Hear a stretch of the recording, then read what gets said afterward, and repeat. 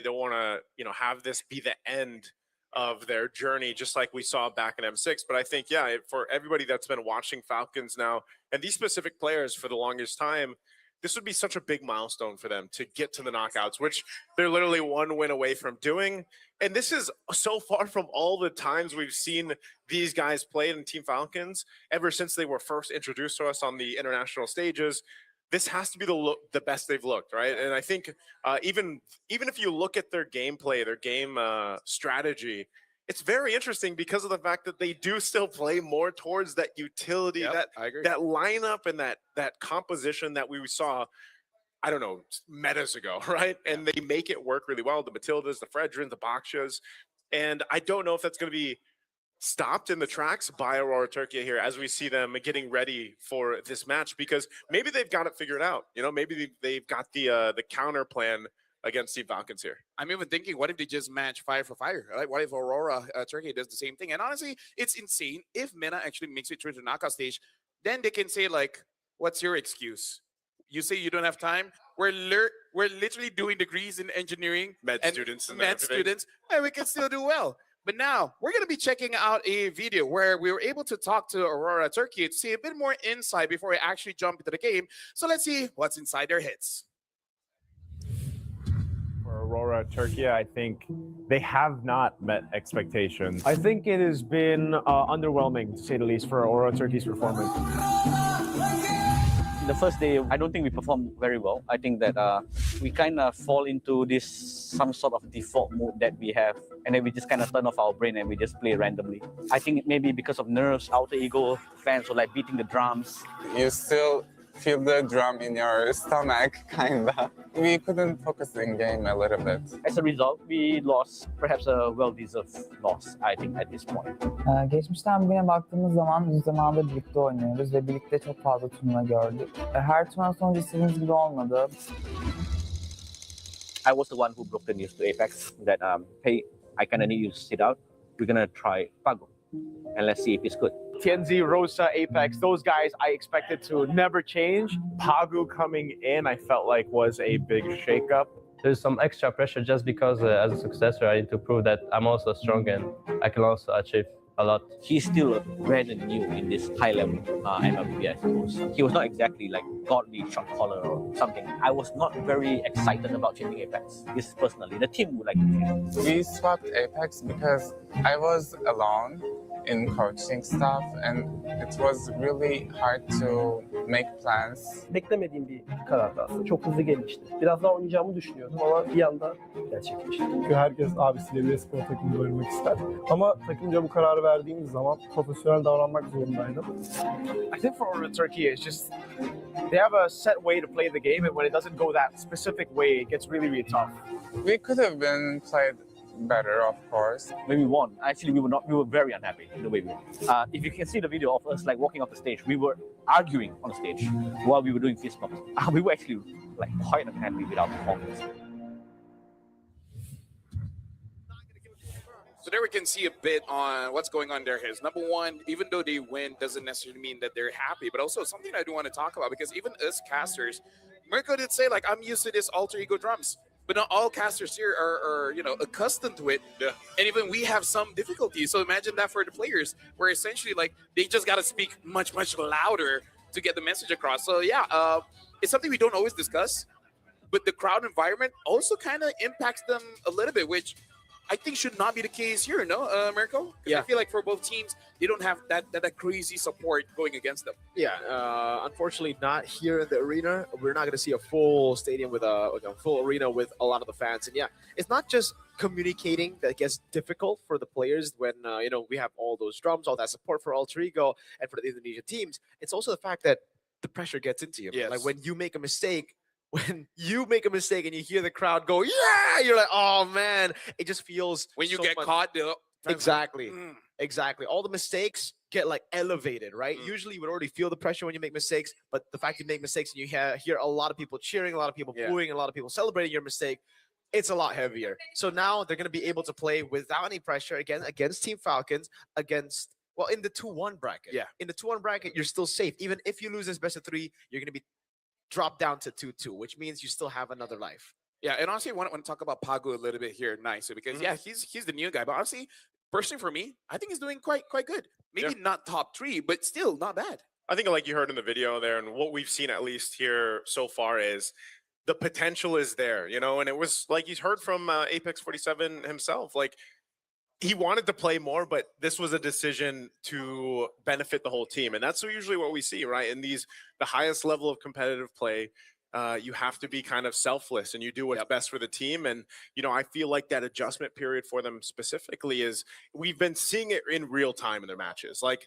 to see a team win a victory, but then be kind of like, quote unquote, arguing, as they said in the video during the fist bumps, like that just shows that this is a team who still wants to improve. Maybe you call that a bit of perfectionism, you know, like they just really want to be perfect and, you know, really be happy with their gameplay. And there's nothing wrong with that. I think even Team Falcons, if you look at them, again, they're all intellectuals. I mean, to the highest degree because of their degrees they're studying. So I'm sure there's also that perfectionism between them too. And I feel like they have shared some of the same sentiments. So there's like for both these teams, that this victory, whoever ends up getting it, is a milestone in itself. And that's why, again, yes, it's a 2-1. Yes, you still have a chance if you lose.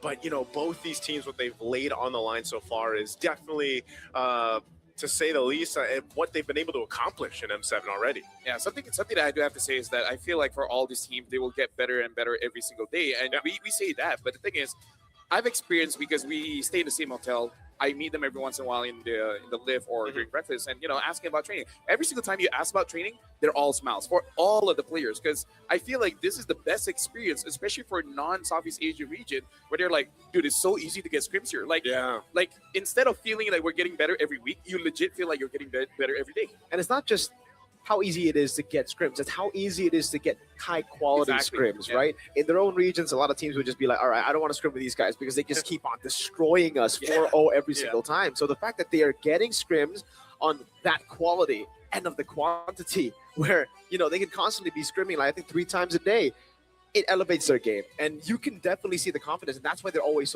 they're smiling, they're enjoying it, even playing on stage now. Like you said, getting accustomed to the stage. As we get into the knockout stage or closer to the knockout stage, we will see them get more and more comfortable. We will see them make more and more risky plays.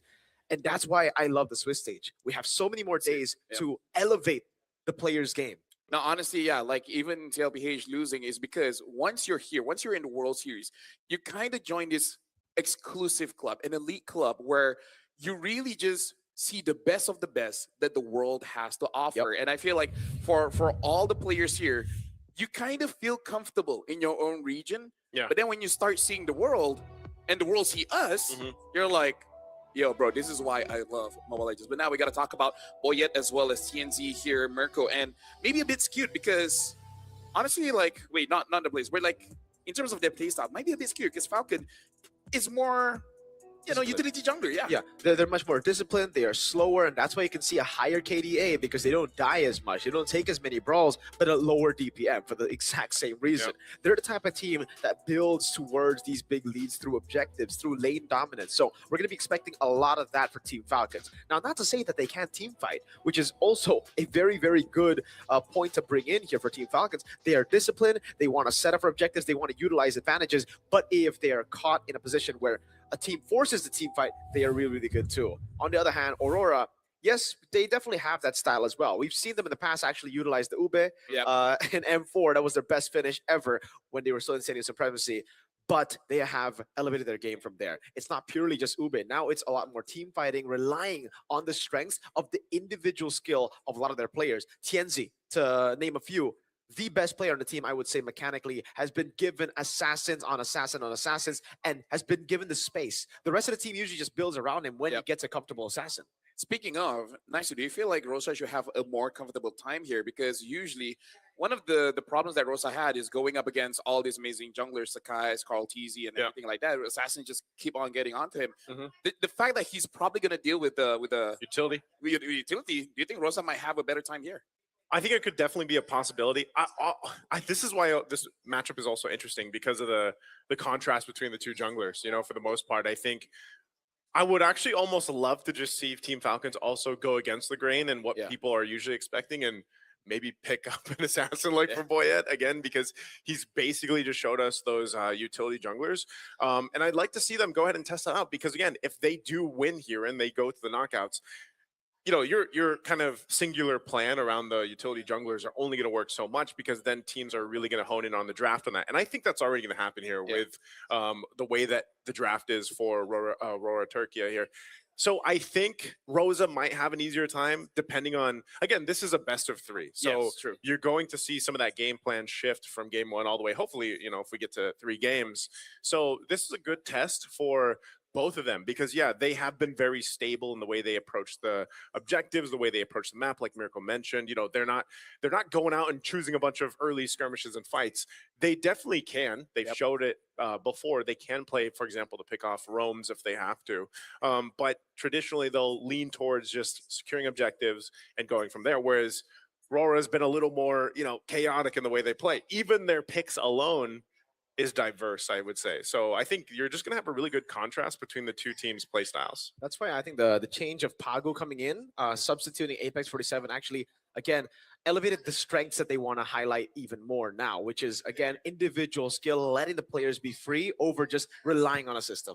Yeah, and now with everything all said and done, let's introduce the teams onto the stage.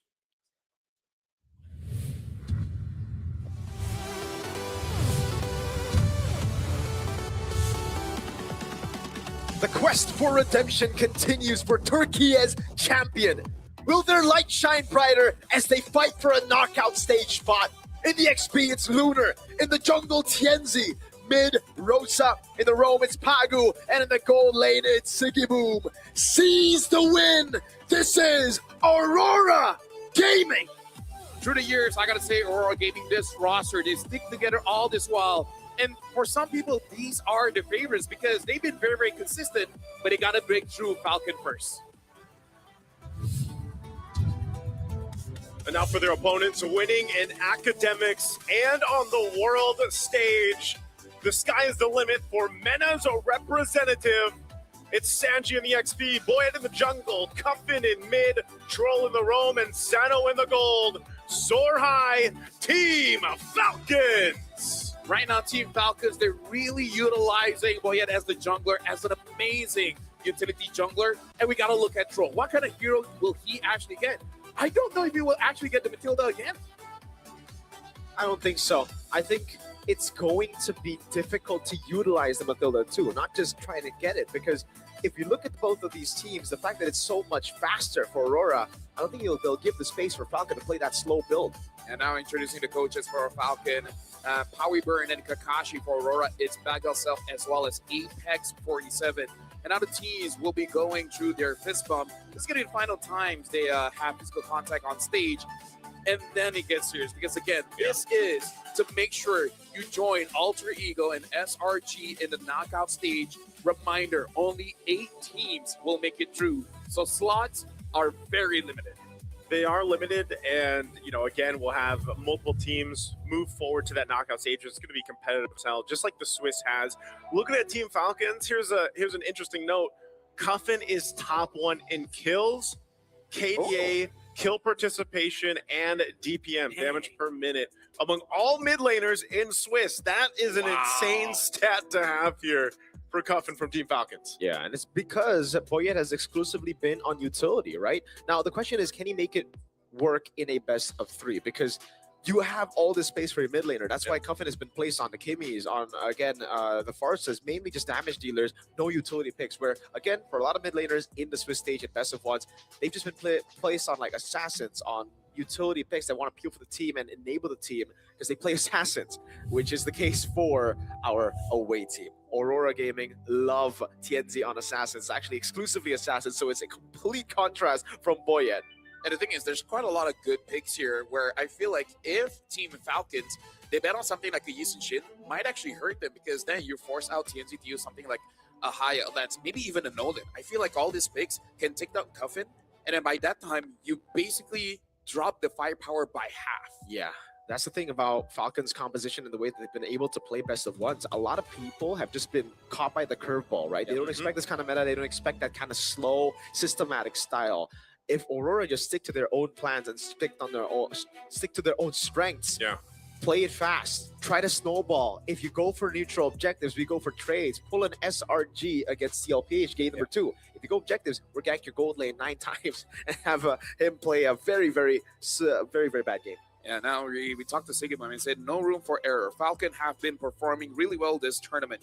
While I'm confident we can win, we'll need to bring our A game in this match. I hope we can show our fans a beautiful game. And this is the thing about Swiss Stage as well. The longer that you're here, the more that you're aware, everyone is leveling up as fast as you are. So some fans will say, oh, this is an easy matchup, this is a skewed matchup, but honestly, not really, because again, the growth in a world tournament is so much more faster than any local tournaments out there. And now, which team will get the first blood here? Make sure you guys type it in chat no matter where you are, because for now, looks like Falcons is leading. Yep, 26-16, go and vote Falcon or Aurora in the chat right now. That'd be tough. Again, just because both these teams have pretty big fan bases. They've been pretty dominant in their own respective regions for quite some time. And, leading into this, like I said, for Team Falcons specifically, getting to see, when I was first introduced to Team Falcons, which would have been in one of the international tournaments, I think 2-3 years ago, and I kind of heard their stories and, how they were looking for that. Like, they wanted that, competitiveness to be able to practice in, because they were so dominant in their region. That was like, man, we would love to just compete on the international stage. It's the biggest one, right? Which is M7.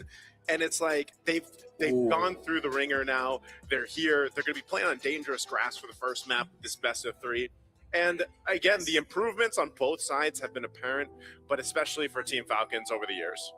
Yep. Now we're going to look at the map stats here. We got to look at the times first, because look at that dangerous grass. Actually has the fastest average game time of 13 minutes and 33 seconds. The longest is Flying Clouds with 90 minutes and 47 seconds. But we've only had four games in dangerous grass. We've had the least games on dangerous grass, but it actually is a very, very good map for Aurora Gaming. It's always great for a team that wants to go for the snowballs, want to just set up and again look to get quick tempo in the game. All right, Falcon actually, they go straight for the Fanny and the Lancelot ban. The Claude is already up for grabs. Aurora are not going to ban it out. They're actually banning out the Mathilda alongside the Baksha and the Akai. Something we were thinking about, it's either Vanda or Aurora are just going to try to play that fast tempo to negate the utility jungle and the Mathilda pick.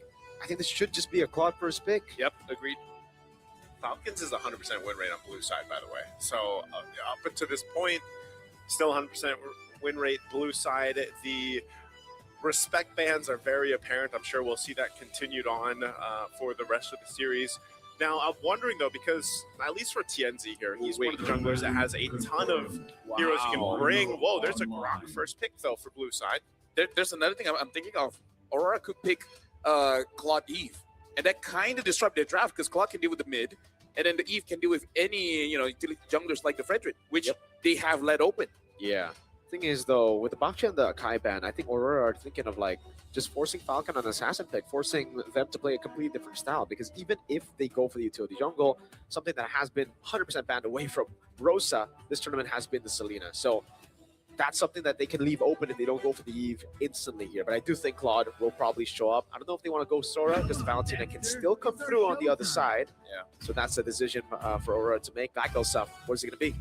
I kind of feel like he's a good pick. But right now, we got to look at the top here. Oh, Hilda. So honestly, it kind of forces them to use the Frederick. But either way, I want to talk about which team will get first blood here. 587 in chat says that Aurora will get this one, and 90 of you guys are saying Falcon. So in case you guys didn't notice, yes, we got the fandom war up top for you guys to see real time on how it's been progressing. Yeah, I think it's fair that they think Aurora are going to get first blood, man. Aurora have been the faster team with assassins, with lane dominance. Falcons have been an objective team. So if that was first turtle, I think it would go to Falcons. Maybe for game 2 we can get that question. Which team's going to get the first turtle? And then it goes over to Team Falcons. But right now, draft-wise, they'll pick up Adrushin and the carry. They pick up 2 quality heroes that are doing... It's interesting because the carry is default pick against the Claude. Not favorable in terms of the stats. Claude's still winning. It's still the favored one. But also the Eve, like you guys mentioned earlier as well, will be picked up here now by Aurora. So that first phase on both sides, if you look at it, it's like, all right, we got our gold laners, our roams, and our mids all locked in on both sides. They almost serve the same purpose too. Vision provided from both roamers, set potential more so from the Grok, but a lot of utility as well for the two mages on both sides. For me, the thing that I like and don't like, I like Aurora draft here because not only did they get very strong heroes, because both Eve as well as Claude had the highest win rate so far, and the second one, and I would say more pressing, is that the heroes of Aurora kind of counters whatever Team Falcon wants to do. If you want to go for assassins, you got the Hilda. If you want to go for tanks, you got the Eve. This is going to be pretty difficult here. But now we're looking at a player card here, chasing knockouts. Their third straight M series together for Sanji, Sano, Troll, and a Cuffin. Just finding the run that takes them into the knockout stage. Well, we got to see how the draft turns out, because for now, I'm really leaning towards Aurora. Yeah, I agree. I share the same sentiment here. Aurora Gaming have done a really, really good job. The fact that, again, we were talking about the Eve pick coming through, but the decision to actually put it red 3 to see if the Juicin gets picked by Falcon, or if Falcon try to snatch away the Eve, is really, really good. Because, again, if Falcon snatched away the Eve, the Cloud would already be an answer with a Hilda. So they're trying to force them to make that mistake. Instead, they go Juicin. So it's lane dominance now for Rosa in the mid lane, who hasn't really had the best of games, like you said, but now against a utility jungle team, it's going to actually be, never mind. I thought they were just going to lean into the Fredrin pick so that they can open up for Rosa and Sigiboom. Turns out, yeah, it's back to the plan that we were assuming from the start.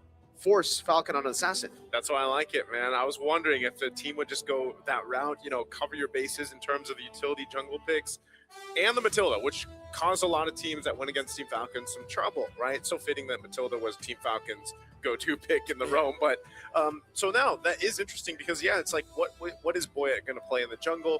He's literally being challenged against Tienzi, who, like I said, his hero pool goes quite extensive, like in comparison to a lot of the junglers out there. And there's still plenty of picks for him to go. Even a Guinevere, for example, that we've seen him play before. We've seen Joy, Nolan, Leomord.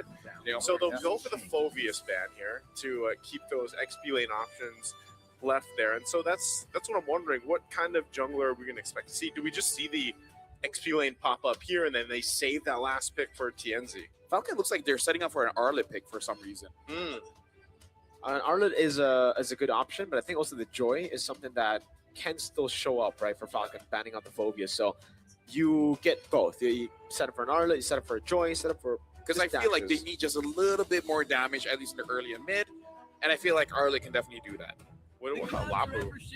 Yeah, the thing is you need a combo with it. Right now it's just the Juicin, and technically, okay, you have the Grok as well to set it up. If they want to go Arlet, it's good if it's Arlet. If they don't, then I think the Joy comes through, although it is going to be very, very tough with a lot more displacements now that the Sora has been picked up by Aurora Gaming. I was saying Leomord. What if they go Valentina XP? Because the Sora is Sora. Right? Yeah, makes sense. Makes sense. It actually is. You can even take RWM. A very, very good pick. But I think for the most part, especially if you go Valentina XP, you're going to be building tech, right? So you're going to get much more value just stealing away Sora. But what's the last pick going to be for Aurora? Is this? It really just looks like it's a setup for Joy, right? It has to be an assassin. I feel like using Shin is also possible. Yeah, there's a Lapu. Less likely now that there's a Lapu and a Leomord, but yes, it is possible. Yeah, Traceless is a good tool to have. We saw how Skies was able to outplay the Lapu of Sanford on a Yisun Chin with Traceless. Yeah, so right now it's just Joy, Nolan, Yisun Chin. I almost think Nolan would. I think Nolan might be better here, just because, again, you can rely on information with the Hilda and then Sora tanky enough. But they're my this is what Lord. This is what I'm saying about Tienzi, man. You just okay. You can name some heroes, but you just never know with Tienzi. I feel like, okay, guys, what's the idea? Kill Cuffin? Hey, we're good. Yeah. Right? Because once Cuffin's done, most of their damage is out. But we do have to see how Boya does with this Leomord, because in Alter Ego, even though the Kitty was not there, the Leomord did quite a lot of damage. Yeah, I don't know how this pick is going to work, by the way, right? Yeah. Because Cuffin isn't on a damage dealer. He's on true. a Juicin. They've taken away the utility jungle. I think if this was the whole plan, the pressure should have been left open. They should have put Cuffin onto like a... Or do the SRG and just gang Sano over and over again. I guess that works too. Well, ladies and gentlemen, this is going to be the first game of the day. Falcon against Aurora Gaming. This is the match to decide who goes to the knockout stage. Welcome to the Land of Dawn. I just want to say, Oh, TNZ is just so anti-mainstream, bro. Yeah. Back in M4, when everybody was playing the Yeah. meta picks, he would go Leomord. Yep. Now that the Leomord gets picked up, it's like, Now it's cool. it's cool back then, bro. Yeah. I'm gonna pick up the Harley. Even MSC, everybody was going Roger Jungle, all that. He's like, give me that Amon, bro. The funny thing is, multiple teams that have faced up against Aurora now take the Leomord from TNZ. They're like, all right, we got your pick, you know, Yeah, because I feel like that's one of the picks that a lot of people familiarize themselves with Aurora from Turkey, and that is TNZ's Leomord. And you know, now that more people are picking up, he's just like, I gotta, it's Yeah. too, it's done. I gotta go somewhere else. How's the Harley actually? I mean, obviously, his whole thing is to just go ahead and assassinate someone here, like. Yeah. And he's quite elusive, right? The way that he works. It's just, gosh, when was the last time we even saw a Harley in competitive, Or What even did it- in rank. well, I mean, I depends faced the what rank Harley you're in. when I think it was wildcard days when we were playing. We were up against a Harley. It was pretty bad, but like yeah. But everyone we fought against was yeah, pretty I bad. guess we're still climbing the ranks here, right? Yeah, we're kind of too good. Yeah, I feel like the Harley, it's either two, right? Either you want to counter jungle as much as possible, Yeah. and then gank either, right? Because the problem for us is that we don't know who can the Harley kill. Because if say at level 6, having half items, you can kill an EXP lane, then maybe that might be an avenue that they're looking for. I just don't know of all the members of Falcons here, you know, having the Grog, Jushin, Carry, Leomord, and Lapu. Like, who would he target? Exactly. I mean, Like, if you can kill the Leomord early, then hey, maybe Leomord's the target. We don't Yeah. know. I really think the idea right now for Aurora is to actually, well, obviously, if Falcon makes some big mistakes and it leads to turn 1 for Aurora, then they're going to play that game. Yeah. But they're thinking Falcon are going to go for the neutral objective take, so they are going to go straight for Sano. Yeah, like you Yeah. said, I think this is the idea right now. They just constantly gang into the gold lane, they get the cloud ahead, and they make this carry who's already in a tough matchup. I'll call it that, by the way, because on paper it's not supposed to be a tough matchup. It's supposed to be carry winning it. But if you look at the stats, it's been horrible for the carry. Yeah, because easy question. Harley comes to you. What are you gonna do? Right? Spin the light wheels, man. Like second skill flicker. I feel like you're still gonna be in range to die. Yeah, you're still gonna be cooked, right? You're gonna have to burn a spell, yeah, and you don't get anything. If you use the flicker, you already lost. Yep. the only thing you can really do is just try to juke as many Yeah. poker trick cards you can, man. Like, But then the Claw just basic attacks you. So it's like you're cooked, man. Just accept the Yeah. fate. You know, you're gonna have to lose a lot of minions. That's let what a lot them of do people the do. thing. But even if you do that, they get free turret up top. So like, how many times have you in your own games where you've seen the Harley pop the deadly magic trick, and then you're just like, people just stand still because you can see that Yeah, yeah, the yeah, ticking, yeah, yeah. right? So they're just like, yeah, I'm dead. I think if you really want to, if you're Team Falcons here, it's number one, just not letting all that chaos get to you, because remember, it's dangerous grass. Yeah. So the Hilda's gonna be happy Yes. all over the map. Which the sole purpose of that is also going to play into this Harley pick. Like, that information, being able to provide that information with utilizing the Hilda, will allow things to be easier, I should say, for TNZ on how he wants to approach the objectives. But also on another thing to take note with the Sora, now after seeing the Savage from Innocent, right? Yeah. It's like, now I've seen some discussion online about which form is better, you know, and obviously that's one of the decisions you have to make. It's dependent on the situation in the game. Exactly. Yeah. But the amount of damage that this lineup can do early on is kind of crazy. Like, yeah. and it's kind of scary if you're thinking about, all right, objectives is what we want to focus on. Yeah, I feel like for Falcons it's easy. Just win the mid fight, and then just stop Harley from farming, and then you win. You know what's so hard about that? You know, you're going up against what do we have here? Hilda and Eve. You know, just don't lose against Hilda and Eve. Push them back. Maybe get a kill early, and then you're good. yeah, very easy to say that. But on Dude, the Jusin against super the Yi simple. and a Super Hilda, super simple. No, just Super just keep dodging. Just the try Eve's harder. attack. Yeah, exactly. Just try harder, man. Yeah. Just break the crystal, man. It ain't that hard, you know. Just win the M7 like championship. Like if you know Rosa pops the RWM, just don't get caught. Facts. Just Right? don't get caught. Just run, Lamau. Yeah. Just deal more damage. Exactly. Like it's not that hard if you really did think If your flicker's down, well, that's on you. Yeah, that's on you. Why did you use the flicker? Cool down harder. Yeah. Cool down. So again, right? Like even if we ask those questions, like why'd you flicker? Harley, dude. It's, like, Harley, it's dude, gonna be Harley. tough to have those battle spells up when there's a Harley constantly Exactly, blocking yeah. your battle spells. Hey, pull yourself together, man. Yeah. Oh man, yeah, everybody really thinks Aurora. I mean, with this composition, it makes sense that they will I was gonna say, get yeah. first blood. I mean, having Claude, Hilda, and Eve, all just by that, Yeah. I'm like, yeah, I'm pretty convinced. Yeah, and then the Harley comes in, and you're like, oh, okay, that's first blood. It's either Harley gets first blooded or he gets first blood, right? I actually legit think it's gonna be Mid who gets first blood. Mid? Yeah, because Rosa. I feel like even the Grok and Hilda, if you try to target him, it will take too long.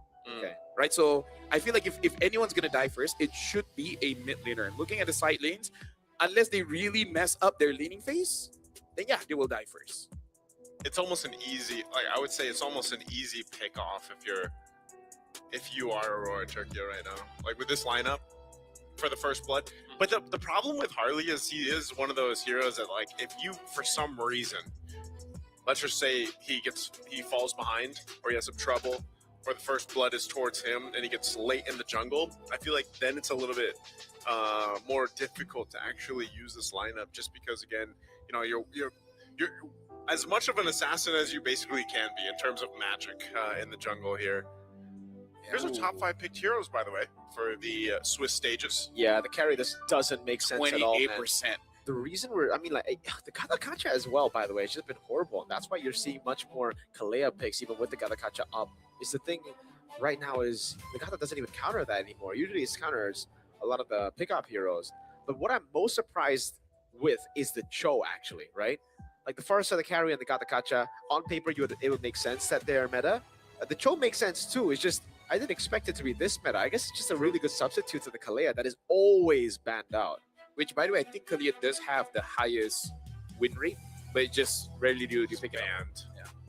Yeah. So now Power Tricks are back. Harley returns on the world stage after the Heroes M3 World Championship. That's your debut. Oh, that was my debut. Just- That was your debut. Just for context, to see how long it was, you were a baby back then. I was, dude. I was literally baby. Not Bob. Yeah, that's baby. me. That By you. yes. I remember watching M3 and Yeah?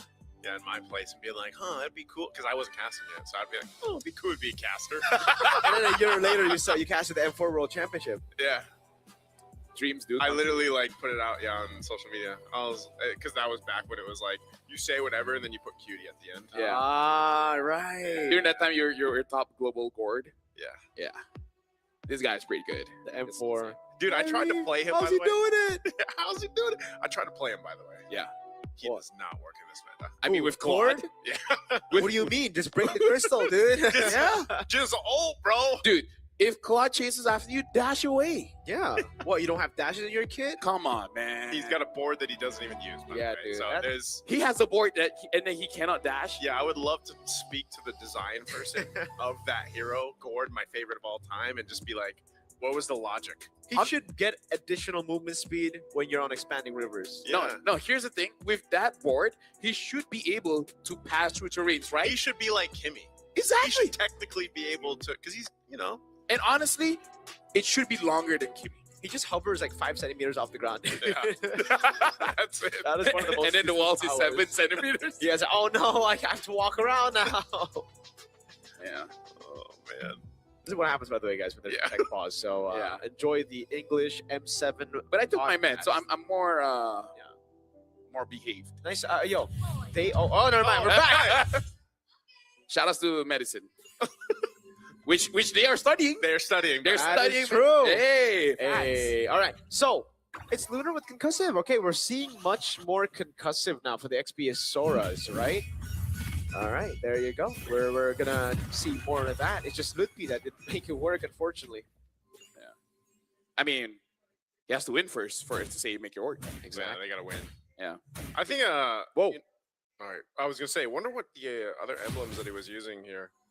Well, you have to wonder just a little bit longer, but There we go. not that long. Festival of Blood with Okay. Vitality, and then we have the things pretty normal here. I like the fact that there are no Master Assassins on both the gold laners here. I think Master Assassin is kind of overrated now. I was a I big agree. fan of Master Assassin, but currently it's really all about that team play and playing weak side.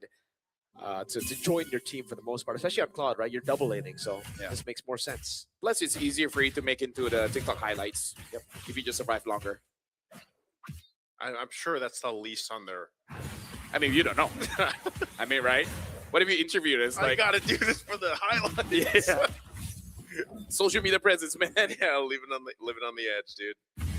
Oh, Pagu. Man, this is gonna be the first blood. It looks like already. Whoa, Pagu flickers out, but he's got a lantern right above him. First blood to Boyet. TNZ joining the fight, gonna do some damage to Cuffin. Cuffin will flicker. He'll survive. Oh, a lot of flickers being used here, all before this first turtle. Yeah, why you guys flicker?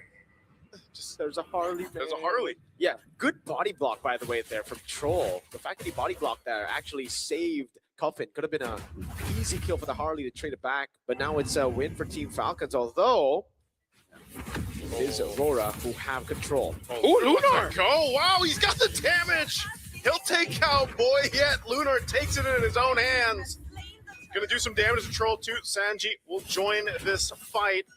Lunar now, can he actually get away? He's gonna get dragged back with the lantern. He falls, and now it's just gonna be trading in the jungle. Pagu on the run, won't have enough to take out Troll, but man, Turtle secured, and TNC will go ahead and grab the purple as well. Okay, Marco, maybe Lunar should have flickered. Yeah. It was there for quite a while. But I think at that point, he was also like, I already did what I wanted to do. I'm going to keep my flicker for the next neutral objective, I guess.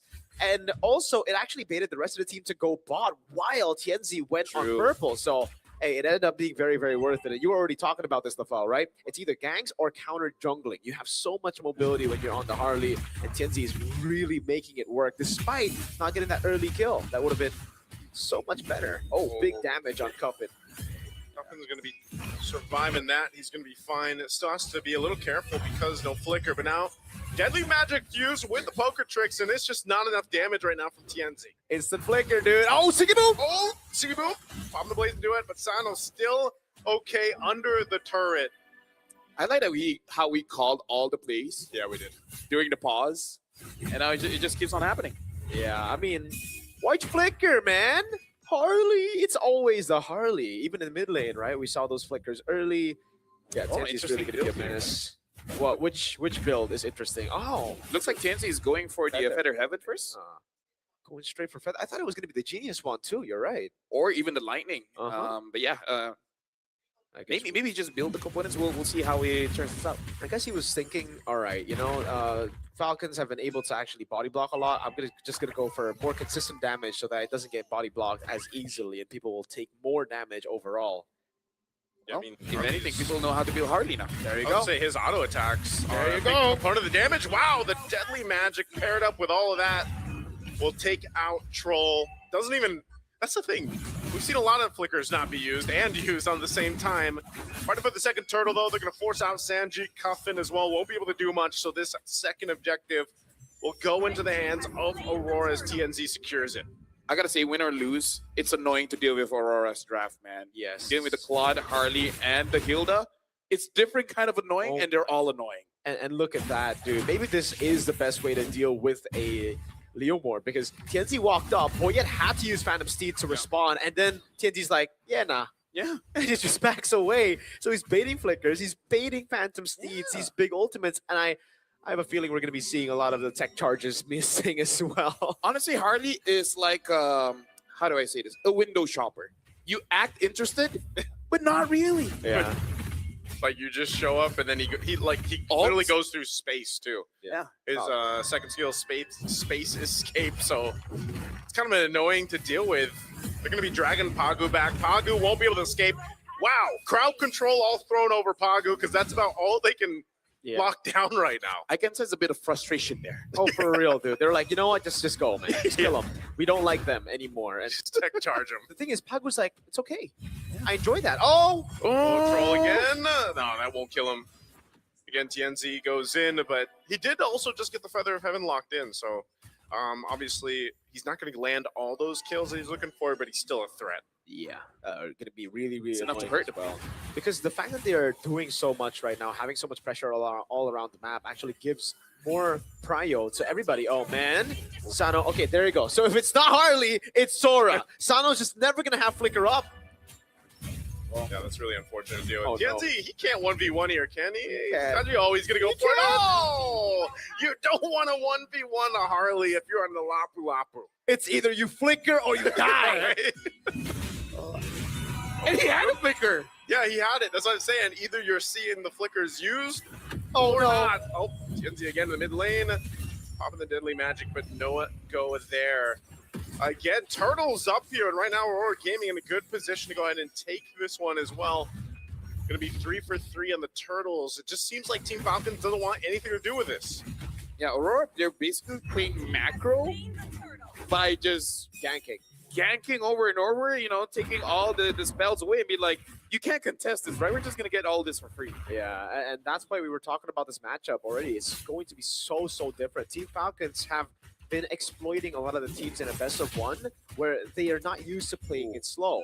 In a best of 3 Aurora Gaming, there is no pressure for them to actually play it safe. They can just go in, take more risk, and again, because they've actually adapted to the stage, you know, understood how to handle the pressure while playing on the M7 stage and here in the MPL Arena, this is what you get. Them just going all in. Starlium side second item, the glowing wand already on Rosa. So because Harley is such a threat right now, he's like, all right, usually I would go for more damage, but this time I can just... I'm surprised Sano didn't... Oh, he didn't have flicker. Yeah, he doesn't have it. Now, I gotta say, it almost feels over because 1,000 difference by the damage jungler as well as the gold lane. Look at Pago, dude. When he can do that much damage on Lapu, I don't know. Yeah, this is a really difficult position to be in.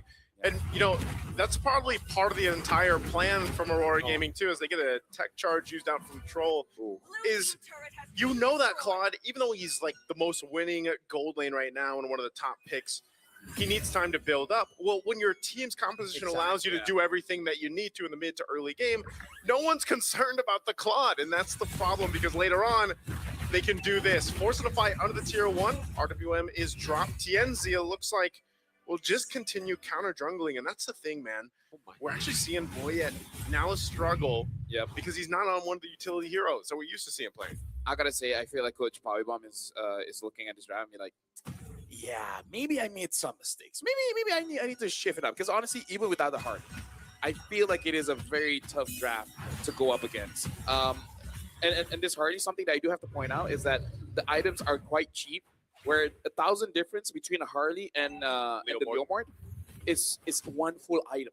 Yeah. Like Harley has 2 full items, Leomord has 1 item and 1 component. That's how big the difference is when it comes to the prices of the items they want to build. Yeah, and it's going to get even tougher as we get to the later game here because you saw earlier how Tienzi, while the fight was happening in the mid lane, Tienzi just completely zoned Sano from the mini wave in the bottom lane. And again, I'm surprised he didn't flicker, but Tienzi also didn't use the deadly magic yet, which is... they're contesting the lore here. Interesting. They need to commit onto something because if not, they just get poked away. Yeah, the beacon going to be used by Cuffin too, right? For Rosa.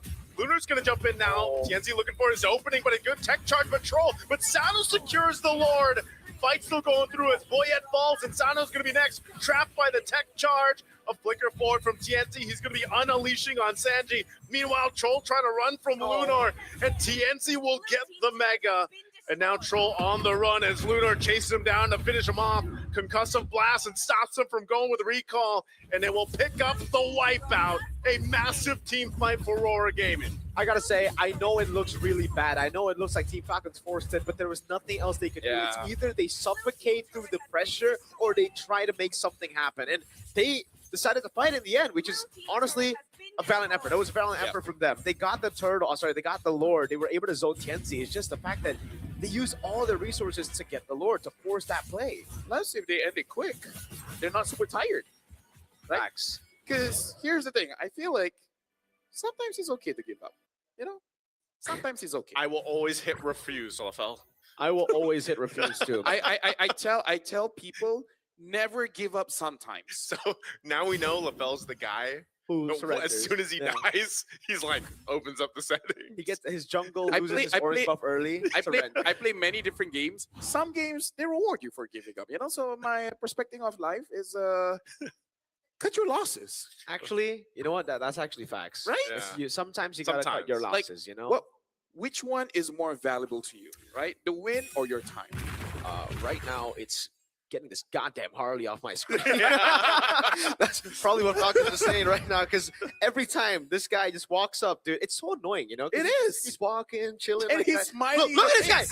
Oh, that amount of damage. Oh my Sano, God. he should survive it. Ow. Okay, he does If only- survive it. If only Sano had it like a thorn rose or something. Dude, if Sano had flicker, he would have burnt it. It was on cooldown. I don't know, man. See, that What do you that do? is a perfect representation of what Mirko was just talking about, though. Yeah. Yeah. Get this goddamn Harley off my This Harley screen. out of here, man. Look By at the that. way, you're gonna see way more Harleys in game now. Yeah. No, man. By the way, they got a Lord, 0 damage and negative 4,000 gold. That's That's not good. No, that's not good stats. Neither is this fight in the jungle. They're gonna go for it, full initiation. TNZ from the backside. He's gonna go a little bit further as Cupman falls. They're still fighting Troll. Caught off from the team. He goes down as well. It's a 2-for-2 trade, but TNZ will have to get in check. But Siggy Boom this whole time has been untouched. He's gonna work on the base turret here with Rosa as they look to get the mid base turret down. A couple shots left on that, but Falcons ult. They will go ahead and stand. The Phantom C is gonna be used. Siggy Bum is now the cause of caution here for this lineup from Aurora Gaming. Oh my lord, look at that. Look at that. Look at that. And he sieges really well. Feather of Heaven, that's the reason he's able to do that much in Starlium side too. So crazy siege. And again, Sano just got the flicker up and he was already forced to use it again in that skirmish. You know what, gentlemen? If I was Moonfun, right? Watching M7, looking at his stats, I'm thinking to myself, maybe we should buff carry. Oh my god, look at the bottom wave, man. That's gonna get a free base turret. Yep, Lord secured already. Lunar going to give the signal to go for the fight. Troll can't even withstand the damage coming through. As he falls, Lunar jumps back in, forcing Boyd on the retreat. And now Aurora Gaming, they've already got the Lord secured. They'll get ready to knock on these base turrets. Already sitting at less than half health across the board here, and that bottom one being gone. There's not much left for Team Falcons to defend this game one. They're going to force it once again. Base turret up top goes down, and they jump on in. They have to go heal back up because they can't even fight or stay around where Aurora Gaming is. It feels like fighting 2 clocks, man. Yeah. About the Harley. But the thing is, like, he can instantly go back when the Cloud has to, just chill for a bit. Oh my lord, this is just disgusting. Aurora Gaming have found a pick that will scare a lot of people. Oh, right now Lunar jumps in, able to get crowd control too. Sano's already gone. This could be the winning moment already for Aurora Gaming under the 14-minute mark. They're just going to clean up house as they can before they go ahead and destroy the base. What a game one for Aurora Gaming. Get this Harley off my screen. Is basically the game that Falcons was playing the entire time. Siggy Boom saying hello to the camera here. He's feeling good. Everyone on Aurora Gaming are feeling good. And that is going to be a big question coming into next game, especially if we get another dangerous grass selection on the map. Mirko, if Falcon have to ban it.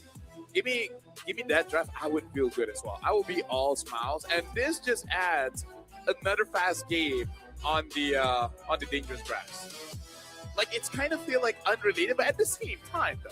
Yeah, it's actually it's pretty fast. Yeah, it's way more related than you think because again, it enables a lot of these picks like the Hilda to get so much more strength in the start of the game, especially when they snowball, and it allows teams to actually play that fast tempo. That's why when we saw the dangerous grass selection, I was instantly saying, "Oh man, this is going to be a very favorable map for Aurora Gaming over Team Falcons." Because again, if we look at the track record of the best of ones, Falcons have relied on sending curveball towards their opponents, playing it super slow and playing it so methodical in a meta that we would think would be more chaotic, more brawly. And you can see it from Aurora here in this game. It was just so chaotic. It was so awkward in a good way. Because Falcon, they didn't get to play their game at all. Heck, all the utilities were banned out. We saw 2 bans at the start with the Akana Baksha. We thought it was going to be the Fredrin left open because, they want to just keep on poking the Fredrin down. But it turns out, no, they won't even give you that. So now there's going to be so many questions for Falcons. Do they ban Harley? Do they pick Fredrin early? Do they? What do they do? Now, honestly, like, first things first, this is why I asked the question. Do you think we'll see first pick quads? Because something in my mind tells me that even after all the days of Swiss stage, some teams will be like, nah, we can fight it. We got carry. Nah. Dude, I swear, I don't know. It's the Bruno Granger thing all over No, again. I agree with you. I agree with you. It's just that knowing the teams, knowing the players, I'm pretty sure in their head they're like, we can do with it. It's not that big of a deal. Unless you have a Freya player, I was stop gonna say. it. Get some help, man. Freya Gold, maybe the carry is just not doing it. And as you saw when we got a glimpse of the graphic of the top 5 picks, what you have a 28%? Now 27, I guess. You know, probably drop. 27-ish. It could be 24. Could Because not percentages. good. Yep. Percentages. It definitely goes down. Yeah, when you lose. Facts. Win rates, you know. What is that? Quick math. I thought I feel like I'm the dumb one, no? Why? Why? Yeah. Yeah, there you go. I was gonna say that's what I was looking.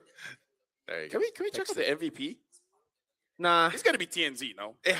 Get this Harley off my screen. Hey, you know what? If you enjoy rank, maybe play Brawl for a while. Dude, No? yeah. You know what? You're probably going to see more Harleys in Brawl. I Well, know right. you're gonna see him in rank too, man. And Classic. Dude, Team Falcons, they saw a Harley in game. They'll see a Harley in MVP. When they go to sleep tonight, They're they'll gonna see a see Harley. Dude, they'll see a small kid with a cap. It's gonna be that walk, dude.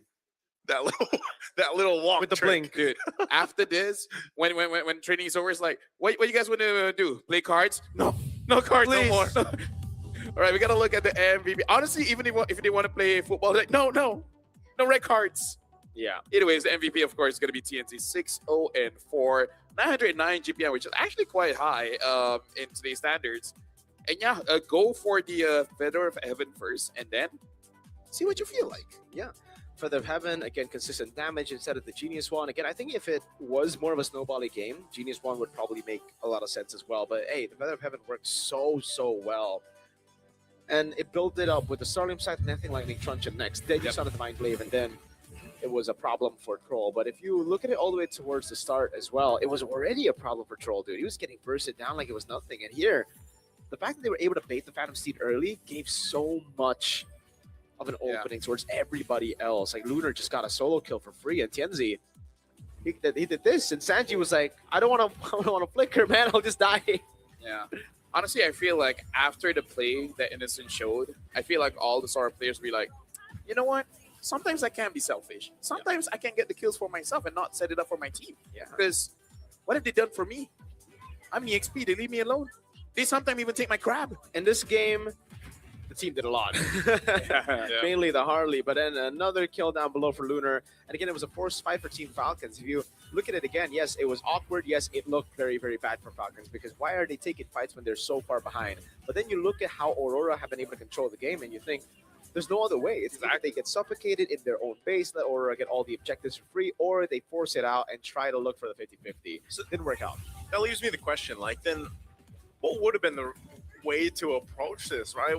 Was it just completely shut down draft-wise to the point where First pick Claude. you know, first pick Claude, and then even though Leomord, because like Boyet was, yeah, he got a couple kills, but he really wasn't able to do too much like space-wise around the map in his own jungle. Yeah. Honestly, like personally for me, first pick Claude, and then Fred Jushin. Yep. Would have been pretty good. I think yeah. Or if the Eve has not been picked up, Eve. And then force them to pick up something like a Yuzong or something, you know? That's why. It's like, when you pick up the Claude, you leave so much open. The thing is, again, here, they didn't pick up the Claude. Aurora got it. And that's why Aurora were able to set up for whatever mid laner for Rosa, Red 3. We were expecting the Claude with the Eve, but that was unnecessary, because with the Claude there already, it would be difficult for Falcons to pull off the Eve. So Aurora wanted Falcon to pick up the Eve so that they could just continue to dive. And imagine that. Imagine if Aurora had more dive in the mid lane, had a Harley and a Claude, and Cuffin was on Eve instead of Juicin. Like, he would have died more than twice for sure. For the younger kids, Claude is that guy. Claude is him. Claude is that guy. him. Sicky boom.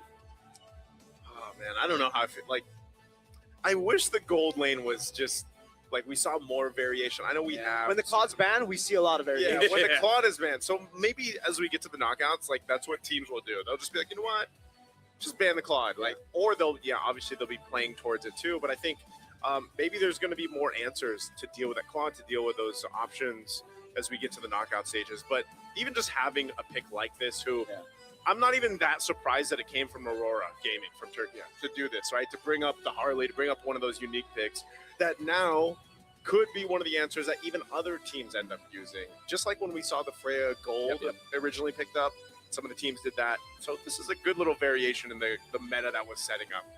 The person for me, unless we see a hot fix like what Munton did towards Bruno, I feel like, especially a game where it's like one more to knock out or one more to potentially get eliminated, just ban the quad. Like, I feel like the risk is not worth it. Yeah, and I don't think the hotfix should be for the quad. I think the hotfix should be for the fighter emblem.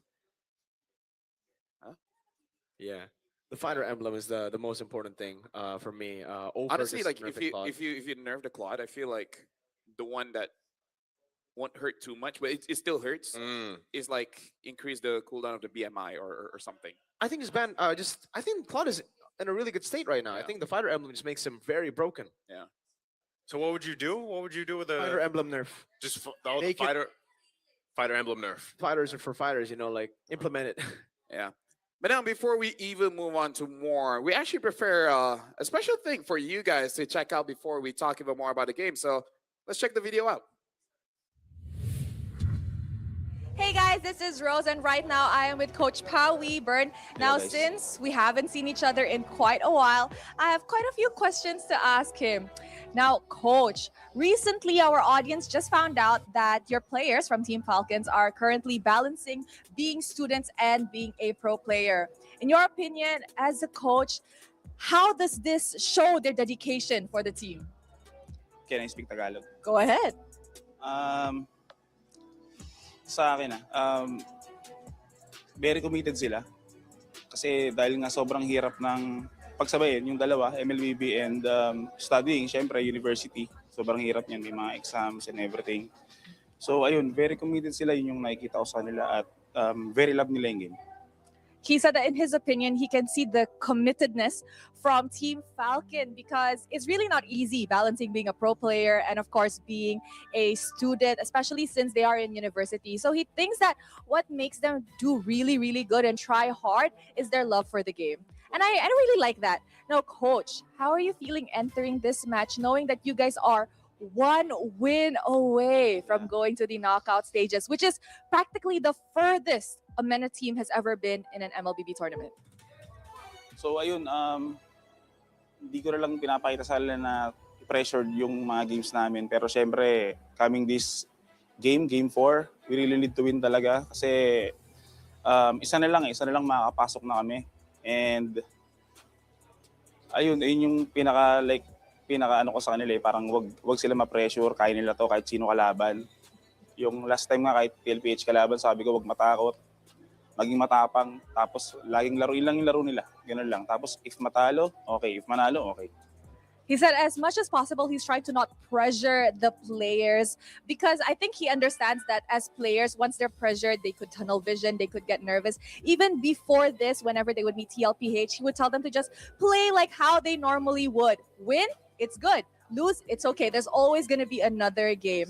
Really good mentality coming from Coach Pao Weeburn. And of course, any message that you want to give to the MENA community that has been supporting Team Falcons in your journey this M7 World Championship.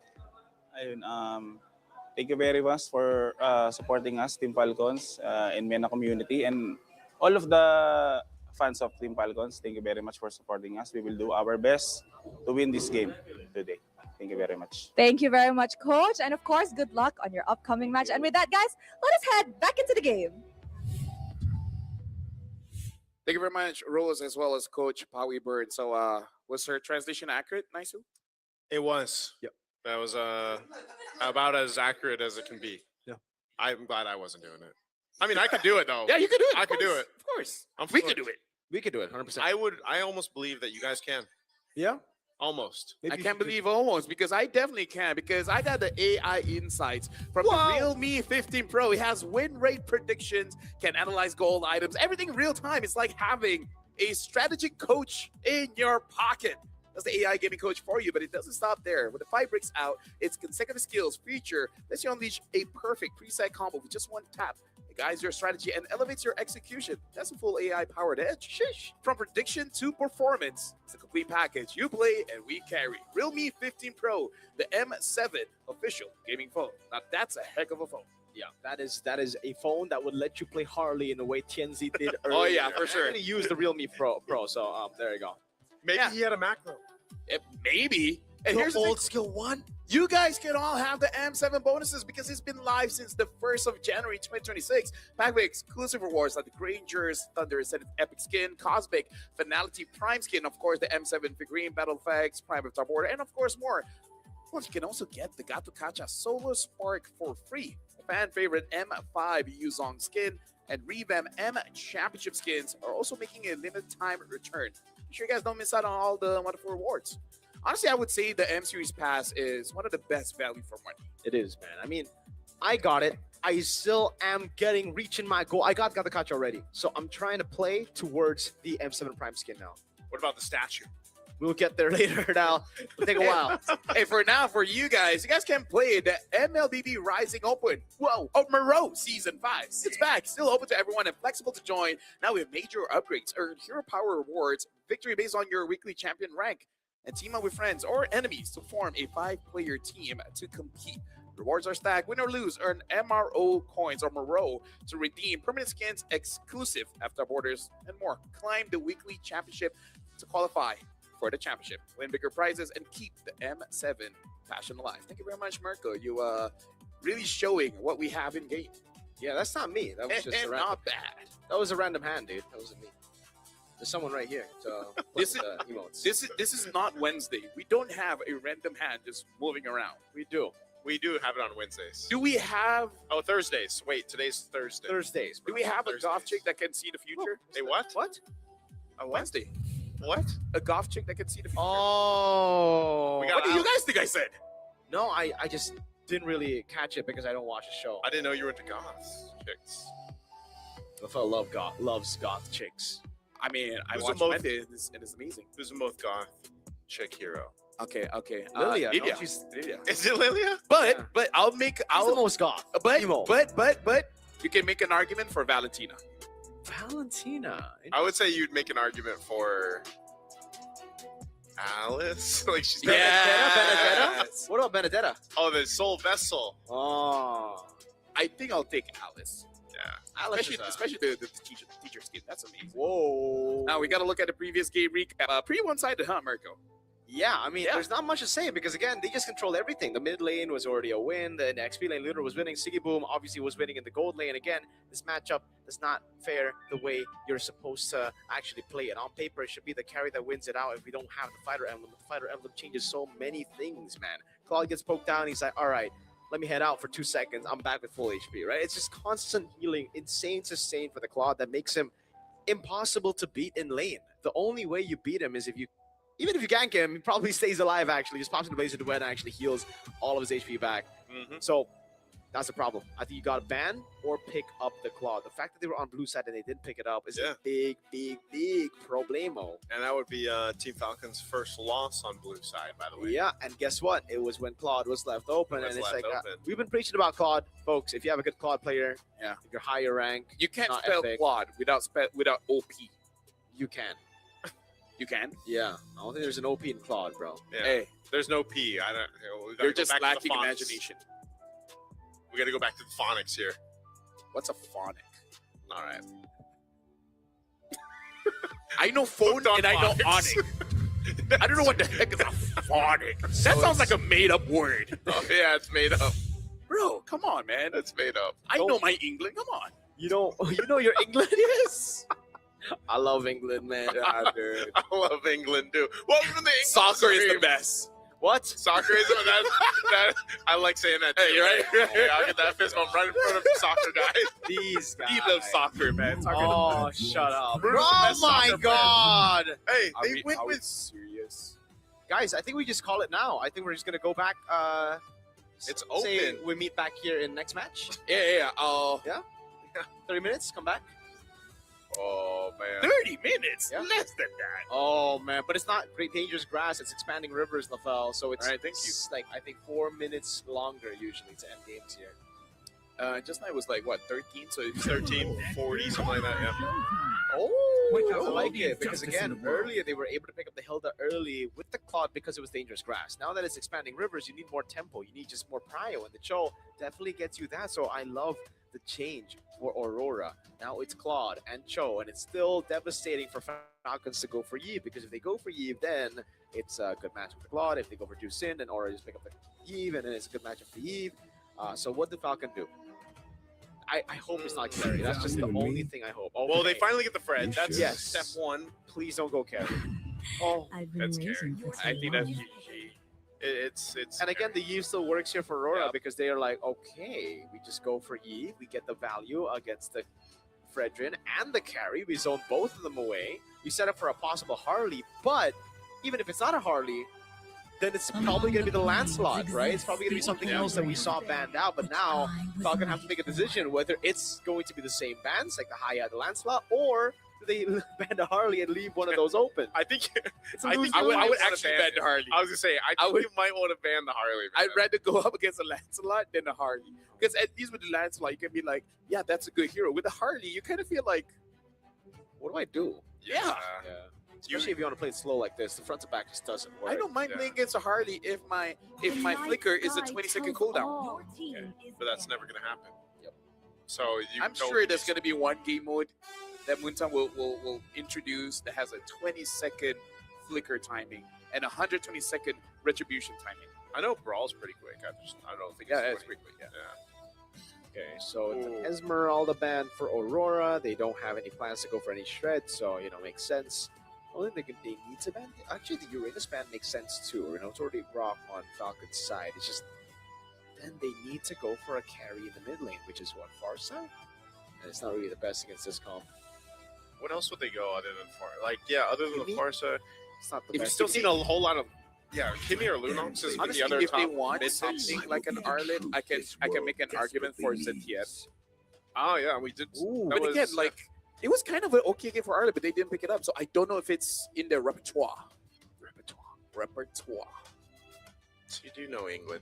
I think that's Paris. Repertoire. Yeah. It does sound Kind of sounds, yeah. English word. Yeah. Could be Italian, could be French. Okay. All right. Good thing we're on the. This is the international broadcast, not English. Oh, That's true. I think it is the English broadcast, by the way. I don't think it's the international broadcast, but Uranus gets banned out as Okay. expected. Is this respect or not? I think it's respect, man. They already have a Grok usually sets up for one of those picks as Uranus to come out, and Aurora don't have enough shred to really deal with it unless they snowball, so they don't want to take any risks, unlike some other teams. So the big question here: Harley or ban. not? Yeah. You know you were affected from the last game, depending on this ban right here. It could also not be that, and then just saying like they wouldn't pick it again.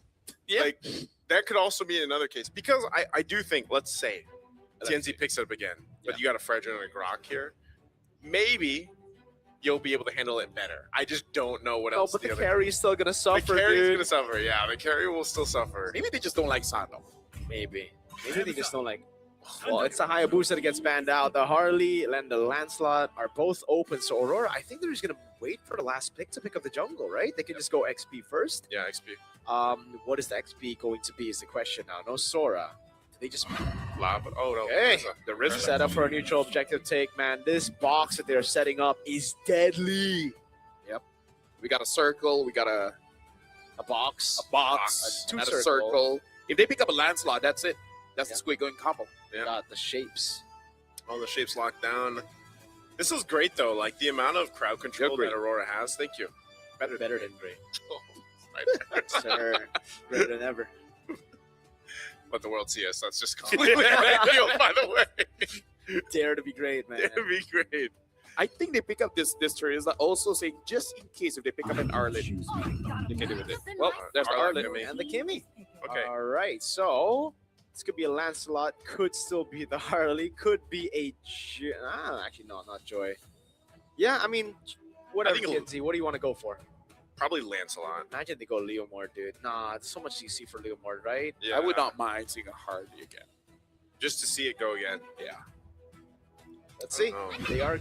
Oh, that was definitely Oh, not Harley. Gwyn. Okay. Haven't won the game so far. Oh my god, but this is such a see. I love Gwyn when it's actually picked in a good matchup against a Fredrin. This is what you want. You win out the red trees against the Fredrin. Just lock him down. I like it. I really like it. But let me just say, in that previous game, Grok suffered its first defeat. Ooh, first defeat in Swiss stage. It has been 100% all the while. Holy grog. And in terms of Claude versus Carry, Claude has won 9 times and Carry has won 4. What so more than half. What is that percentile? That's not good. That's 60. not good. Yeah, More than right? something like that. At least 57. At least positive for Claude. It's not 6-7. Yeah, that's true. Well, ladies and gentlemen, speaking of 6-7, we're jumping into our second game here. Falcon going up against Aurora Gaming, where Aurora won very devastatingly in game number 1. With this Claude and Eve again, can they do it again? I think they can. Let's jump into the line of dawn. Let's go. Here it is, folks. Lanadon for our decider match. Will it be an equalizer or will it be a 2-0 sweep for Aurora Gaming to be the 3rd team in the M7 World Championship to make it to the knockout stage? Siggy Boom on a Claude. This time there is a change. Sanji will be on an Arlet. I think also with Cuffin picking up the Kimmy, like this is probably one of his better performing heroes that we've seen him on throughout the Swiss stage. So he's going to have that. And there's also just a good amount of, I would say, crowd control on both sides. But Team Falcons, I think the hardest part for them is allowing Sano to scale up on this carry to get to that point. Because you already know, especially with Pagu playing the way he is on this show and how aggressive Aurora Gaming is, I mean, they're going to want to go ahead and start strong, even looking at the emblems here on how this is going, even that spatial migration for TNZ. Yeah, so just like Han, TNZ will go for the Temporal Rain on the Guinevere here. Yeah, I like the fact that Boyet went for Concussive Blast, knowing that TNZ is going to utilize this movement of his to clear out the jungle much faster. That's always the weakness for Fredrin. Great bargain hunter pickup there. And again, for the gold laners, I'm a fan of the no Master Assassin, but double Festival of Blood. Yeah, I want to see if Lunar can stop Sanji from moving around the map, because Sarisa has a pretty good laning phase against the Arlet. And I feel like against the Arlet, you win not by getting kills, but just stop him from moving around. Wait, look at this though. Boyet go for first. TNZ took a very odd path. After counter jungling, he went straight to green camp before he went to the orange buff. So it actually gives Boyet a chance to take some of the other green camps. And in the end, that invade early doesn't really pay off for TNZ at all. Yeah, this is just basically showing us how confident Boyet is when he gets one of the utility heroes here, whether it's Fredrin or the Baksha. They're going to go spatial migration into the setup already as Sanji falls. Turtle's still going to be up, though. Rosa setting up the RWM, and they're going to jump in. Penalty zone as well. Boyet goes and cleans up the Turtle. He secures it, but at the cost of Troll's life. So 2 kills is the trade for the Turtle here, favoring Aurora Gaming. Yeah, I feel like, exactly. I feel like this is so good for Aurora because getting those kills, you kind of don't care all the other objectives going over to Team Falcons, because the people that you killed, Sanji as well as Troll, you're taking care of the front line, which makes it hard for Guppin later on. It's really, really good for Aurora. 2 kills for a Turtle is so worth it. And again, look at the mid prio that they have, man. The fact that they got the Grok not only was, taking away the front lines, but it took, and you hate to see it. Right as a purple was taken, Boyet really shook by that move. Oh, Sanji gone again. The timing is off right now with the rotation between Falcons, and it's Aurora Gaming pressuring where they see that weak point. The bad thing is that Arlet was supposed to be the win condition. This draft is built so that he can shine. And now he's not shining. No, he's not even getting through the lane right now. 0-2 and 0. The Terizla's dominating in the lane, and every time he rotates, he gets caught by the Guinevere, who now has a 3-buff start here. Good wall tech charge too. Nice rampart. That's at least something for Team Falcons. Oh, that final slash is not the one. Utilizing the flicker too from Sanji. That is tough. Here's TNZ though. Spatial migration with the Requiem just to do some damage. And RWM drop 2. They're looking for the re-engage. They'll get it.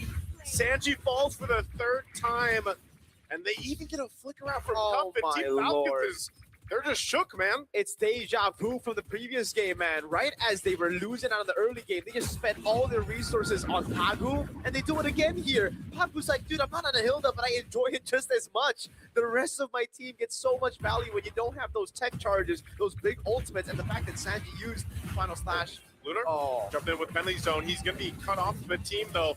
So he does defensively flicker out. There's a final slash, bringing Lunar back into the energy eruption as he falls. Another pickup. There's the kick, though. TNZ joined the fight. Has enough damage. Sanji falls once again. Turtle is up for the taking. Team Falcons has control. and they will be able to go ahead and secure it. But man, they're losing the battles here. Yeah, I feel like Team Falcons are a bit shook up. They gotta calm down. They gotta breathe in 4 seconds, hold it for 2, let go 6, and then just reset. Because right now, I think Sanji at 4 minutes being 0-4-1, I think it's not in the right headspace. Yeah, definitely not. But also, I think Aurora need to calm down too. That was a fight that was very unnecessary. While we were, doing the analysis portions, Lunar just jumped in on 3 members. Absolutely unnecessary, knowing the neutral objective is up. Them having a 1.5k goal lead earlier could have built it over to a 3k to really take Team Falcons out of the game. But instead, they look for random fights. And that's really been the story for Aurora Gaming, when they do get leads in the best of ones, this is usually what happens. They have leeways where enemy teams can actually exploit it and come back in the game. So for Aurora, it's all about closing the game now. It's all about building the lead first. They kind of have the mindset of, what's the worst that can happen? Yeah. We're not going to get punished. Yeah, And but then when they do have is been like, oh my punished. Oh, yeah.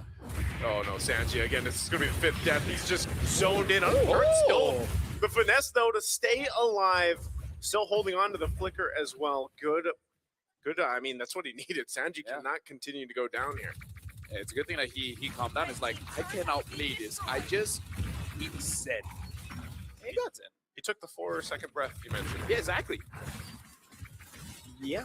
And again, Aurora need to chill, dude, because they are really forgetting about how they built the lead early. The lead early was through, again, counter jungling for TNZ, taking away the purple buff, so also securing your own buff, right? There, purple buff take into a gank up top, when again, you have a 1.5k gold lead. You're not in a position where you need to be making these plays. All you need to do next is build on the neutral objectives. That gave so much tempo back to Team Falcons. Blood at this point, even so, it's so painful, man. Yeah. Sigiboom, this is what he got to do last game. This game, pretty much the same thing. Just go ahead and farm up. Rest of the team is causing enough ruckus around the map. So this last turtle of the game is up. Oh, there's Pagu going in with a kick into the RWM. Good tech charge, but Sanji has to get away as well. And Appraiser's Wrath is able to go ahead and pop off, but now Lunar in trouble. Sanji gets a big final slash in the back, but Lunar still survives because of the passive of the Terizla, that body of Smith. The fight for the third turtle still going. Troll dealing with the brunt of the damage. They're going to go for this secure. Boyet's still in range, but TNZ will get the retribution off. It's a good thing that Rosa is already out of mana. If not, Troll would have got taken down. I gotta say, Team Falcons, they lost. Oh, hold on! Whoa, TNZ! Why did he try to recall their Troll? Now TNZ going for more! Sano has the spinning wheel. Oh, no! TNZ tried to cap it out, but just gets punished under the turret. But Lunar and Rosa will pick up a kill in the mid lane, and now Lunar trying to run. Pagu trying to help him out here just to disengage after getting the tier 1 in the mid. So this is what it looks like when you have uncontrolled adrenaline. Yeah. Red Bull gives you wings, man, but the wings that they are using to fly right now, they're flying a bit too high sometimes, and they're getting dropped down because of it, dude. Both teams, not just Aurora, Falcons as well. Yeah. I don't know why Cuffy tried to defend that mid lane turret there with such low HP. TNZ, I saw the angle, they were able to get a kill on Sano, and the shutdown only goes to the other guy. Makes sense, but it was still a risky move. They watch a motivational video before the game starts. Here's some Jake Paul. Oh, man. Just got confidence. Just do it sometimes. Just do it. Sometimes, yeah. Who? Disclaimer. Oh, okay, maybe. You know what? Maybe they won't get punished for that. I think that one's okay, though. Like, they did bait out Flicker from Sigiboom with the tech charge. I do want to say, though, for Aurora Gaming, again, you could definitely see how much better their comp just looks earlier in the turtle fight. Fagu's going to be looking for something. I don't think he's able to get it. So, yeah. Aurora actually missed the combo, if you didn't notice, in that turtle fight. Pagu got the way of the dragon, but TNZ was off with the spatial migration. Couldn't get it, so the combo didn't lock them down. Still, they won the fight, though. So it shows you how good the composition is at taking fights, even when you don't get the combos. For Aurora, I really think take less of those risks. Just play towards the team fights where you have a significant advantage over Team Falcons with a 1-5 Sanji on Arlen. Yeah, honestly, you don't have to force out because Rosa on this Eve, again, one of the more winningest heroes here in the M7 World Championship. Just make sure Rosa doesn't die and Rosa keeps on free hitting, and you're good. Oh, nope. Again, comboed to death. Sigiboom in position when he didn't have the flicker. Very rough decision to deal with. And now without Sigiboom, this should just be easy control for Team Falcons around the Lord, but Pagu trying to get a position as well. And they're holding it together. TNZ trying to find his own entry point here. Sanji won't be able to land that final slash, and the Lord is secured by Boyet. The fight's still breaking out. Lunar trying to get away, and now Pagu will be the sacrifice here. So with that, Team Falcons gets them back in control of this game. Mirko, I don't know what I'm looking at here. Can you help me out? I have no idea as well, dude. Again, Aurora are just they are. It's like they were drinking water and someone was making a joke. It looks like they're joking. They really are, dude. Again, we were just saying on how Aurora needs to just tone it back a bit. Yeah. Hey, chill. They were winning team fights even with missed combos. But then you see Sigiboom try to do too much up top. TNZ. Oh no, he's gonna get caught too. He is not where he wants to be. Pop of the winner crown, but at what cost and for what? He falls in the mid lane. Yeah, but why is a good question indeed. Falcons has the lead now. If they win this after the start that they have, that's amazing. It's a big tilter for Aurora for sure, and it's going to be a big momentum boost and confidence boost for Falcons. Pagu trying to get away again. They're going to lock him down. A final slash too. Pagu can't get away from that one just yet. Sanji finally falls, and Pagu survived. The rest of the team still able to help him out as Boyet went down too. Man, Aurora Gaming, just on both sides, questionable things are happening here. Yeah, I kind of feel like Team Falcons look pretty good if they can take out Sigiboom first, and that one Sigiboom was free. There was a lot of damage, same as Rosa. So yeah, I feel like for Team Falcons, you kind of just have to take fights where you take out either one. I feel like even if they take out Rosa, I think it's gonna be enough. Yep.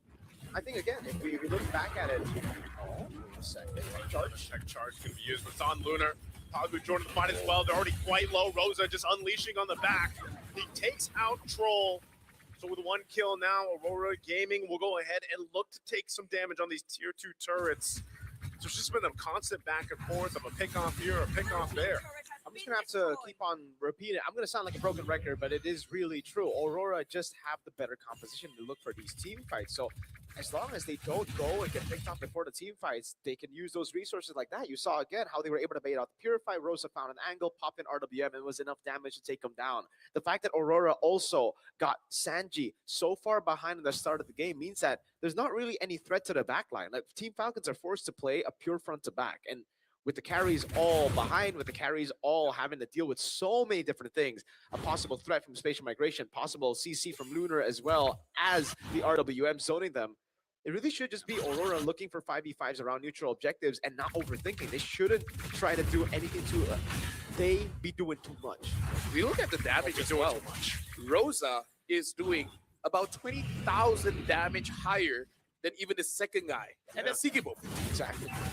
Yeah, Rosa's damage has been quite insane, and that's why, you know, again, the highlight here is their team composition around these objectives. As long as they don't lose one of their members right before these fights, they have that upper hand. So the Lord is up.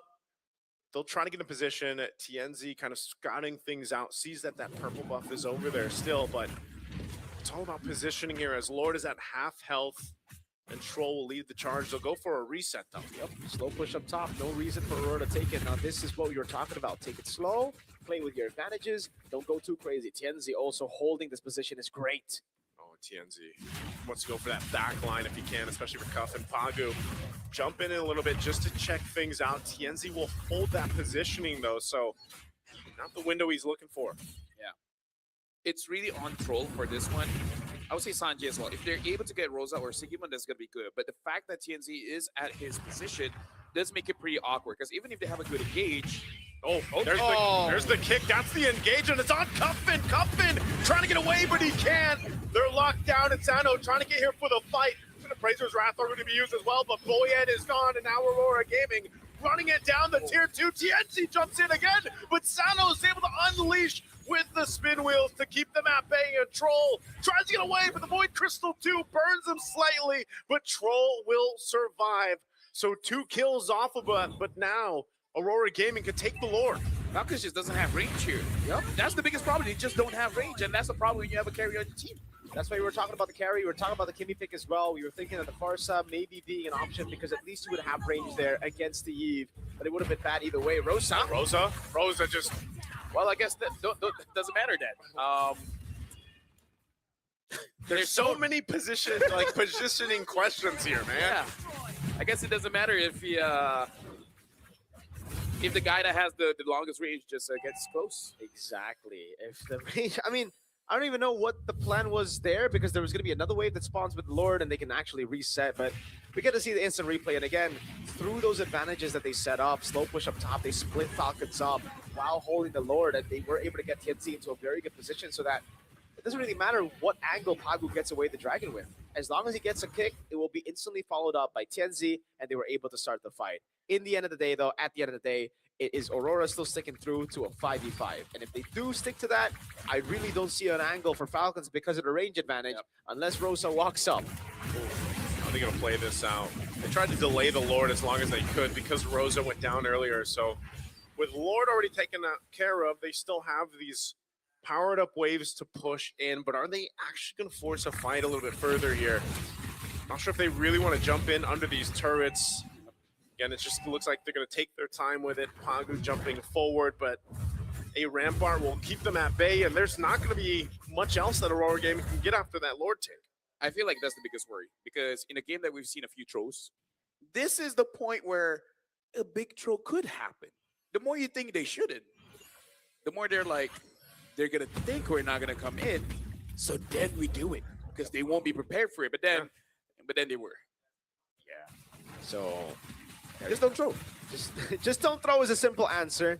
But also now it gets a lot more dicier than that because Team Falcons have actually scaled up, right? Earlier, we would have been able to call every single mistake from Aurora, a throw, a choke. But now it could actually just be a Team Falcons maneuver to actually come back because one bad or one good proactive move, one guy's going to be shut down for sure. The single target damage that they have from Falcons can't be ignored anymore. TNZ might not even be able to pop a winner crown before he actually dies because it's quick. Sano fully stacked up on the DHS and the Golden Staff, Corrosion side, plus the ult. People are going to go down in an instant, dude. Yeah, definitely so. I mean, even with this, either could really go either way, you know, for that next Lord. I don't think they're going to, I feel like both teams have kind of simmered down a bit after how hectic the early and mid game was here. And yeah, there has to be some catch up a little bit, you know, across some of the lanes, but more so it's more about that execution. A big part of this is that combination we've seen, just like for the previous Lord take, where it was that kick from Pagu with the Guinevere to set things up. And if that's missed, you still have a couple options that you can play with, but it's going to be kind of tough for Aurora Gaming. I'm really not a fan of the win of nature here from City Boom.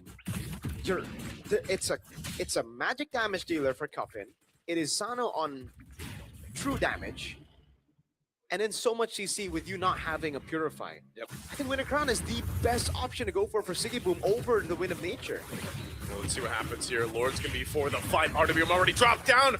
They come down to the Retribution, and TNC will get it. But now Team Falcon's on the run for the big final slash. There's Siggy Boom coming through. Can he survive? He goes back with the BMI, and they go in further. Pagu falls.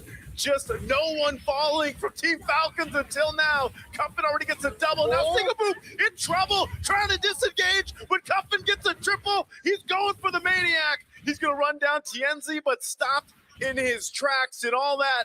Team Falcons only lost Boyet.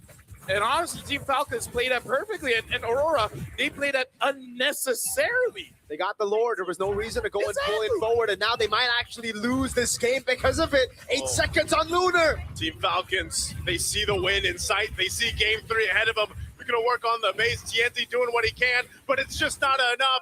What a blunder from Aurora Gaming as Team Falcons takes game 2. I got to say, we called out a lot of the plays, but even we're surprised. Because we're like, this is the biggest time for you to make a mistake. And then it happened. But hey, you know what? Shout out to Sano. He made that carry look pretty good. Yeah. I mean, I'm so speechless again. Just I wish I was streaming instead of casting. Yeah. I just wish I was streaming. That is... Remember the video that they were like, even in wins, they were arguing, well, in this one, yeah, I feel like everyone should have a lot to say because especially when you consider there was no big reason for you to change the draft. And Gwyn, mind you, still has a 0% win rate from day one of wildcards to us almost finishing Swiss stage up until now. There's 0 Guinevere wins. Yeah, it's and this is the most tilting one because it's not the Guinevere's fault. It's Yeah, just them making it so much more difficult than it should be. Exactly. And that's why I was saying leading up to that fight, you know, it's going to be difficult for Aurora to pull off if they don't get that setup that they were looking for around the objective. And Team Falcons did an amazing job. There was a couple item swaps towards the end of that last fight too that really played a part of that, because again, after everything was thrown at them, especially in their corridor around the jungle, no one went down except Boya, you know, and that alone, to be able to kind of bob and weave through all that damage being thrown at them and still survive it is just showcasing that Team Falcons knew the plan. They knew what they had to do. Sano, I don't think he went down at all in that entire game, you know, and so on a hero that typically doesn't do as well against the Claude, you know, that's quote unquote a losing matchup, right, in terms of statistics. He stayed alive throughout all that crowd control and all that objective prowess that lineup from Aurora Gaming had. Yeah, I gotta say, in games like this is the most difficult for analysis, because most of your analysis is just gonna be the same thing, which is, why were you there? Yeah. Right? It's like you say, you will sound like a broken record, but you're not wrong. It's like, okay, why did Rosa get caught here? Why did you here? Why did you fight in this situation? Why did you buy this item? It's all just why, instead of saying like how the opponents really outplayed it, you know? And I'll just be honest with you, man. This was just incredibly disappointing. How have we forgotten about just basic fundamentals of MLBB? Like, I mean, how are we going Wind of Nature when we're up against a comp like that with no Purify? I just don't. I really don't understand it. You take Rose Gold, you take Immortal. We literally just called it out as well. Should have been Winter Crown instead of Wind of Nature. And then we saw the fight that determined the game. If he had Winter Crown, game's over. Aurora 2-0. Because he could have literally just popped the Winter Crown in that fight while he was blazing duet, healed back up, and then he wouldn't have been so low. When he decided also to go back into that fight, it's just a lot of whys. Yeah, a lot of whys, but we got to look at the MVP by Real Me here, 6-0-4, Sano. Again, playing an amazing game. Much different when he's not facing a Hardy, which is like, why did you just, I don't know, man. I don't know. Yeah, really, I mean, you got to give the man props, man. He was doing a really good job. The positioning was on point, and we were talking about how carry in against the Claude was a really bad matchup, which is true. 77% win rate for the Claude before the series, but now it's like down to 70. Shout out to Redmar for talking about the stats there in the group chat. But 6-0-4, 56,000 total damage dealt, GPM pretty high as well. Nothing too crazy in atomization, Rose Gold Meteor as well. That's why he got really, really low towards the end there. It was just because it was a cancel. I think the Fredgen knocked up the Claude. Yeah. That's why the Blazing Duet didn't continue. And he also used the Wind of Nature while all of that was going on, buy and sell and all. But yeah, this is again one of those games where we're looking at it, it's like, okay, Aurora had a pretty good start. We have to remember Sanji was 0-4. Yeah. In the first 4 minutes. How do you fumble that? Yeah, that is a really, really good question. And it's not that Team Falcons played perfectly after that as well. Falcons were just reacting this game, right? Aurora were the ones that were making very unnecessary moves all across the board. They were constantly making these big mistakes, and it led to Falcons coming back into the game. Again, take a look at Sicky Boom. Whenever the Blazing Duet doesn't get canceled, you do see proper damage. This was the play where they were able to find a really good angle there. What a flank by Tianzi Pag. We just kicked it towards him, and he got Spatial Migration. But then, let's take a look at the next fight, right? Let's highlight that Winter Crown, the Wind of Nature choice over the Winter Crown again. On a Claude, Wind of Nature, when you're up against true damage of a carry, when you're up against magic damage of Cuffin, and you're up against so much CC, and you don't have Purify, so your Blazing Duet's going to be canceled. Take a look at this. They go for the Lord, they take it, right? First step should be already back away, play with the Lord. But they decided to take, look, if this was Winter Crown, he got canceled. He got knocked up, yeah. He got knocked up. That's why the Blazing Duet didn't go through all the way. If you had Winter Crown, it would have at least been one more member dead or more members lower, right? Like, so many things could have happened. And like you said, Naisu, the fact that he went back in after already using everything, Wind of Nature down, Flicker down, Blazing Duet down. I don't know which one's worse. Yeah. I don't know which one was worse. Not going for Winter Crown or going back in, or just starting the fight initially after getting Lord.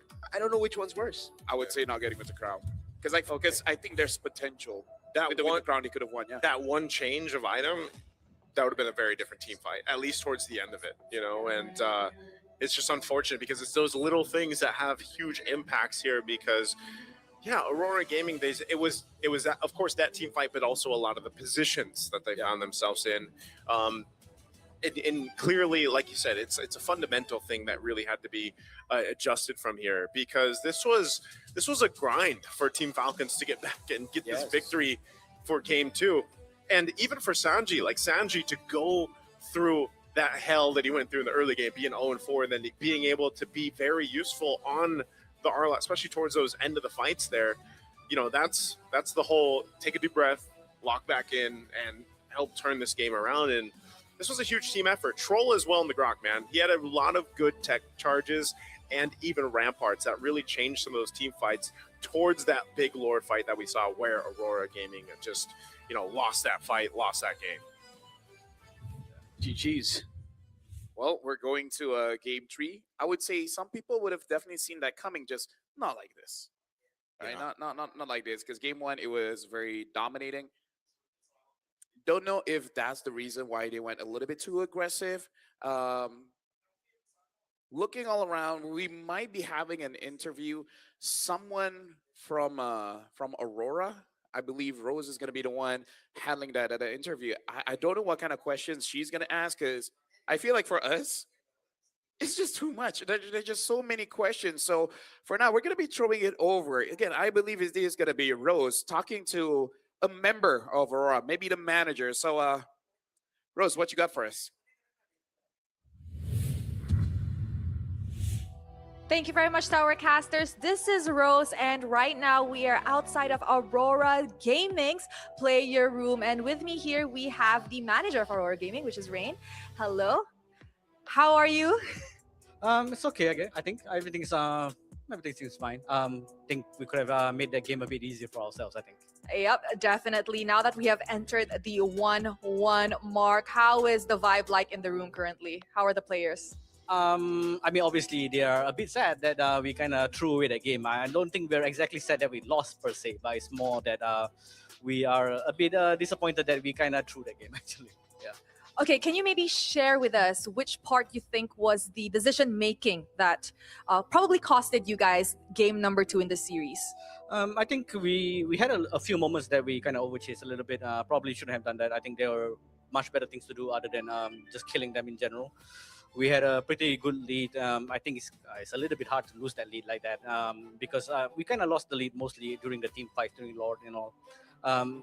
Probably didn't have to fight that hard, I think, once we already, got the things going.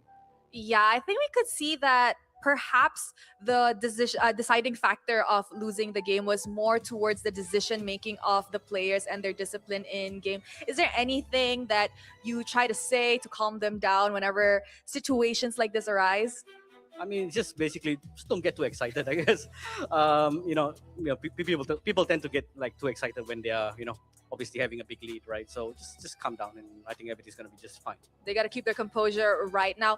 In a video we watched right before the match, it was mentioned that Aurora Gaming is quite a perfectionist in game, and you guys obviously strive for excellence, which I'm pretty sure a lot of teams do as well. Now, as a manager, how do you make sure that this doesn't result in tiring out the players too much or resulting in a burnout? I mean, there's many ways to do this. Obviously, one of the I guess we just scrim a little bit less so that people are less tired in general. But we do a lot of reviews instead of like doing just scrims all the way.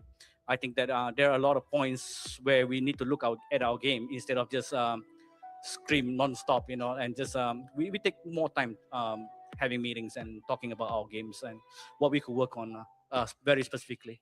I think this is a very interesting angle because I see some of the teams closer to tournaments, they would spam a lot of screams. For the side of Aurora Gaming, we could see that it's quite the opposite. Less to scream, but more reviews and more in-game discussion and all this kind of stuff. Yeah, so basically just, I think there's a lot of, every team is different. Some teams will benefit a lot from, screaming a lot. For us, I think we need to have a lot more meetings because we do make some mistakes in scrims, and I think those reviews are a lot more important. Understood. Now, thank you very much to Rain. And with that, let us show it back to the casters to actually get this last game of this series started. Casters, back to you guys. Thank you very much, Rose, as well as Rain. Really actually giving us quite a lot of insights on what's going on in the team. And it's nice to see that even he knows, like, yeah, Glad not we're on the too- same page. Too excited chasing for kills when there are better things to do on the map. Yeah, it's the real talk that needs to be said. You know, because and yeah, I like the point too that it's not all about just continuously scrimming and scrimming and scrimming. Like I'm sure they're gonna read whatever the result of this, they're gonna review this and really take home whatever lesson this series ends up being. Yeah, because the thing is, here in MLBB, the small details matter. In fact, we got V here, a good friend. He'll be talking us through. V's here. Come on, camera. Show up for V. Let V have his moment to shine. Nibang. Yeah, over here. Yeah, go for it. Yeah. Okay, so V, tell us a little bit more about Visa here. Hajimemashite. Boku no nama wa V desu. Sekai jou o tsunagu Visa kara yatte kimashita. Mina no taireru masukata da yo. Supiri anzen. Soshite sumata no osharai. Sapotu soru no ga boku no yakume. Shopping wo ryoko mo mainichi no chotto shita kairamo mo V ga erabe itsu demo anshin. Sa, 一緒にもっとベリーの楽しい返しるライフを始めよう。これからよろしくね。All right. And on to you, brought by the official payment partner of the M7 World Championship Visa. Thank you very much. Wow, you speak Japanese? Yeah, dude, V is amazing. How? He's been traveling all around the world. V-chan. And yeah, this is V-chan. With Visa, you get all these benefits from the small details all to the world-changing impacts. Legs. Thank you very much. I did not know that's what V would look like, by the way. Yeah, same. Or sound like. Yeah. I think he wanted a bit deeper, but hey, sometimes you just caught in character, right? Yes, this is a he, by the way, yes. Yeah, it's a he. By the way, that's a challenge for the next people that have to be up here on desk. You have to continue, like, Honestly, V's legacy. No, honestly, I feel like he'll just keep on changing the. I was gonna change the language. Next time, Spanish. He's a global ambassador, man. He can talk everything. all the languages. Well, now we're about to jump into draft here. At this point, even if Cloud's first pick, I have no idea what's going on. Well, what I'm wondering is also, are the sides going to be exchanged here? Do they keep it the same? Team Falcons now, that's back-to-back blue sides. They have really prioritized and opted for the Grok. And so I'm just kind of wondering, yeah, like whether the teams prioritize Claude or not here.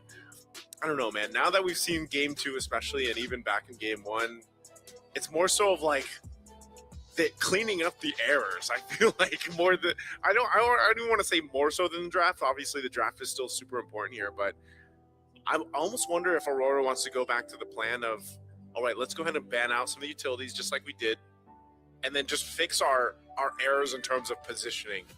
Now, we saw them do that in the last draft, but it was also like the Fredrun was picked up as it should have been for Boyed in that first phase. So I'm wondering if we'll actually see it different in terms of order throughout the bans and how that'll play out.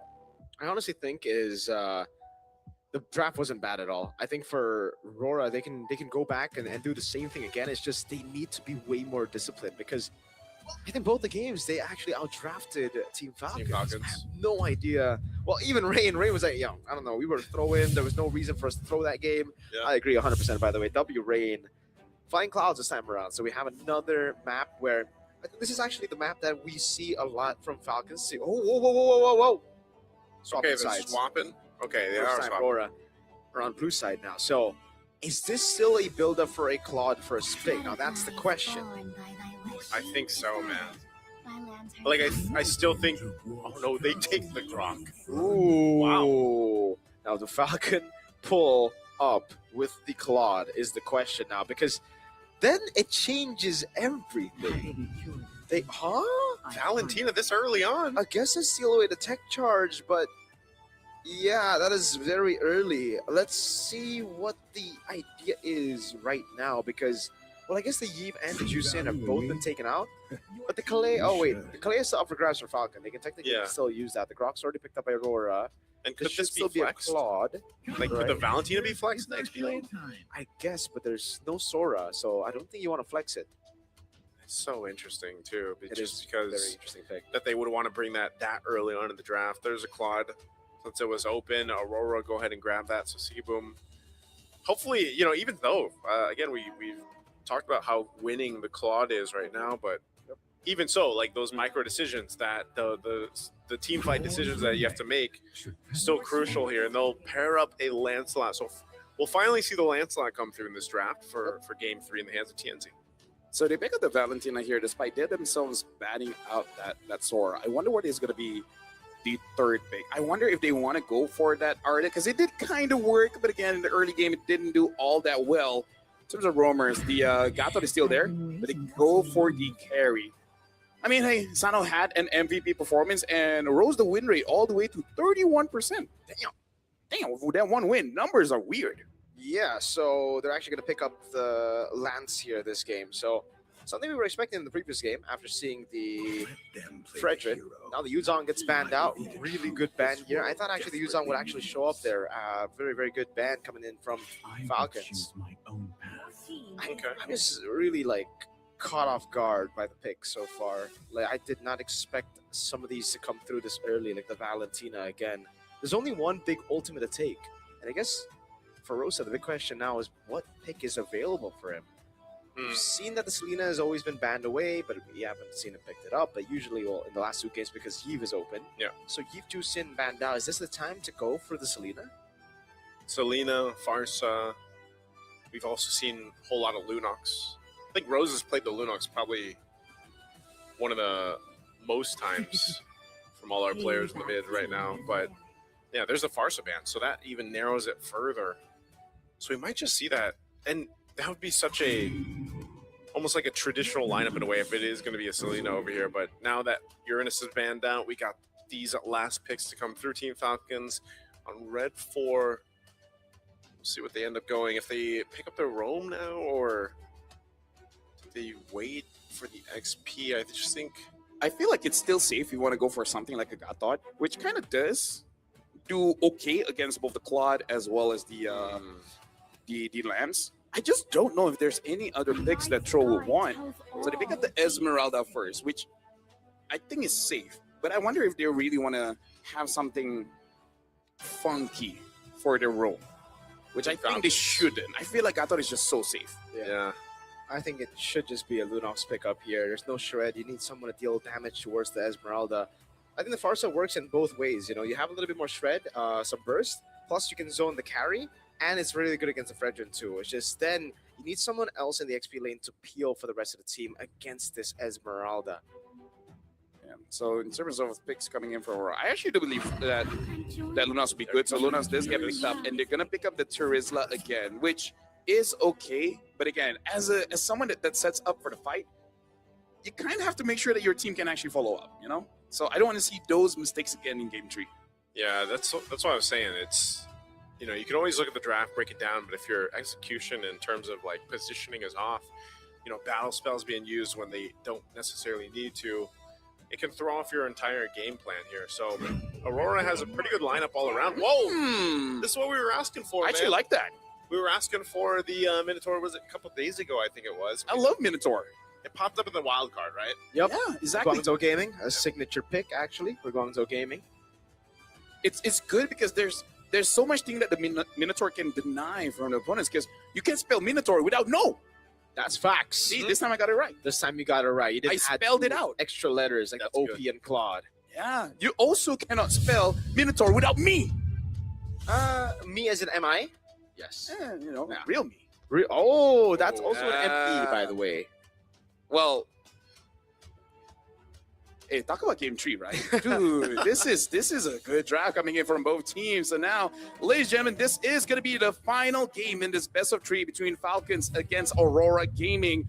One win brings you all the way to the knockout stage. The question is, who can do it? Here we go, ladies and gentlemen. Into the Land of Dawn we go. It was an equalizer earlier by Team Falcons. We're into game number 3, 1-1, and it's already very, very different here for both these teams. Again, we here on the desk really like the Minotaur pick, but it is going to be I would say weaker in terms of just pure meta. You're gonna have to play it in a certain way where you peel for Sano, and it really just looks like the composition is built for that. Why are they taking 1v1 level 1? All right, quite low here for Cuffin. Holding on to that flicker though, so he'll be fine. He's gonna go over Gen, but yeah, they're gonna have hard time dueling this out too, just because you don't have that motivational roar just yet from Troll.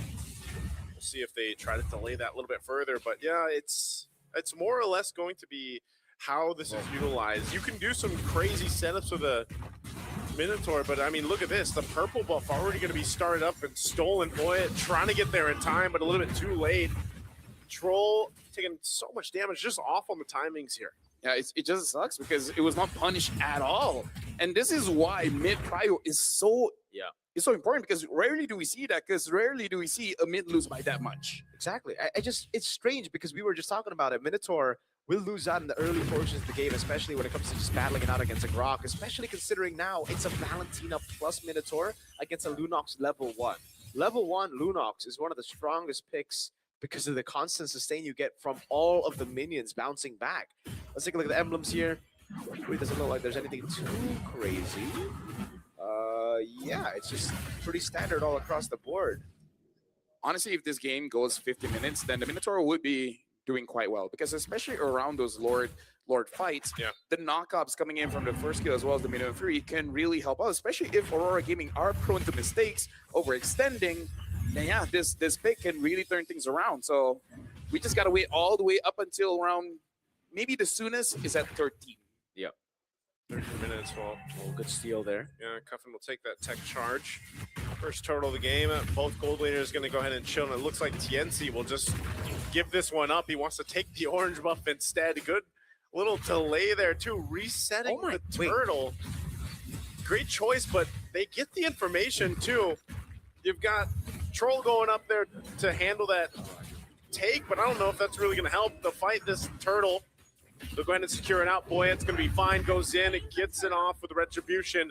But they have to deal with this damage in the jungle as TNZ now goes, and he's fine.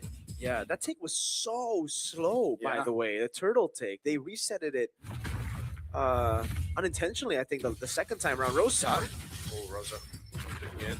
Trying to get Troll, but Troll's going to be fine. I'm not sure if they're actually going to be able to engage into a fight here. Energy Eruption with the Appraiser's Wrath, but it's Pagu who's tanky enough.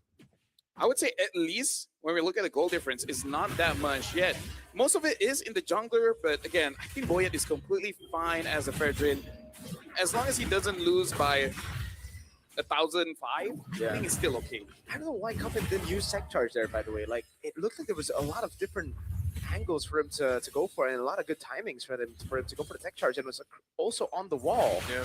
Right as Boyet chain CC'd him. In the end, the Tech Charge doesn't really get them anything, and Tienzi's still able to counter jungle really, really well. On top of the fact that, remember, early on, he got the purple buff, right? So he's still steadily ahead of the Fredrin despite Turtle 1. Yeah. How ahead is he? He's going to be about a level ahead. Well, it's still there on the bottom. He's been doing his best to keep farming up, and you know, I don't know if the Fredrin loses another buff or so. It may not be that big of a deal in comparison to a Lancelot, but as you mentioned, you just don't want to fall too far behind. So orange is going to be up. Boy, it does hit the level 7, so it doesn't seem like he's too far behind Tienzi for now. But Pagu will go ahead and give that information, and they'll rotate to the next objective here once it's up in about 15. Well, Tienzi's here, and I do agree with Mirko. Cuffin holding on to that Tech Charge. It's fine for you to wait for the perfect moment, but at the same time, I don't want to hold on that all for like 6 to 7 minutes. Oh, he's been holding it for a few minutes already. Exactly. It's been a while, man. So the next turtle's coming up. I hope by that time he uses it. Honestly, for this fight around buff, I'm okay if he uses it here too. Yeah, if they really want to take it away. They're trying to bait out the Red Tree. Boyet, Red Tree, okay. Yeah, Boyet actually takes it with a Retribution. He's going to go ahead and slide on through. Tech Charge, though. They're going to initiate the fight anyway, and there it is, all thrown into the mid lane. Tienzi trying to get away from the Blazing Duet. Patrol falls too, and now Sigiboom has the go as he picks up and does enough damage here, picking up a couple of kills now for Aurora. They'll go for the turtle. Sano gets the turret, but the fact that, oh, hold on, Sigiboom taking quite a bit of damage. But yeah, Sigiboom having 2 assists there, and Aurora Gaming winning out that fight, getting this turtle. Now that's huge. But at the same time, I'm worried when they have the lead. I don't want it to win by too much. Yeah, because if they do, then we see deja vu to game number 2. But it really depends because game number 1, they were pretty good with the lead. So I hope we're seeing more of game 1 Aurora than game 2 Aurora. But I hope we see more of game 2 Falcons than game 1 Falcons right now. Because it really looks like for Falcons, they're trying to be proactive when they don't need to. I don't know what that move was over on Purple, but because with this composition, clearly from Turtle 1 as well, Aurora are very uncomfortable dealing with the Esmeralda when they have control over Turtle. Well, Emily Zone just trying to delay Boyet from taking this. Won't be able to get it. He's trying to get away now too, but they're going to be trapped once again. Tech charge, throwing him in the air. Boyet getting taken out. Another mistake here on this side of the Aurora Gaming's jungle. The only possible reasoning I can see where, say, Coach Powerburn is basically saying, like, you're going to throw your body, you're going to pull TNZ away, giving some time for Cuffin as well as Sano to get some farm. Again, I don't know if it's worth it. Personally, for me, I don't think so because your jungler is kind of important, right? You don't want him to be down in levels. But, you know, we'll see. Again, unnecessary proactiveness, right? Like, going in to try to invade the jungle here when Aurora have a lot of members around there, it was just really, really tough. It's like, it gets really odd. I really think it's more of like that game 1 Falcons where they try to make some of those proactive moves, but it just doesn't really work out in their way. A bit too desperate, yeah. Yeah, because like, again, because you lose a few fights, it doesn't mean your win con is completely gone. The win con of controlling neutral objectives and playing around it is still there. And that's why, again, if we look at Turtle number 1, how Falcons were able to control it, it was because of the Esmeralda. They need to just play around the neutral objectives, let the Esmeralda do his thing, bait out resources, and then they control it. But if this is what happens, if Aurora are the ones that can react to plays or be more proactive, it's really tough. They're going for a play on Sanji right here. He's going to burn the flicker. TNZ will go in a little bit further to do that damage with Thorn Rose, but won't be able to pick up the kill. Turtle for the taking here for Team Falcons, so no go on the pickoff on bot. They will get a tier 1 turret, but they traded out for the Turtle. Yeah, I'm not so sure if that's Rosa going thinking they can get that kill, but even so, I really don't think it was worth it. Yeah, I don't know about that one. Yeah, I don't really think it's about the worth. It's for Aurora, again, clearly being very uncomfortable going in head-on neutral objective fight against Team Falcons. That's why Team Falcons this time, I give them props. That was a really, really good maneuver by them. Play for neutral objectives. And for Aurora, I also like it. They need to be going for trades, at least in this portion of the game, until they have some solid power spikes. But, with that being said, how are they going to deal with the Minotaur with Sigiboom on the clock? Sano! A big tech charge coming through, but he's got the Minoan motivational roar to help him out. Could have been way worse for Sano. He did burn the flicker, though. Yeah, but that's also showing the strength of Blast of the Oasis, man. Yes. Like, he should have died. But with the HP and the shielding as well, this should tell Aurora, even if you don't get caught by the big Minoan Fury, even that motivation roar is going to cause problems. Because if you can't kill Sano, and Sano takes at least 3 of you, oh, bro, that feels bad. Plus, he's got the healing, full extra, isn't it the healing, Fervor? Is it Fervor? Favor, yeah, Favor. Favor. The little extra heal there, and, you know, that's one of the things that people don't really account for too much, just because Minotaur doesn't get picked up that often, but that big burst of heal is what is kind of, it makes you miscalculate almost in the fight. Feels unfair. Yeah. It's very motivational. They actually did have a Dominus Ice already, by the way, on the Grok, so that was through it. Oh, there's a penalty zone. They're going to go for it this time. Sano! He doesn't have the heal enough to survive that under the turret. So Team Falcons, they'll hold on to their tier 1 up top, but they lost Sano finally. So if you fail, just try again, but punch harder.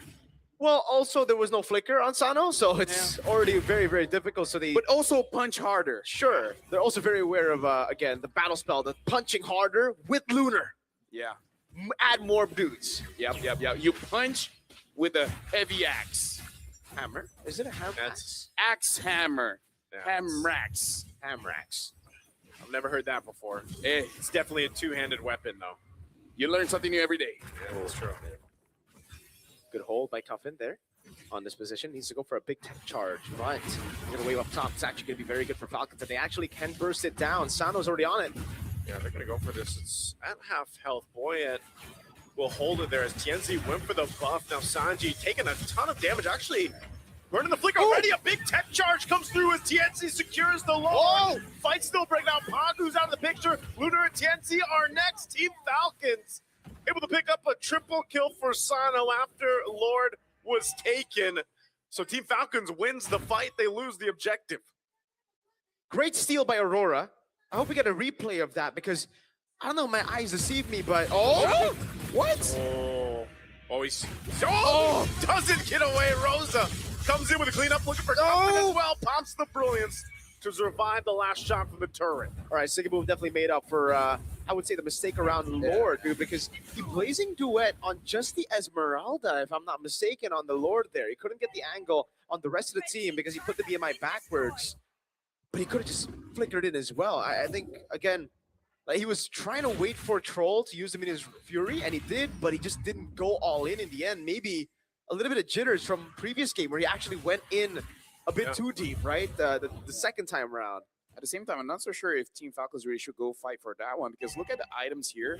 Sanji does not have a Dominance Ice or a Chastise Pauldron. So I feel like him frontlining Sigiboom is not that great of an idea. And Cuffin, even though he does have that glowing one, I'm not so sure if he was able to hit him first to deny that healing. I can see the idea of killing Sigiboom there, but I feel like the execution can definitely be much better. Yeah. Hold on now, Sigiboom. He's going towards the melting gun. Queen's Wings, I believe, is next for Boyet there, right? As he goes for the Dreadnought Armor, Brute Force, it's next on the block for him.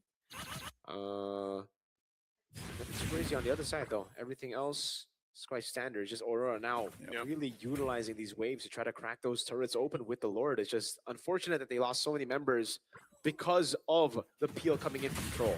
Yeah, much slower game in this game 3. I mean, much lower kills too, just because of the nature of these compositions. And so it's what we're going to see from now on is really just kind of playing into the Lord takes as they fight for that space and the objectives. And, you know, one of the advantages that they can go for is at least taking down some of these turrets, and that's why you see TNZ up there. What? Oh, Sigiboom! Oh my Goodness, Sigiboom again getting caught. You know what? That was on Boyet. Boyet was so good on that Fredrin. Yeah, but like he baited and taunted. He taunted twice. He taunted twice. He used the retribution, but it's like, man, Sigiboom didn't really necessarily have to be there. Plus, he still has a flicker. No, he was taunted, not with the skill. You know, just like Taunted by him. Exactly. So it's like I gotta go in. See, it's not just micro mechanics. It's psychological as well. Yeah, definitely psychological there. That was a psycho move by Sigiboom walking up like that. Sure. It's like, yeah. I'm trying to protect him here, all right? Okay, I just want to give props to all you analysts. You guys have like really, you guys are very patient. Oh, you have to be. You have to be. We're professionals, no? I just want to say, and the EQ. I never want to analyze ever again. This is the last time. This is the last time. Yeah. Well, Lord's up. Endless is fun. We'll see if this team fight's going to be fun or not. Pagu in position here for a potential. This is dangerous. Charge on forward. It's already at a quarter of the health. They're going to go for it. Big tech charge control. Gets the Lord anyway. But they're still going to fall. Lunar goes down. Sano unleashing on Pagu next as he gets a double. What happened to Aurora Gaming in that fight? Gentlemen, let me just say, this might be the first time Meta goes all the way to the knockout stage. They're catching Aurora Gaming here.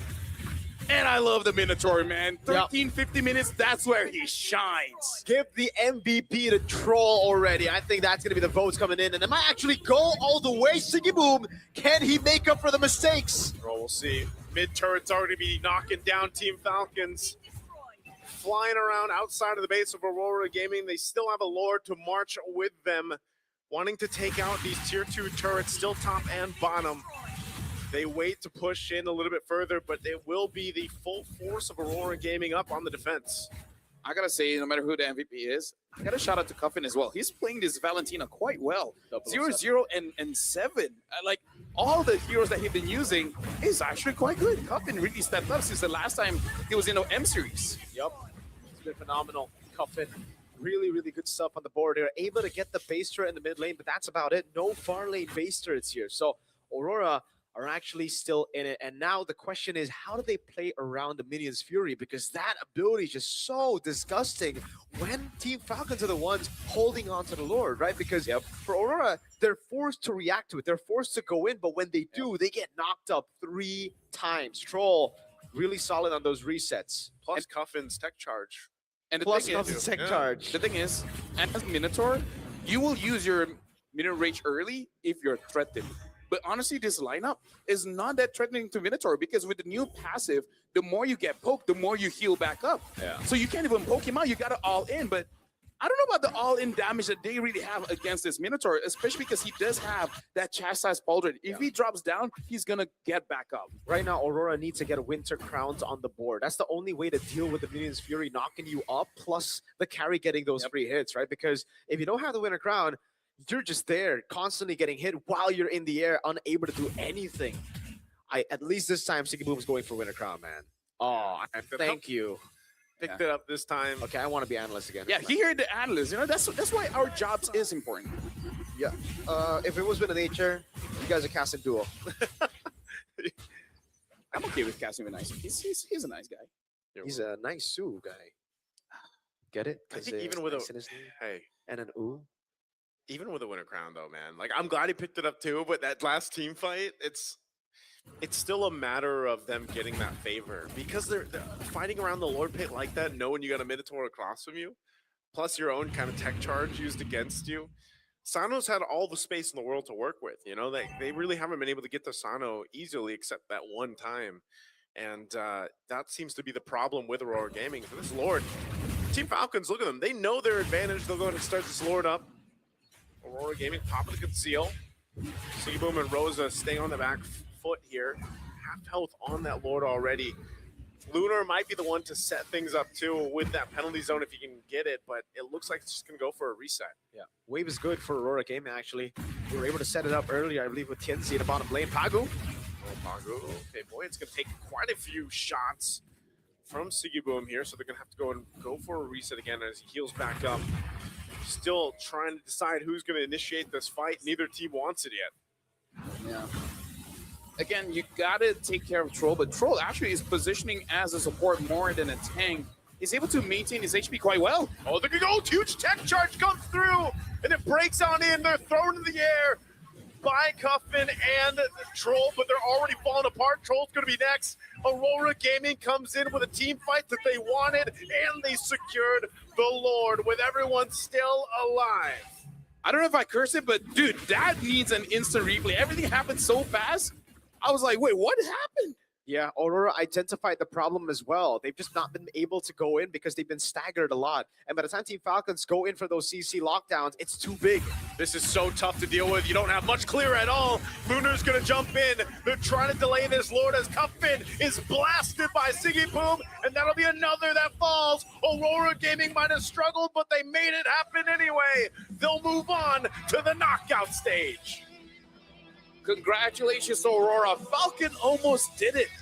But again, this is the game where one mistake, especially around those neutral objectives, can really turn things around. But again, congratulations to Aurora. But being professional here, I feel like they still have a few things they need to work on to survive the knockout stage. And thank goodness they'll have a lot of days to prepare for the knockout stage, because they have qualified to the knockout stage here. They won't need to play tomorrow. They're going to get a few more days to go through some of the mistakes that they were showing here today. But yes, GG Pagu.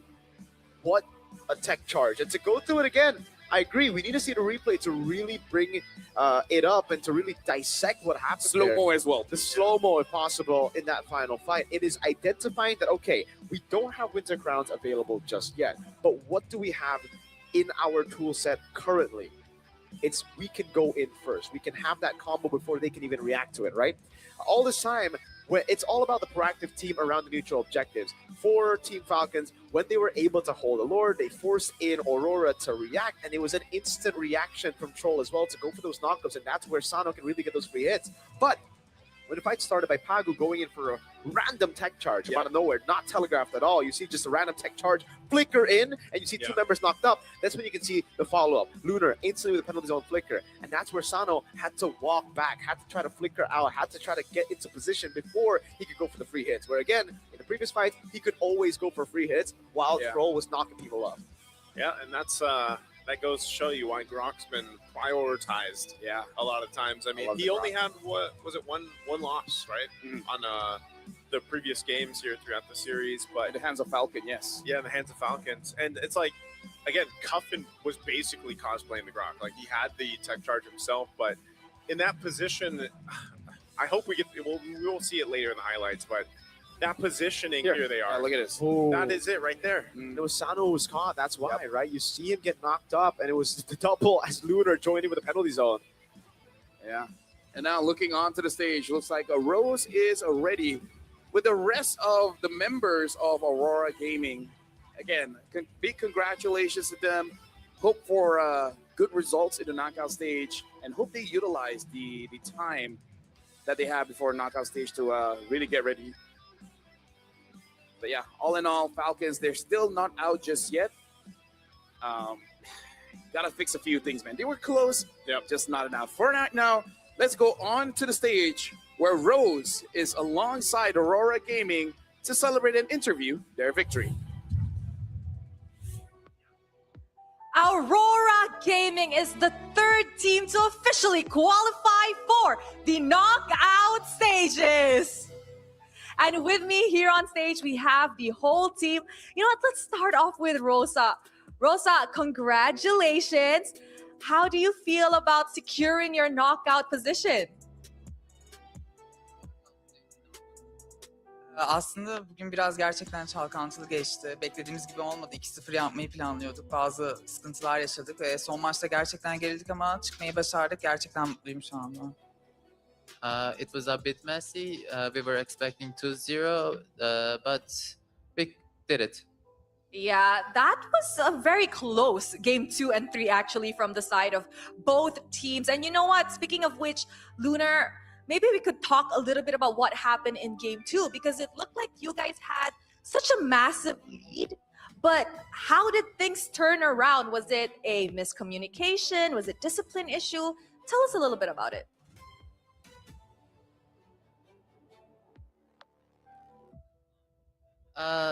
We were off position a bit in the fights. That's why I think we lost. There was no good communication at the late game and mid game. Just lack of communication. All right. I hope that entering the knockout stages, Aurora Gaming as a team definitely can improve and work on the problems that you guys have had throughout the Swiss stages.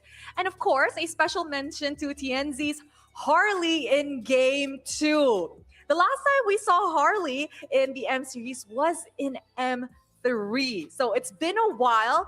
Tell us about it. Why did you guys decide to pick Harley? What was the idea behind it?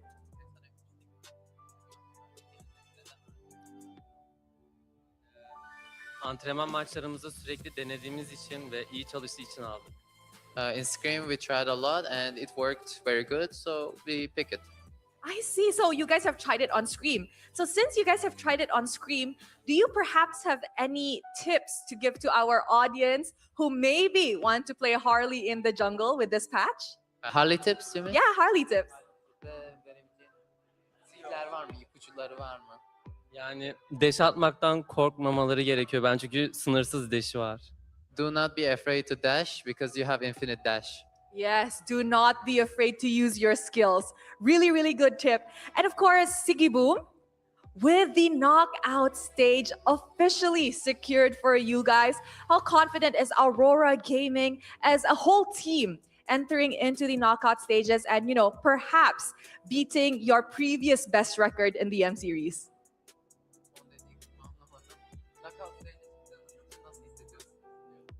Mutluyuz, zaten çok çalışmıştık. Buraya kadar gelmeyi planlıyorduk. Çok söyleyecek bir şey yok zaten.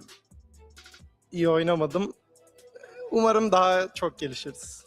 He said, we were expecting to be here. We worked very hard. He said, I didn't play well, but he said, hopefully we can fix it. I can fix it, he said. On a scale of 1 to 10, how confident are you? Catch. Ha. 8, 8. 8. 8. Okay, hopefully by the time we enter the knockout stages, it eventually increases to a 10 out of 10 in terms of confidence. And of course, Pagu, congratulations. We all know that you are the new member of the family in Aurora Gaming. Pagu, as somebody new in the team, do you have anything you want to say to your teammates? Maybe how proud of you are, how proud you are of them, or anything like that? Yeah, I just want to say that so far I enjoyed the competition and I hope we can do much better next games. I really like that. Anything for the fans, Pagu? Well, I love my fans. That's all I can say. I'm pretty sure your fans love you too. Once again, ladies and gentlemen, Aurora Gaming is the third team to officially qualify for the knockout stages. Aurora Gaming, you may now celebrate your victory in the player room. Congratulations. And of course, to our casters, I am now throwing it back to you guys to give us a rundown on what happened in this incredible full series.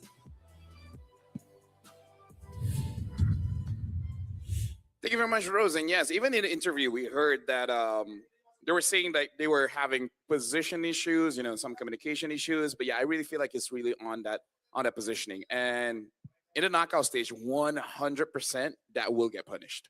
Yes, and that's where 100% they need to get it worked on by tomorrow, right, Max? Because there's going to be a lot more that you will have to innovate. So you can't just be like, all right, we just have to fix the errors in the breaks that we have. We need to be like, all right, one day for fixing errors, all of the rest, we need new strategies. Because knockout stage, a lot of teams will be preparing lots of more drafts. We already saw the Freya Gold in Swiss stage. I don't know what we're going to see in the knockout stage. We saw Innocent play the Sora Gold. So we've seen Harley more. Harley, exactly. Unlimited dash. Exactly. They need Unlimited more, dash. right? They need more. That's what they mentioned, though, right? They did mention that it can't be all scrims. That's clear by the way that they played these games. They definitely need to sit back one of these days and just kind of focus on the things they have to fix within the game, especially their positioning and execution. Here's the MVP, though, for this Game 3. It's going to be Pagu. I think we're all in agreement here. The tech charges, Pagu's performance in general. And by the way, it's great because when we had that video leading into this matchup, we did highlight that change when Pagu came into the lineup instead of Apex 47, when Apex 47 went to coaching. And I mean, look at this performance that we got to see from him. I think he had a big. I like that we're starting off him dying. Yeah, well, hey, that's part of a roamer's job, and you die a lot for your team, right? But Pagu did a lot of things throughout the series here, and it just so happened that, especially this one was on that Grok, the setups he was able to accomplish. Yeah, and it's really about the impact and the game-winning play. Because that was not possible if it was done by anyone else. Lunar could have gotten it, but he didn't. It was on Pagu actually getting Sano. And Sano was having a basically, just like in number 2, an amazing game. A game that he was set up to carry. Yeah. He had an amazing game because of the positioning that he had. And again, you can always see him play so far back. So the rest of the team had an easy way to peel from him. Yeah. For him, sorry. But in the last skirmish, it was just so awkward because he had to go for the fight. And man, it was Pagu who saw that Sano was compromised, his position as well. It was either he flickered out, didn't get CC'd, and maybe would have still been able to turn the game around or no, right? I mean, at that point, you need to take that risk. And it was Pagu who saw it. It was Pagu who took the risk. And the whole team followed through. It was a really, really good call and a really good catch by Pagu. And this is what I like about Grok. To a certain extent, Franco as well. Large creatures in the land of Dawn, but yet they're super fast. They're like walking contradictions. Or maybe you could even call it an oxymoron. See, that's another big word. That's a big word. That's a pretty big word where you think that it's slow, but no, Grok is super fast. Especially with that flicker. Yeah. It's very hard for you to react to it. I was just going to say that. It's hard to even react to that combo from Grok. And, that's why he's picked up so many times. He's prioritized so many times. The setup potential, not to mention the rampart. Like, I feel like that's another thing that's huge, man. Really throws things off for the game plan of teams that are opposing the Grok. It's just because, your exit routes and your kind of escape plans can be stopped with a rampart in your face. It's nice if you go in game, you check the coding and you read the coding for the Earthen Rampart. It actually makes it so that when you're close enough, it just automatically spawns behind your opponents, ensuring there's a knockback. There you go. Fun fact. That's very strong. Yeah, so just learn coding and then see what other abilities have that priority, and then you'll do well. Kind of like Kalia. Kalia has priority over most abilities. Yeah, the Tsunami Slam? Yeah. Yeah. That's why Kibo used it against Akaja, I believe. Yeah. Kaja Flicker, ult, and then Tsunami He is Slam. very fast. Yeah. So very, very fast. That's what you can see. And you can see the gold curve as well dip down. This has been the case. I think we can see game 2 and it will be even more like back and forth. But yes, that is the case for, I think, the Aurora games for game 2, game 3. I don't know what it was, man, because game number 1, it was so clean. It was actually, it felt like, wow, they're ready for knockouts. I was not super satisfied with the games coming in from both teams, but at the same time, you can see the potential. It's just that when you see them at their highest, and then you see them not performing as you thought they would, it just leaves you wanting more. I think that was also like this series just highlights that there's a lot of teams right now currently in M7, especially the ones that are fighting to get to the knockout stage, that it might not be the cleanest gameplay, right? There's certain teams where you watch and you're like, man, that is some of the cleanest MLBB we've seen. And then in this case, you still have very strong teams. Don't get us wrong. We're not saying that they're not strong. They are strong. It's just there's clearly more mistakes being made. And it's like, that's what Swiss stage is nice. Like you mentioned, it's all about the reps that they're able to get in the Swiss stage. And then hopefully by the time they get to the knockouts, they've gone and cleaned those errors up. And here's the thing, it's not just the players getting a lot of stuff here. You guys at home can get a free skin as well. Just log in for 13 days to the 9th of January all the way to the end of January to unlock Edith's Verdant Night completely for free. It's that easy. Don't miss out. In fact, was it Myrtle the one that did cosplay? Yeah, I think so. Edith? Yeah. I think she'll be in the She looks carnival, good. by the way. Oh, that's amazing. For the M7 Carnival. I think There she's you one of go. the guests out there. So come over. And also, if you don't want to, technically, you can also still get the Gato catch, you know? Yeah, who doesn't love free stuff, right? So Gatakacha's Electrifying Solar Spark skin is free when you hit level 45 on the M7 Pass. So keep leveling up that one. Honestly, not a lot of time for us to play the game, but I got that. But I'm still working towards everything else. I've been trying to get a game or two in per day. It's very difficult. It's very especially if we solo. Now that. Hey, I've been doing Well, mostly dude, solo. if you want to Hey, solo, just tell us. we where can to just play. yeah, we can trio. I don't have an Indonesian number to text you. Bro. Sometimes LaFell. Okay, you know, I'll email. All right, email us. That works. Email. You know my email, right? I'll get you a group chat in email. Just send the Raven. Did you know you can like emails, by the way, now? You can like Really? Yeah. Like if I email Mirko, he can just like it. Do you have stickers on email? Wait, is that just like a pin? It's like a star? The star, Yeah. right? And then Star. I just get a Oh, yeah, I notification saw that that. says Mirko liked your email. Really? I just found this Oh out. my Okay, you know what? lord. We might actually do that. We need to like Yeah. each other's emails. Now we're professionals. You're welcome. We can finally use email. Emails. Well, here's the thing. We have more best of threes coming in for you guys. After this, Aurora will be playing again. Just a different Aurora, all the way from the Philippines, going up against Team Spirit. I hope we won't be disappointed for that one. I hope not, but there's a high chance. There's a chance. Yeah, there is a chance. No, guys. We What do you won't mean, be- no? We won't be disappointed. They're gonna bring the best gameplay. Hey, I if only we- trust my Goat Light XBTR, by the way. If we set it up very low, we won't be disappointed. We will be surprised. Right? Shout outs to Batman. Batman. Batman said that? No, it was Mary Jane. I think it was Gwen Stacy. That one. Same verse, different girl.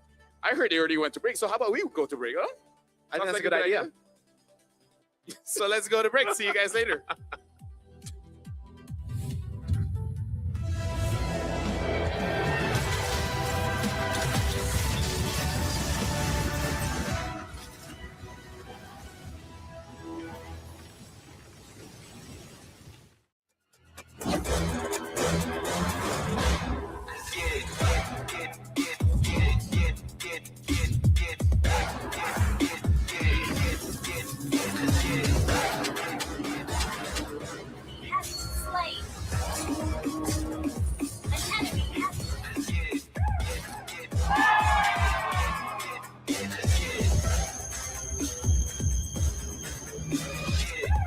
Realme 15 Pro M7 official gaming phone.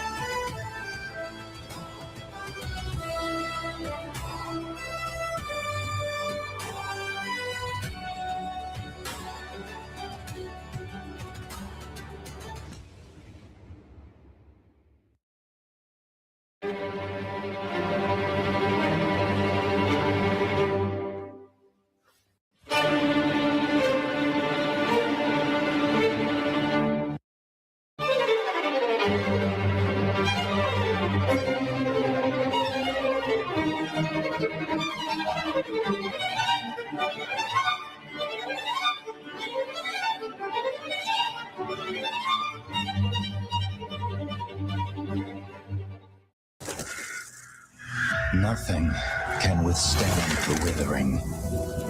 Against the endless erosion, my strength grew weaker by the day.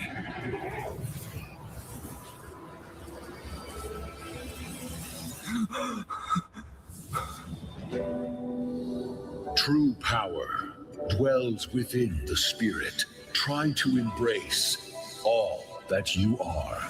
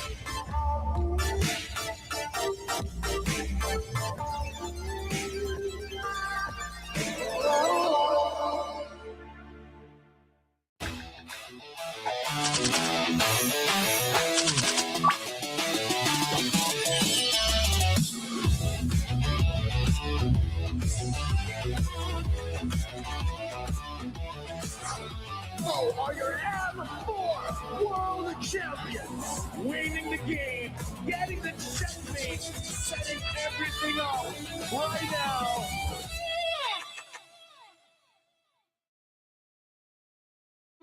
Welcome to the M7 Carnival, legend. You traveled all the way to the Land of Dawn?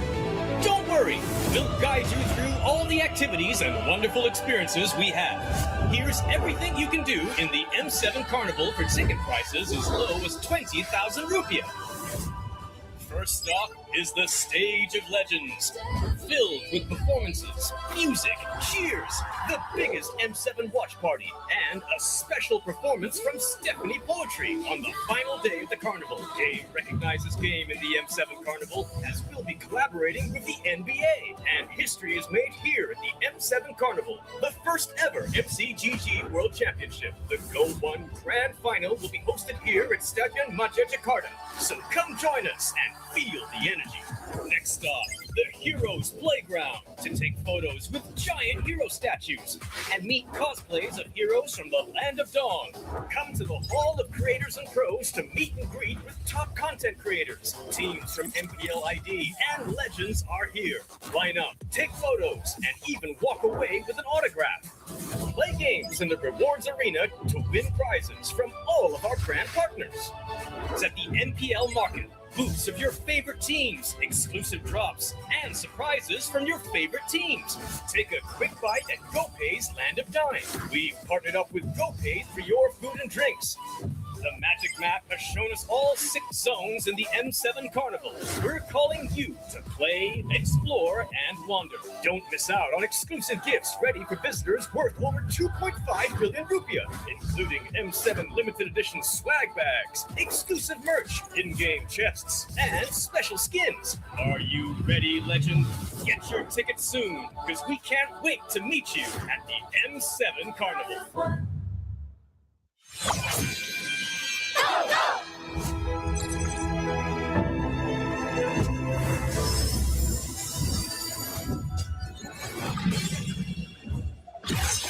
Rise beyond greatness and reignite your star.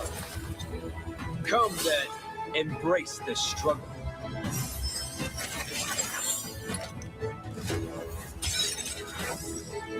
Hold on. Let it become your strength.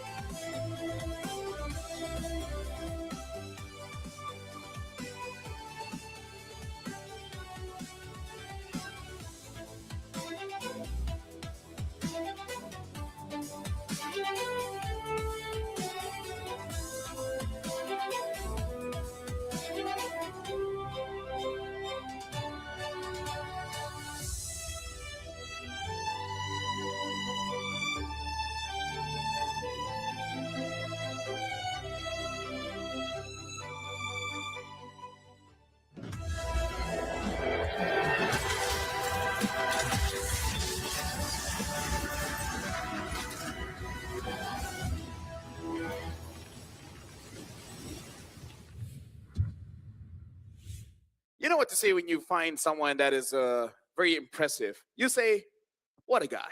Speaking of what a guy, Galafel, Naisu, as well as Mirko here. So play-by-play? Yes. All right. Analyst? Analyst. Do you like that? I will like that.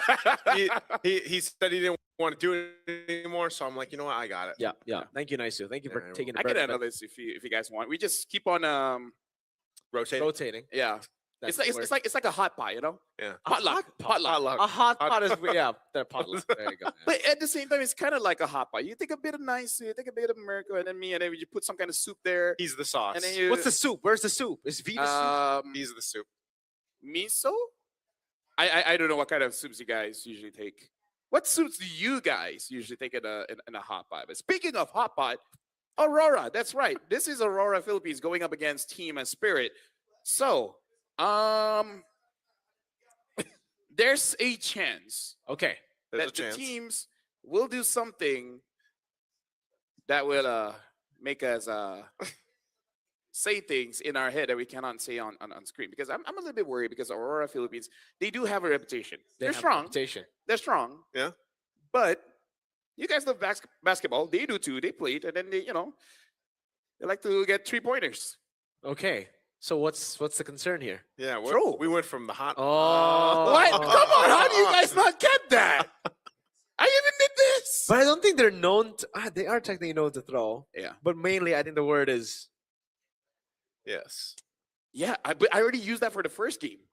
that's true. You did. the water. The Yeah, water. water, laughing. That's right. That's Yeah. right. So I'm using something else for a different Aurora. Okay. So could be a throw situation. Brighter Lights versus Fearless Spirits. I hope it's not. I like Fearless Spirits because Brighter Lights. I don't like Brighter Lights. Aren't spirits just dragons? Why are they spirits? They're not actual spirits. Yeah.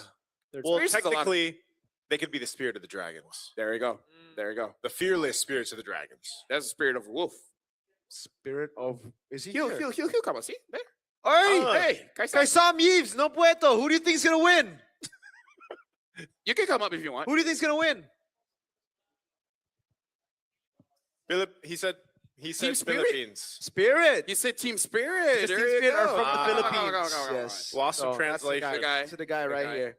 He said Team Spirit will win. Why? Why do you? Why Team Spirit? Why do you think Team Spirit will win? Why do you think Team Spirit will win?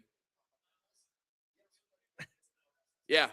Yeah. So he basically said that Team Spirit will win just because of the overwhelming pressure that they will put onto Aurora Philippines. Where even in the draft, they will start banning out things that will make Team Aurora sweat just a little bit because that's the strength that Team Spirit really has. We have 30 seconds before we throw the video. Anything to talk about?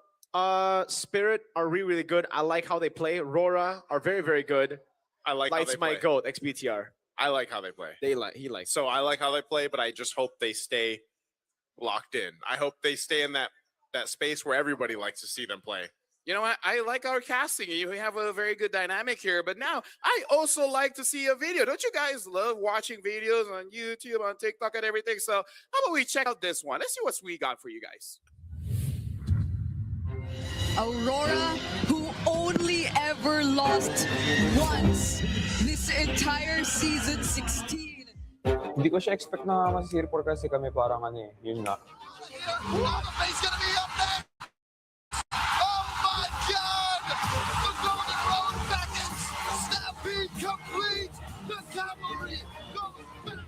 Yung sa recovery naman, siguro, matagal-tagal din kasi, masakit sa akin kasi feel ko talaga, champion na kami, champion na ako nung season na yun. And yun, wala, parang naniniwala kasi ako kapag kapag ikaw na talaga, bibigay talaga sa'yo Yung parang lang. Kapag kasi sinabi mong PH, parang mataas yung expectation kasi nga strongest region. And yet, ganun yung naging resulta namin. Huwag kayong mag-alala. This M7, ganun din. Hindi, joke lang. Yung disiplina, yung pagtapos ng game, kumbaga ang dami pa namin kulang nun. Which is nice namin pagdating kay Light. Para sa akin yung unique playstyle niya kasi yung kapag nanlilikod siya or gumagawa siya ng play, parang di mo siya makikita sa mga ibang roamers. Kumbaga bihira lang ganun. Tapos na-master niya din talaga yun. Makulit kasi siya outside the game So yung chemistry ng team mas lalong nag-improve dahil sa kanya. I'm grateful pa rin naman. So kahit ano yung maging place, at least yung umabot kami ng finals ma-represent namin yung Pilipinas. Pwede pa namin ibawi. Redemption, tsaka mas maganda yung ipapakita namin or mas ibang Aurora na kesa nung last M6 na sobrang naging pangit yung role namin. Promise sa sarili ko siguro, maging consistent. I promise to myself na I'll perform well, tsaka sobrang paghahanda ko talagang M7 kasi parang sobrang dami ng nasayang na tournaments na we could have won. So, ayun, babawi talaga. Thank you very much to the boys of Aurora. So now, we even saw in that content piece where they said Light really made it so that they're more complete. So, Naisu, tell us a bit about this Light fellow. Is he good? Like, how good is he? Well, I was going to say, he's XBTR, so he's Mirko's Go. But realistically, Light, he's always just been a player that's really been highlighted. Even back when he was a Raider, in the RSG with Demon Kite there. And I feel like him and Demon Kite work really well together. But even so, Light was when Light came up to this lineup, last season. He was a big piece that I feel like was missing. Not to say that their previous roamer wasn't successful either. It was just he fit better. Light fit better into this lineup, and they were able to find massive success through the regular season. And unfortunately, as they jokingly said, even like we heard from Edward about the last M Series performance, they fumbled the ball basically, and it just didn't work out the way they wanted to. But I feel like when you do see them in their flow state, if you will, Rora is just that team that you have to look out for. The problem is sometimes I don't know what it is, man. They just fumble the ball. Maybe ADHD. Maybe be. because I don't know. I think it's because it's such a low action kind of style they have. It's so objective that sometimes a little bit of the style they have, a little bit of the individual skill that they have wants to creep in. It's like, oh, I want to go in, coach. I want to go in, but because they want to tame it back, they want to pull it back.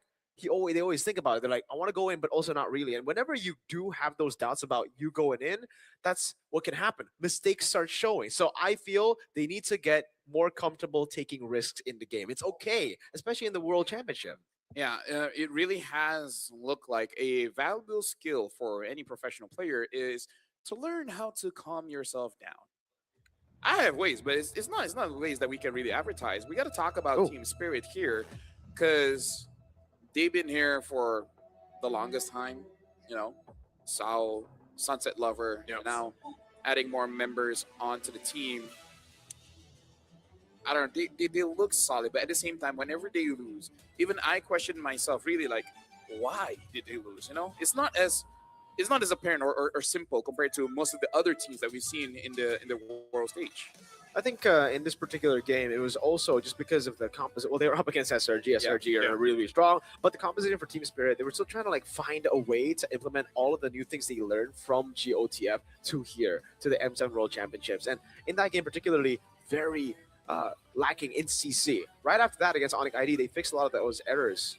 Yeah, I feel like, by the way, to add to that, I feel like, if you think about all the matches that Team Spirit's had over the years, they always face some of the strongest teams, they have a meme about it. Yeah, fate of the draw, basically, right? It's no one's fault but fate's. And the thing is I feel like that is really battle hardened them, to a point where they're just so used to it. So, of course, when you see their, like Kid Bomba celebrate the wins that they get, again, these guys are literally Team Spirit for a reason, the Dragons for a reason, and I always love watching them play. I always am also low-key rooting for teams outside of Southeast Asia to go ahead and have that success that they're looking for on the international stage. So I do hope that this time, at least for M7, we get to see Team Spirit take it further. And honestly, pretty good Red Ambassadors as well, really showing up the Red Bull. And also, I kind of feel like with their history, they can even make the meme. If you lose against them, be like, hold your head up high. You're strong. From JJK. But yeah, it's like, but like, if you face against them, knowing their history, it means that you're strong. They go up against M6, both ID representatives, Cambodia's champion. Like, they always get the strongest team in the draw. In the draw. Like, I mean, Aurora Philippines, right? Aurora Philippines. So it's like, if you lose against them, you're like, hold your head up high. The fact that you're going up against this means you're strong. Yeah, Spirit, I mean, for Sawo as well, he's always comfortable facing off against strong teams. Even from before when they joined in the earlier tournaments in M Series, they're always so comfortable. I remember as well in M3, remember? Navi with Sunset Lover almost took down Todak at that time as well. So really, really cool stuff. Mentality, always their strong suit. Yeah, the part of that whole thing is just the experience and the veterancy that is there. Obviously, when we talked about like Hiko stepping in, and he already kind of like made a name for himself back in M6 when he got that Savage, but then Hiko clearly also struggled, and that was one of the things that we also talked about in their previous international tournaments, and then even here through the Swiss stage. But I feel like even so, like that adjustment and probably the guidance of his teammates and the staff behind them as well has helped him kind of hone in, because again, Hiko is one of the youngest players here in the league. And we kind of have to see that. I mean, even from the more crazy, chaotic matches that we've seen, this is what you mentioned in the last one, LaFell, where you're like, sometimes you just got to take a deep breath. And I feel like that had to be the case for Hiko sometimes. Sometimes he takes too many risks, like we mentioned in the lane. And, you end up asking, man, why is he go dead, right? And I feel like even across from him right now, Domenkite has been a individual player that has surprised a lot of people in his success, even regionally in the Philippines. But for M7, I feel like the general consensus is like, we want to see more Domeng. Like Domeng hasn't necessarily popped off the way that he has, especially individually in like the lane to lane matchup, than what we've seen previously. And maybe that's also just partly due to the nature of gold lane currently in the meta. Yeah. Honestly, yeah, that's a part of Hiko growing up. You need to go through growing pains as you grow into the body that you're destined to get, the life that you're destined to get. You will have to go through pain. You have to go through experiences that will make you more mature. Make it so that you can see the mistakes of other people, and then you can tell them, "I'm better than you." But, that's something that I've learned. I just love that we always have life lessons. Yeah. We need to be Every broadcast that we have with you, if the audience isn't appreciating your life lessons 2 L's from LaFell. Yeah. Life, yeah. 2 L's, double L. 2 L. Life lessons. LaFell lessons. Wait. Triple L? Triple L. Quadruple LaFell's L. life lessons. L. Triple L. Dude, you're a triple L. You're quadruple L. Yeah. What's the other L? LaFell. L and L. There are 2. What? LaFell. LaFell's life that- lessons? 2 L's. Bell. There are 2 L's in LaFell. That's true. And then there are another 2 L's. In You know how I'm super destined for the name LaFell? Wow. How? My name is nowhere near LaFell, right? But my signature, even as a kid, is LaFell. I'm not lying. That's but right destiny. now, we're gonna be inviting the teams over to the stage for us to get this best of 3 going. Bouncing back from a loss against the Giants, these fearless spirits toppled the Sky Kings, and now they approach another mighty contender. Looking to dim their light, it's Kate Bamba, One Shot, Sunset Lover, Sawo, and Hiko. Ladies and gentlemen, make some noise for Team Spirit! And if you guys don't make noise for them, be sure that they will make it for themselves. Because when they're in the zone, you will know, the audience will know, everyone will know.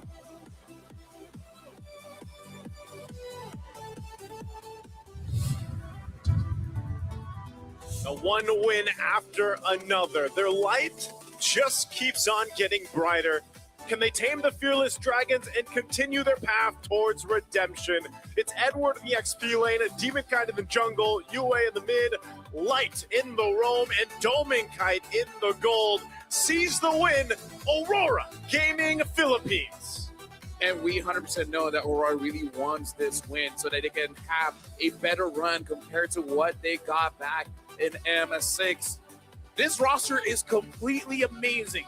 They just got to make sure they can calm themselves. And these are the people that has been guiding the teams, both in game as well as out of game. We got to introduce the coaches from Aurora. We got Coach Master Basics and Dexstar.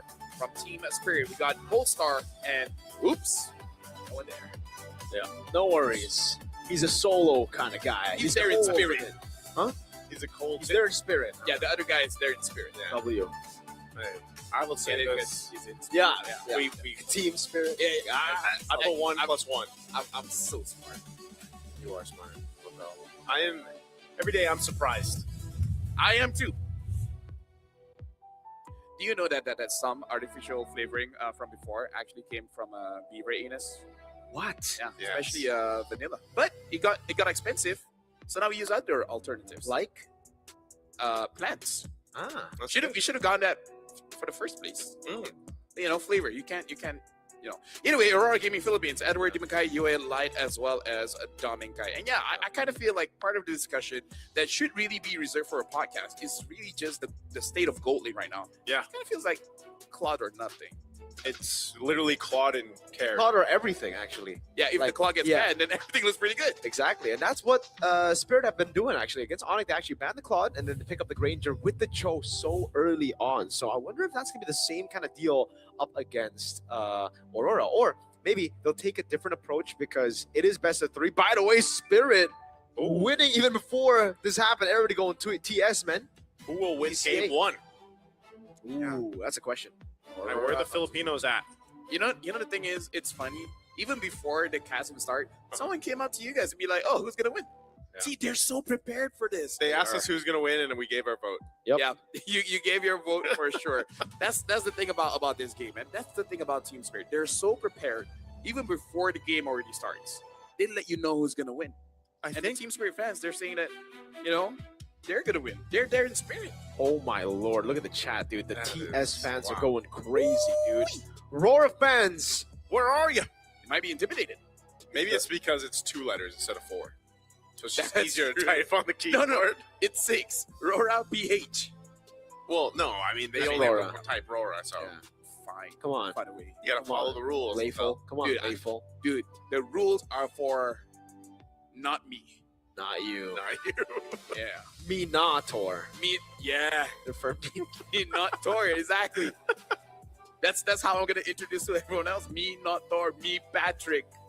You're Patrick? That's your name? different. Okay, I might be mixing up my animes, okay, but Your animes. I think it's more of a live action. Yeah. That Patrick guy. do Definitely. you think SpongeBob is not anime? No, it's real life. SpongeBob, is it cartoons or is it anime? It's real life. No, it's live action. It's live action. Yeah. Live action? It's live action. Okay. They're basically I they're- disagree with you, man. He I'll disagrees. I disagree with See, you. see how easy your life is if you just say, "Yep." Yeah. See, Ignorance is bliss, man. You gotta learn nice. If you argue Yeah. with stupid people, you're the one that goes down, not them going up. Facts. See? That's why I argue with stupid people all the time. Yeah, that's why I love Marco. I love you know? going down. Yeah. We know it's a bad idea to argue, but we do it anyways. Mhm. You're the smart one. You're like, yeah, not worth it. For the Speaking of not worth it, we got to look at the bands here. Team Spirit betting out the Lunox as well as the Grog. And now for Rora, betting out the Yuzong and the Hilda. Ooh. So no. Okay, Claude first pick, I guess, for TS. That's what they're aiming for. I mean, Rora can still ban it out if they want, right? Yep. I want to see it just banned out, man. Honestly, like in this series, let's bring something else to the gold lane. Yeah. Let's just ban the Claude. Yeah. I keep it open. Don't laugh. I'm agreeing with you. Yeah, I know you The are. way you say it, though. It's the way you're saying, yeah. Yeah. Yeah. That's V. What are you guys talking about? Yeah. Oh. Hello. Oh, that is V. Well, no, I thought he, Among the plains exists. I guess that's not Japanese. I was saying, I Wait. thought he spoke Japanese. They No, he want the, speaks every language. Okay. do they want the Claude or Juice in now? Because they ban out Yves. I think if you want the Claude, usually you would leave the Yves open. It's okay. I think they're thinking, like, we know that they know that a clause should be banned so that they can get it for free. But then, what if Aurora be like, I know what you're doing, and I'm not just gonna ban anything. Well, I mean, I ban something, but not Jushin or the Claude. This is an interesting But fact. I though. would ban the Claude. Here's Yeah. an interesting fact about the Claude. What's the fact? Hiko has not played the Claude just yet. Nani? Yeah, that was definitely V. Or a fighter Or gold a lane. fighter gold lane. Yeah. So where does that put us? There's a Jushin ban. There you go. So It has maybe to be Claude. Yeah, maybe they won't play it. No. Maybe.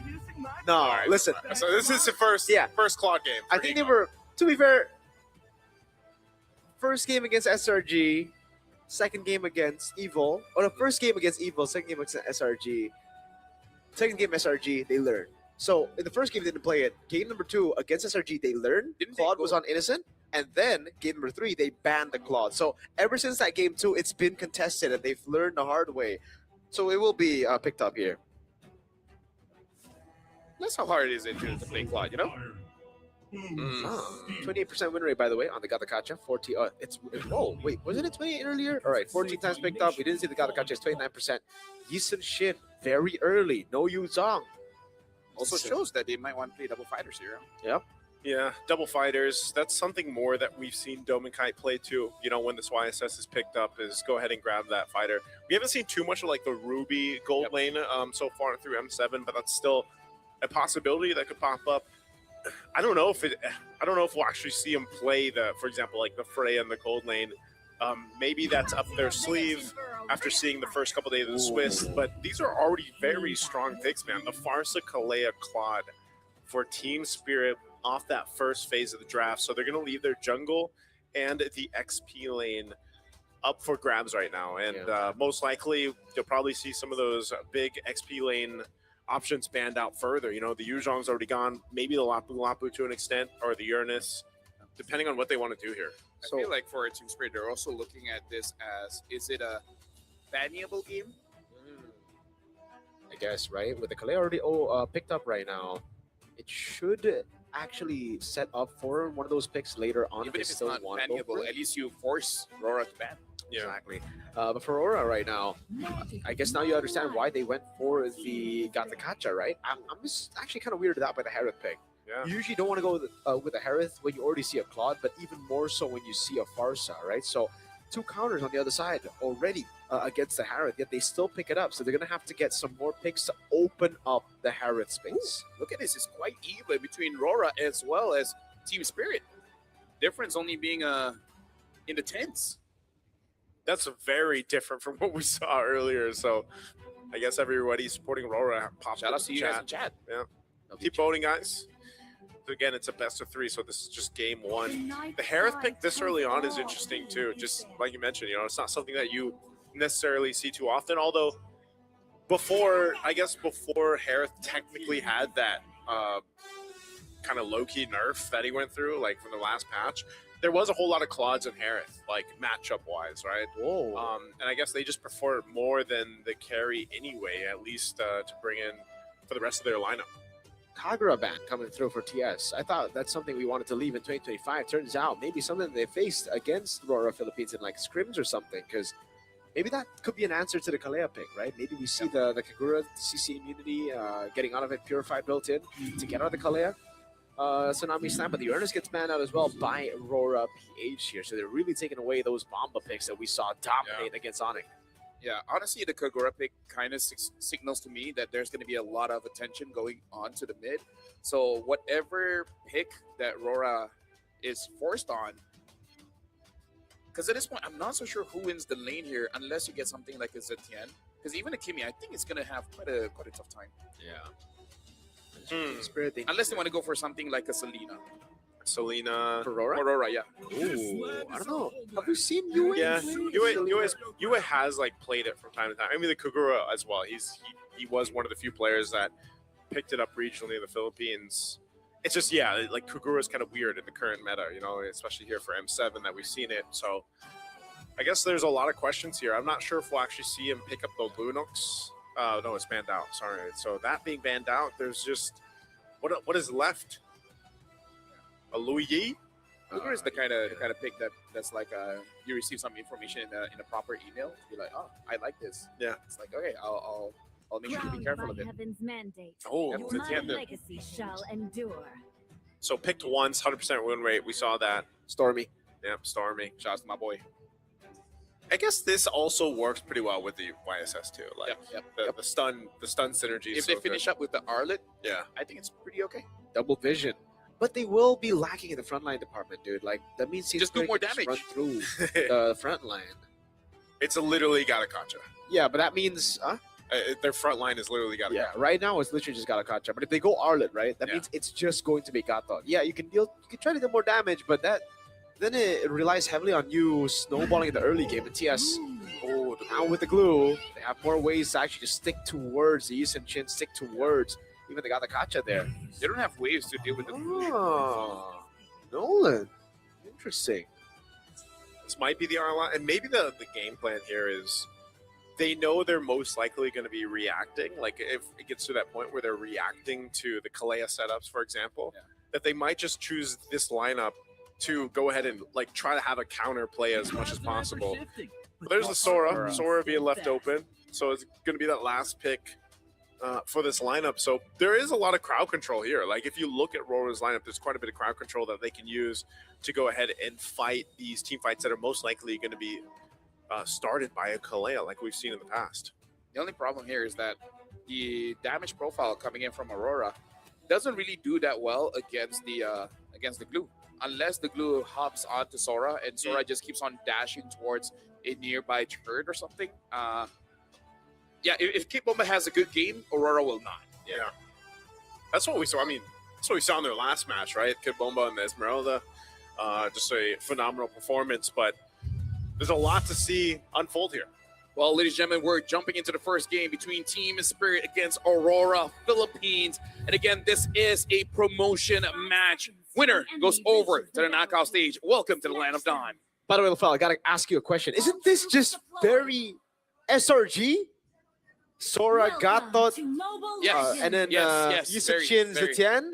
Just the gold lane that, Yeah. it's different. Yeah, they play double fighter, but hey, I believe Dominkai with this Harv can feel like a fighter.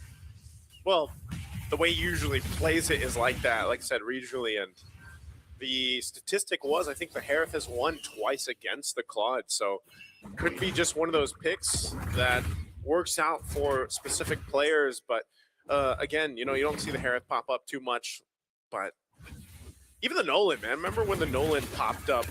This was one of the questions we had for ourselves. Like, how's the Nolan going to perform in the meta? And I think he still serves a purpose of kind of this window of opportunity type jungler. Even looking at the emblems, you have those windows to pop out that damage. But the rest of this lineup is actually pretty solid here for those front to back lineups. Now this is interesting. Fire Emblem on the Harith. Yeah. So I guess you try to beat the sustain with sustain here, and he's actually doing a pretty good job. Hiko has the blink, so obviously the Synchro Fission will be dodged away from most of the time. Yeah. Interesting to see how this Fire Emblem really fares for the Harith, because one of the nerfs towards the Harith is the nerf towards the Scythe, the Starlium Scythe. Yeah, I'm interested to see, and I wonder if the build is going to be the same or just a bit different. Yeah, even for Edward on the Sora, it just did not perform the way that teams wanted it to in the beginning of Swiss. But I feel like as we've gotten further into the Swiss stage, teams are kind of figuring out how they want to utilize this. Again, whether it's in the gold lane or in the XP, but it serves its purpose. Again, the crowd control is great. You don't have to completely rely on Scatakacha. They're actually going to just force a turtle take here easily for Team Spirit based off an easy fight. Quick blitz, man. And again, zoning there from Bomba was amazing. I would say right now, Aurora Gaming is having just slight difficulties because they're not really winning the mid lane as well. Because Sunset Lover has been favorable trades against UA. Quite a long range and more importantly, more burst coming in from Sunset Lover. The fact that Hiko came over and quickly, clear out the waves, it's going to be hard for Dominkai. You got the Gold Crab 2 there, stole it away.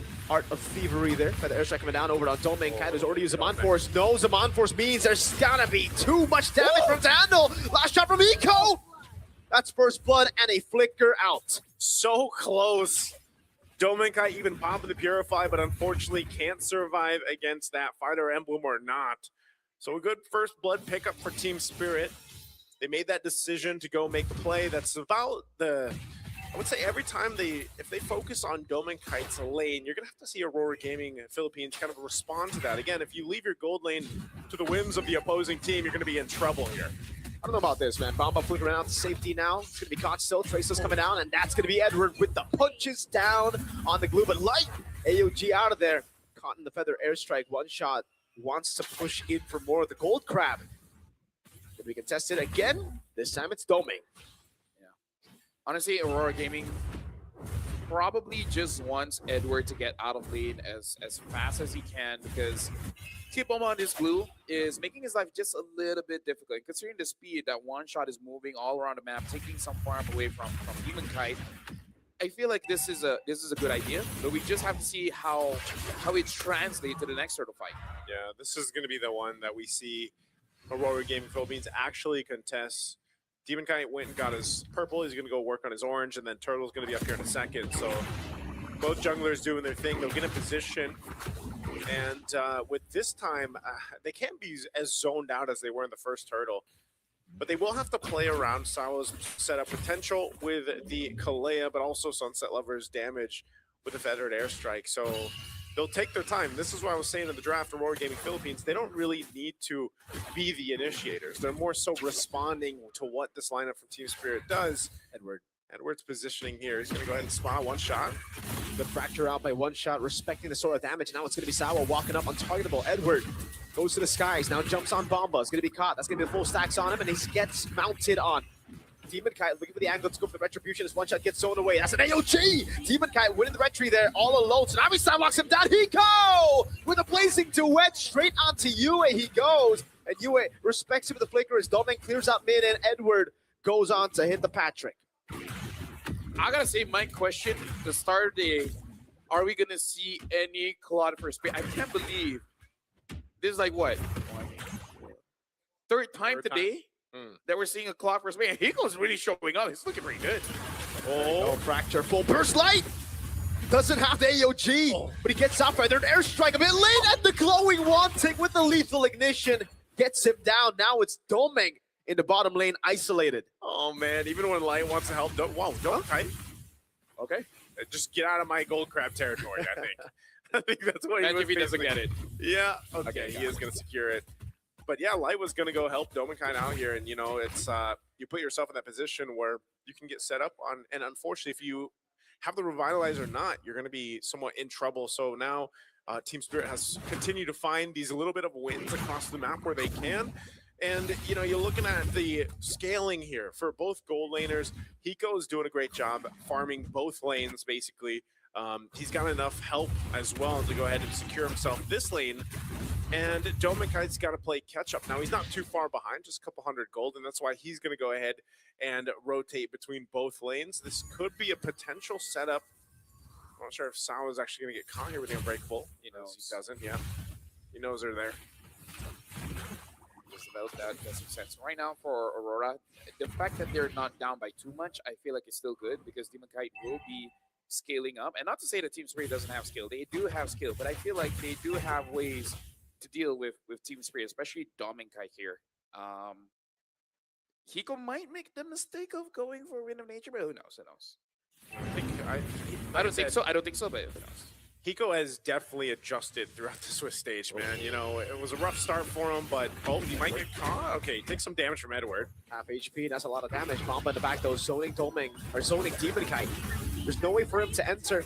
Edward gets caught with Tsunami Slam. Mamba again, zoning the backline. Phoenix coming down, but it won't land on anyone now.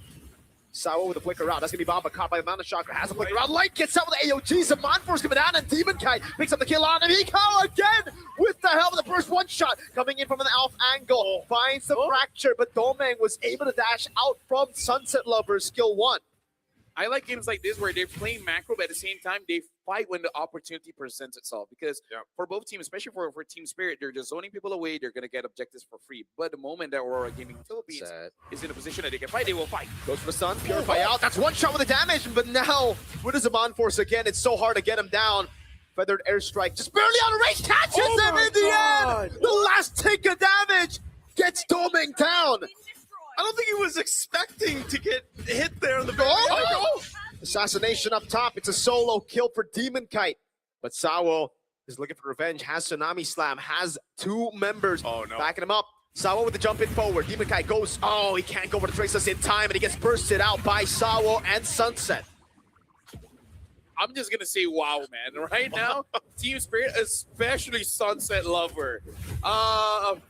I don't know if the boss promises him a bonus or something if he gets an MVP, but he's everywhere. He's clearly motivated. Yeah, man. Looking at the items here, again, breaking it down across the lanes, there's not a huge gap, right? Mid lane by a bit, but you're seeing that damage come through, especially with the Glowing Wand, Genius Wand, both wands locked in, plus the Lethal Ignition. And you kind of, you might forget just how much damage that Feathered Airstrike can do, even if you're on the edge of it. And that's, again, what happened to Domenkai here. So, oh man, even that burst looking light. Oh, bro, Sunset Lover, man. Yeah, the items, the builds for the Magic Worship, like there's so much burn on the side of Aurora Gaming. They really got to start blowing their phones to make sure that it calms down. Yeah, Edward has to escape. Mamba is moving from Mount down now as one shot does more damage. That's him to the air he goes. CC immune. But they baited out the ultimate, and now Team Spirit will have a resource advantage. But we also see the problem here. Kibomba kind of didn't take much damage. Like, even though he dies, Aurora Gaming have to use everything to take him down. And I think he'll take that trade. Yeah, which is kind of surprising. Like, we haven't seen as many glue picks come through. Ooh. You know, he's one of those heroes that just is able to tank up so much damage, cause a lot of chaos in the back line. And so far, Kid Bomba's done a really good job at doing that when the team fights do break out. That's why, you know, like you mentioned, LaFell, they're both playing at the macro level, but these team fights are almost like a chess match in itself, where you're seeing just how important the positioning is, especially for the gold laners, and why it's so difficult for Domenkite to find that space to work with, whether he's got the Zaman Force drop down or not. So both junglers, by the way, staying up top, doing some off lane, off map pushing if they can. Those tier 1s are still up, so no one can really claim the space around the Lord just yet. honestly, Aurora's having a hard time here. What? That's a solo! Oh my goodness, not a solo. Sawo gets an assist, but Yue just got bursted down and he did not want to flicker out. If we're talking about chess pieces, man, Sunset Lover is moving like the rook, and now Kid Bomba's moving like the knight. There's really not a lot of spaces that Aurora can use on the map to get themselves in position. I feel like we always highlight Sunset Lover on the Farsa. Every time he plays the Farsa, he's kind of good. He could go pro. He could go pro on this. I memean, my goodness, 4-0-3 right now, and that's twice now. Oh, Hiko gets caught. Octoblaze Duet gets pulled down by Doming, and Edward, though, could not flicker out in time. I feel like we have enough clips to show Claude's getting caught in that position. Right getting there. caught by Frederick. Sick getting boom earlier. Yeah, so, hold on, Light. First down on Light. He has the AOG, but it's going to be caught with a Tsunami Slam now, and just going to be bursted out by One Shot and Sunset. So it's a 1-for-1. Roam for gold. Lord of the bottom lane gets a actually does not get a charge down. Good job by Aurora Gaming Philippines. Edward. Oh, he gets caught with a fracture. And now it's Bomba into the slam and the flicker in. The Fear of the Phoenix catches 4 of them, but no one's there to follow it up. Sawo. Interesting recall.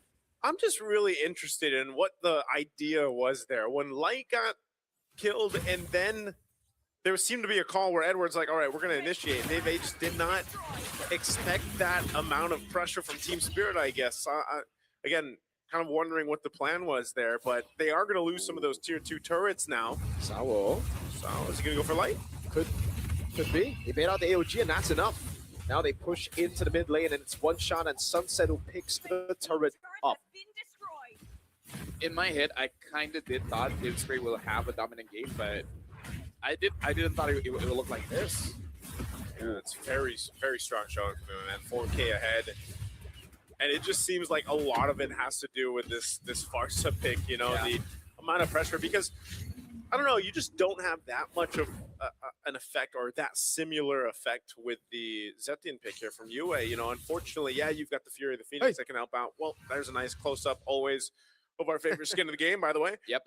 Kid Bomba doing an amazing job on this glue, like we mentioned. And now Hiko picking up the Malefic gun. So, Tsunami Slam locks Light down. Fear of the Phoenix zone now. As I see the Edward jump in and One Shot going to be caught with a Mountain Shotgun and Wolf Ball. AOG out of there. Bomba gets caught. Demon Cat gets a double as Hiko still goes for the damage. Now Blazing Duet from Hiko goes through them all. Flicker in to find Yue. What? Okay, well now. Sunset Lover. Sunset. He's got the feather. Oh, what a cancel by Light! Oh my! And it's Demon Kite with the Traceless in. You just flew blind into a bush you didn't want to go to, man. Farsa cannot see. She can't see. She's actually blind. More accurate Farsa. More accurate, man. No, but I was in the bush. Unlucky. That last fight, by the way, it didn't go their way because they didn't have the Feather Airstrike. That's what I was talking about. Like, the Farsa is such an integral part of this lineup success. I feel like that's going to get clipped. Yeah. Which one? Yeah. Which part? Farsa blindly going into a bush. Yep. More accurate Farsa. More accurate Farsa. Yeah, that's it. And now Lord's up. So with all of that, imagine they just got about 3.5k gold in the hands of Aurora Gaming Philippines. So they're in a much better position now to contest the objective, but you know, still nonetheless it's playing within those timings, those windows that are available to them, and they'll that's part of the game plan. Like I said, just take your time with this Lord take. Yeah, we can definitely see that Aurora, they have the damage, especially coming in from Demon Kite, but also Hiko has shown that he is looking pretty strong at this point. Demon Kite with that Holy Crystal might be able to two-shot Hiko if Hiko is not careful. Yeah. And all the basic attacks hit onto Hiko, but yeah, Aurora Gaming, they have the tools to punish Team Spirit if they put themselves in a very punishable spot. Yeah. Gets a crown though for Hiko. All right. Help. He's got that. That was the question earlier on, but it looks like Aurora's going to go ahead and start this Lord up. They don't have to fully commit to it, though. I think they're just trying to spawn out. Nice little shot there, Hiko. Getting checked at half health, but it's more so just spotting out where Team Spirit is here for Aurora Gaming Philippines while they go ahead and take their time with this. Light does pick up the anti-Karas, but they'll just go for a reset. They don't have the positioning favor they want to. Plus, they've got a nice wave pushing up top that they're going to have to deal with at some point here. This is looking really, really good for Team Spirit. Kiboma does have that flicker, so if he finds an opportunity, he can jump with someone. The question is who? Ideally, you want to get Demon Kite, but if you don't, who's the next target? Wait a second. Oh, they're gonna Go for it. Edward jumps in on 3. That's gonna be Blazing to win with the crown as well. That's a mistimed Unbreakable by Light. Now Asawa jumps in with the Tsunami Slam, gets caught as the Mount comes in as well. Light bursts it out by 1 shot on the Nolan. And that's a turret up top falling. The tier 2 falling to the big slow push built up by Team Spirit. Ooh, that was not the fight they wanted, man. They lost the tier 2 turret. They're going to lose the Lord off of that. That was a fight initiated by Edward. And that's why I was saying this composition is a little bit different just because of the sense of usually they're reacting to Team Spirit. But that time they chose to go. Yeah. And they got punished because the layering wasn't the way they wanted it to be. And once that's gone, especially like we've seen before with the Sora, once that initial crowd control is gone, and then you don't have that follow through, you're kind of just left as a sitting duck to be taken out. Now, honestly, Sora in the late game is a different kind of blast cannon where your initial attack, doesn't matter if it's a setup or the damage, is going to be incredibly strong. But after that, like I said, it's going to be a sitting duck. You're going to die to almost anything. So that's the dangers of using a Sora. They are on the defense. Sao hovering over earlier. Hiko unable to use the wave. Just the mid-base turret taken down for now. Aurora doing a good job at manipulating the waves as well, just holding it in. And this is a comp with really good clear, you know? They have a Zetian, they have a Harith, the Eason Shin doing work as well. Yeah, they've got, so they clear out the Lord. They still got a couple waves to handle, which should be fine with them. They should be able to hold on to these 2 base turrets after losing that mid. Sao not really able to force anything. Oh, the flicker around of the AOGs. A Mind Force used up as well by Domeng, and they are able to clear it out. They know this turret needs to stay alive. That was smart, very, very smart, especially because honestly, Aurora, they have multiple ways to actually cancel out that Feather S-Strike. Yeah. Because it's not just Light, but Yue as well. Because you're not going to be moving, you're going to get stunned up, it's going to cancel out anyway. So Aurora, they really got to make it so that they're patient. You got to see that Feather S-Strike first. And then you answer it. Ooh. Okay, they are doing everything to hold on to this turret. Yeah. They should do it just fine. Like we mentioned, the clear is going to be good. They do hold on to the top 2. They're going to pop the conceal just to force Team Spirit off of this. And that's what I was saying. You know, earlier on, Sao, he didn't have the flicker, but now it's available. If he wanted to start a fight, they could, but they don't want to throw this lead that they have, this advantage against Aurora Gaming Philippines, because you still have to respect what this composition can do, especially in the base, where they have more of a free space to work with and can get the favorable positioning if Team Spirit goes a little bit too far. So it's much better for them to just kind of wait, let that Lord come up in about 30, and then get in position from there. See if they can bait anything out. Sao? Oh, wait. Sao can actually just go Tsunami Slam here, but he doesn't go for it. I thought he was going to flick in Tsunami Slam. Discipline, man. Yep. Right now, for our newer viewers as well, I think it's good to address why Aurora Gaming is using everything that he can to make sure that the bottom turret doesn't get taken down, because the Lord will spawn. It's going to spawn on top. Going up against a Nolan as well as a Claude, there's always that chance, a backdoor, or they would just split you up. So if that tower goes down, if we're going to talk about chess, that's basically a check. Yep. Yeah. And with that, they hold on to it. This is also evolved now for the Lords. It's going to take a little bit longer for Team Spirit to secure it. The Light's already given the information over. Edward handled that wave down bottom the best he can, but he's got to be here a part of this fight. So we'll see how they decide to go and position themselves for this. A Mountain Shocker is going to be used. It's not reset properly. That was a blunder.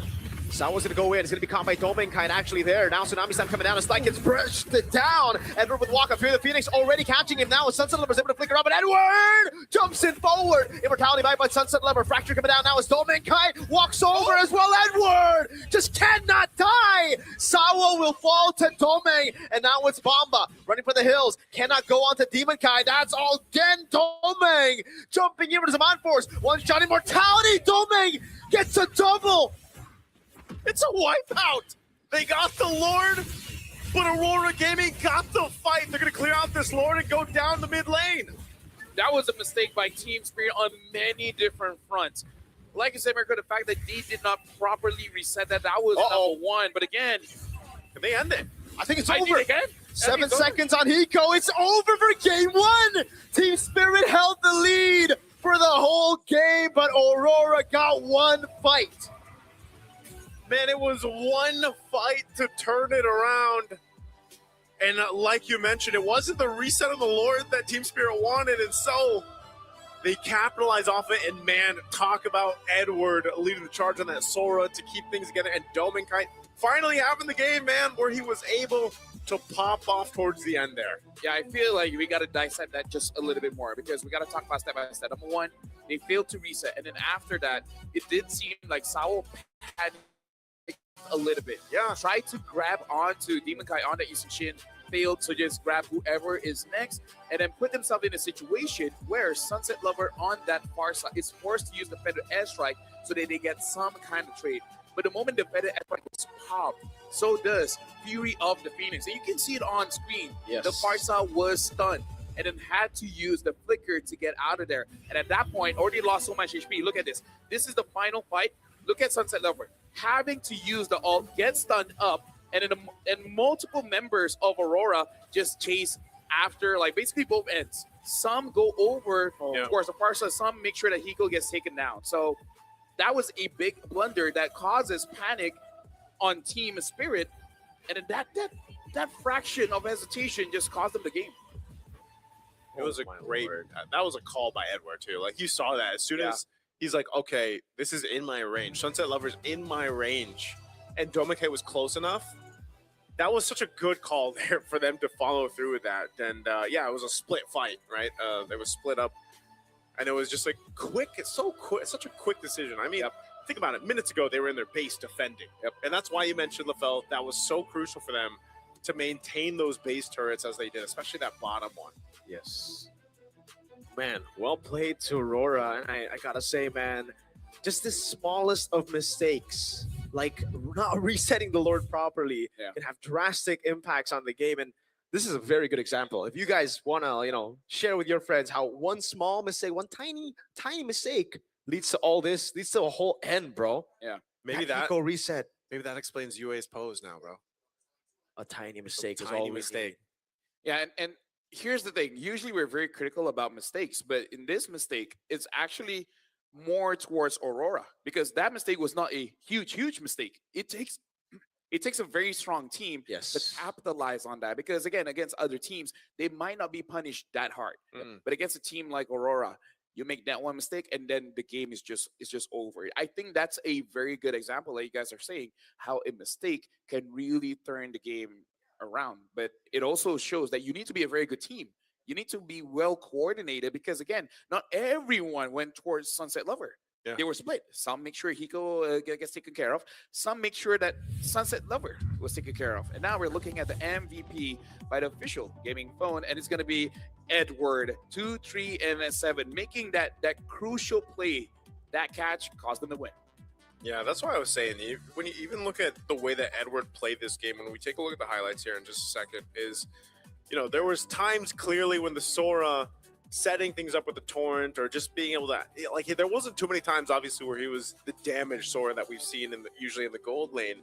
And it was that crowd control, it was that presence to be kind of that front line if he needed to. Because you got to remember, too, how many defensive AOGs Light had to use. So the fact that Edward was on this Sora, which, by the way, was the last pick in the draft, was tanky enough to deal with a lot of this either zoning potential or just kind of starting the fight, allowed this possibility. Because, again, Team Spirit controlled pretty much 3/4 of this game, okay? Aurora Gaming just madly punished Team Spirit's mistake around that Lord. They were defending into the base, and that's one thing we highlighted too. This lineup, this composition allows them to go ahead and clear those lanes and defend in the base for quite a long time. And they bought enough time for them. Again, 5,000 gold difference is not impossible to come back from. Neither is an 8 or 10,000 gold. We've seen that before. And, Sunset Lover had an amazing game on the far side, just like he has in the before. But it was moments like this where he doesn't have the feathered airstrike in this fight that Aurora punished Team Spirit. And I feel like there was very little opportunity for them to do that. But when the opportunity presented itself, dude, they punished Team Spirit when they could. And that's what you mentioned, with a team like this, they will make those punishments when they see the opportunity. Yeah, and here's the thing. As amazing as Sunset Lover is, this is the crush that some of the teams have, right? You win and lose based on that one player. Because we saw one Sunset Lover gets taken down, everyone basically panics. And honestly, understandably so, because they've been winning off of Sunset Lover's plays. And we saw after the game was finished, they were discussing amongst each other. Yeah. And I'm pretty sure that final play was the discussion, because what else are you going to talk about the rest of the game? They did pretty well. The fight that they lost, it was more on Aurora executing well. And I feel like you can, how do I say this? Like, you don't have to be so hard on Sunset Lover going in the bush where the people is there, because sometimes you just don't know. Us as casters, as audience, you can see everyone, but them, they don't see it. So, yeah. For sure. Holding the angle, the hole in the bush light in that position as well. It takes a really, really strong team to punish these small little mistakes. And Aurora are elite, you know, it's just sometimes they have that tendency. Yeah, they didn't here. They did. So They were the opposite here. They were the opposite. Yeah, they need to lose first. Yeah. So they can't be the ones leading. They have to be the ones. Okay. That seems to be the curse to them right now. Like Even for Aurora Turkey earlier. actually. It's the Aurora curse. Yeah, so for Aurora, Don't get ahead. you want to tango, but you want someone else to take the lead first. And then you start spinning them around, and then you show them, like, who's boss. Damn. It's just interesting because, you know, a 20-minute game. This is much longer than our you know, some of the previous games that we've had here. And it was just Aurora has been in that position before where they're on the defensive, you know, they got to clear things out. I think even so, like, how valuable was this Setien pick, for example? You know, now that this is the second time that we've seen it, and I believe still 100% win rate. It fits in a certain composition that works well. And, like, if you think about it, like I said, the Fury of the Phoenix was probably one of the better utilities that comes with it because of that little bit of a stun that you get. And it was just interesting the way that last team fight went. I'm wondering if it probably would have been very different if they actually had the full reset on the Lord. Yeah. And they were able to reset from there. Yeah, I really feel like Zetiana is one of those heroes that can punish mistakes because, again, the Fury of the Phoenix, AoE stun, that's huge, but also that speed up, right? That enables for anyone out of position to be caught. But right now we are going for an interview, I believe, with someone from Aurora. So hopefully Rose can get a lot for us that we can use in the cast. So, Rose, it's your time to shine. Thank you very much to our casters. This is Rose right outside of Aurora, Philippines player room, doing a little bit of a vibe check with Matt, the team manager of Aurora, Philippines. You know, that game was so intense. I felt like everybody was at the edge of their seats, and I'm pretty sure you guys were definitely at the edge of your seats. Tell us, how are you guys reacting inside during the game? During the game, we're going to the series. I think we're confident with this series. However, during the during the game one, there was this situation wherein Team Spirit got the lead. So all of us, even the coaches, even the staff, were like, there's a bit nervous for us because we felt like Team Spirit will snowball for the whole game one. However, when we saw that in the snap of, like, in a blink of an eye, their Team Spirit, all players of the Team Spirit were just like wiped out, and then we're just cheering for the team. Is it like endable or we need to reset, something like that? So we're happy that we won the game one, and it's an advantage for us to get a 1-0 lead going to this series. Definitely. Right now, we are at match point. But how about the players? Were they, like, also shaken up? Did they not expect to win game one, actually? I think they're used to this kind of situation because during the MPL season 17, we're having this, like, same situation. So I'm confident with the players that they are composed, and definitely we trust them in those kind of situations. Oh, that's very cute. They trust each other, which is what a team should do, honestly, right? Now, let's talk about how the players reacted when they found out that they were going to be meeting Team Spirit. Because if we recap, just a few days ago, Team Spirit is coming off from a really good momentum after beating Onyx ID. So, knowing Team Spirit, they're strong. So, I think we're not that too confident with Team Spirit because we know that every teams in this in M7 are really we're a champion team. So we expect that this will be going a hard series against them. So yeah. It's rather expected that everybody has to play their Yeah, best, right, exactly. Matt? Now, let's talk a little bit about something I've heard and all the comments that I've read online. I see that some people are rather harsh to Aurora Philippines in terms of their commentaries and everything. So, as a team, how do you guys deal or even digest the hate that you guys actually receive? Actually, we're kind of like ignoring it, but not that, not considering those criticism, because it's a valid, especially if you're a fan and you're a diehard fan of the team and then you want the team to win. And knowing the previous tournaments, international tournaments, we really fell short as always. So I think this time we just really need to prove them that they can support us even though this it's challenging for us to figure out our identity. So Yes, Aurora, we can see that they are kind of figuring it out Yeah. slowly, although a bit late, but still slowly but surely. And to the people out there, I think that a little bit of constructive criticism is definitely okay, but we do remember that players are also humans with feelings. And as much as players do want to kind of ignore this, sometimes it does get to them, no? yeah. Now let's talk about something that lifts up the team naman, right? In Aurora, there's players. Which player is the most happy-go-lucky kind of guy? It will be Light, because Light has a lot of like banters, jokes, and then he always like uplifts the team, even though we're not happy with the result of the scrims or the result of the game. So sometimes I think Light is the most like happy guy inside the team. Yeah. He's really the light of Really the team. light of the team. Yeah. What does he usually say? Example, what does he say? Like example, they're sad. Okay, guy. Like for example, what happened earlier against Turkey and Falcons. Yes. He mentioned to us, okay, see you Falcons, something like that. So we're kind of, hey, bro, don't throw that kind of joke. So yeah. Oh, so he was kind of saying like, okay, see you in the 2-2 bracket, Yeah, that kind exactly, of thing. that kind of Oh thing, my exactly, goodness, Light is definitely very, very silly. You know what, Matt? If you could say anything to the Filipinos, maybe ask for their support, or don't stop supporting the Filipino representatives in the M7. Anything you want to say to them? Thank you for those Filipino fans, and then for those Aurora fans who still supporting us, even though we're not bringing the trophy as always. But hopefully this M series we get the win or the championship for you guys. So How about to your boys? Anything you want to say to them? for the guys and for the coaches, just do what you're always doing outside and inside the game. Especially, I know we always saw the hard work.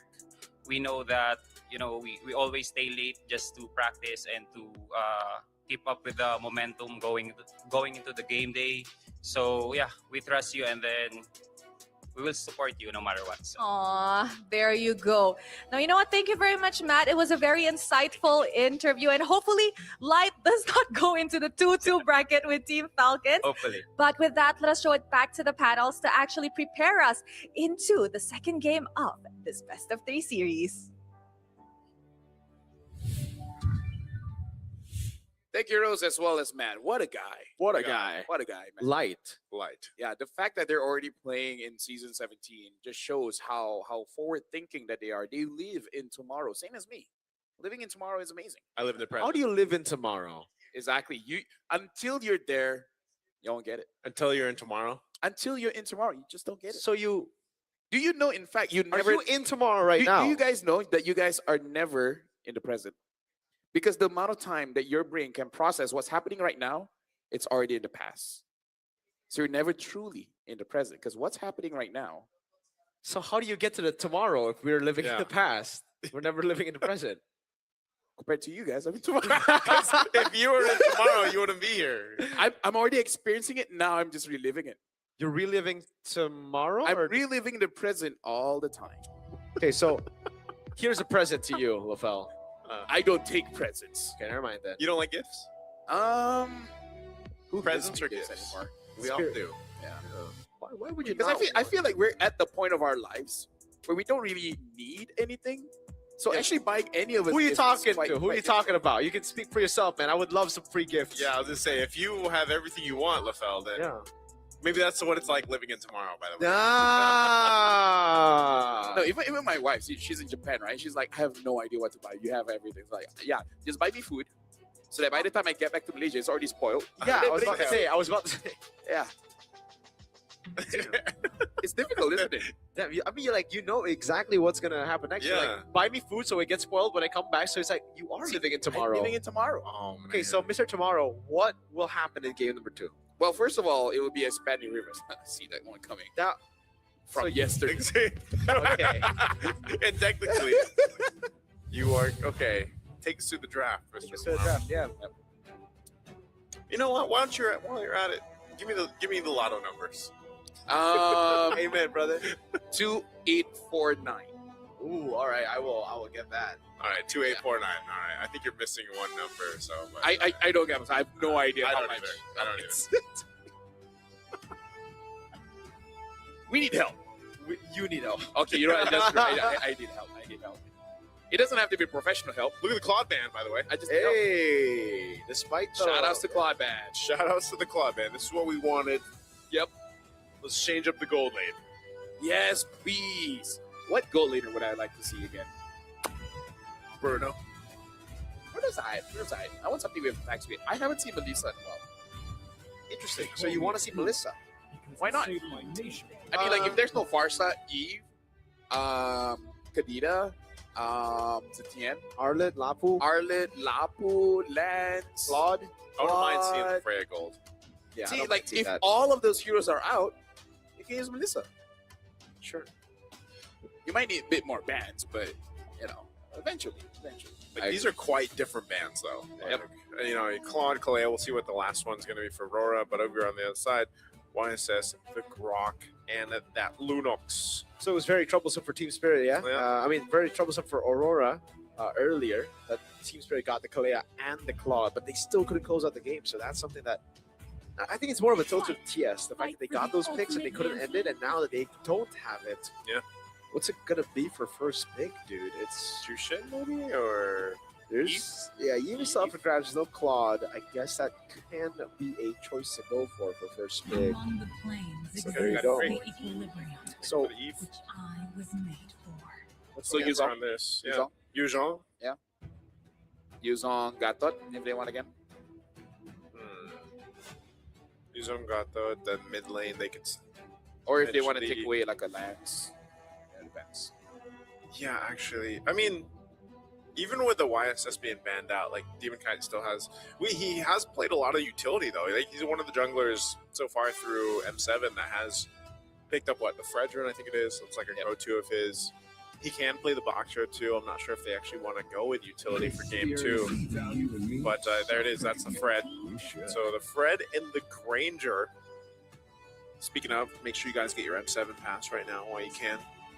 So there you go. When the Claude isn't open, the This game gets interesting. The Granger gets game gets interesting as number 1, but the Granger becomes that much prio because we saw the same approach of Team Spirit, right? Yep. Team Spirit against Onyx, it was first pick something, I forgot, but then Team Spirit answered with Granger and Cho. So at least Team Spirit will be able to get on the Cho.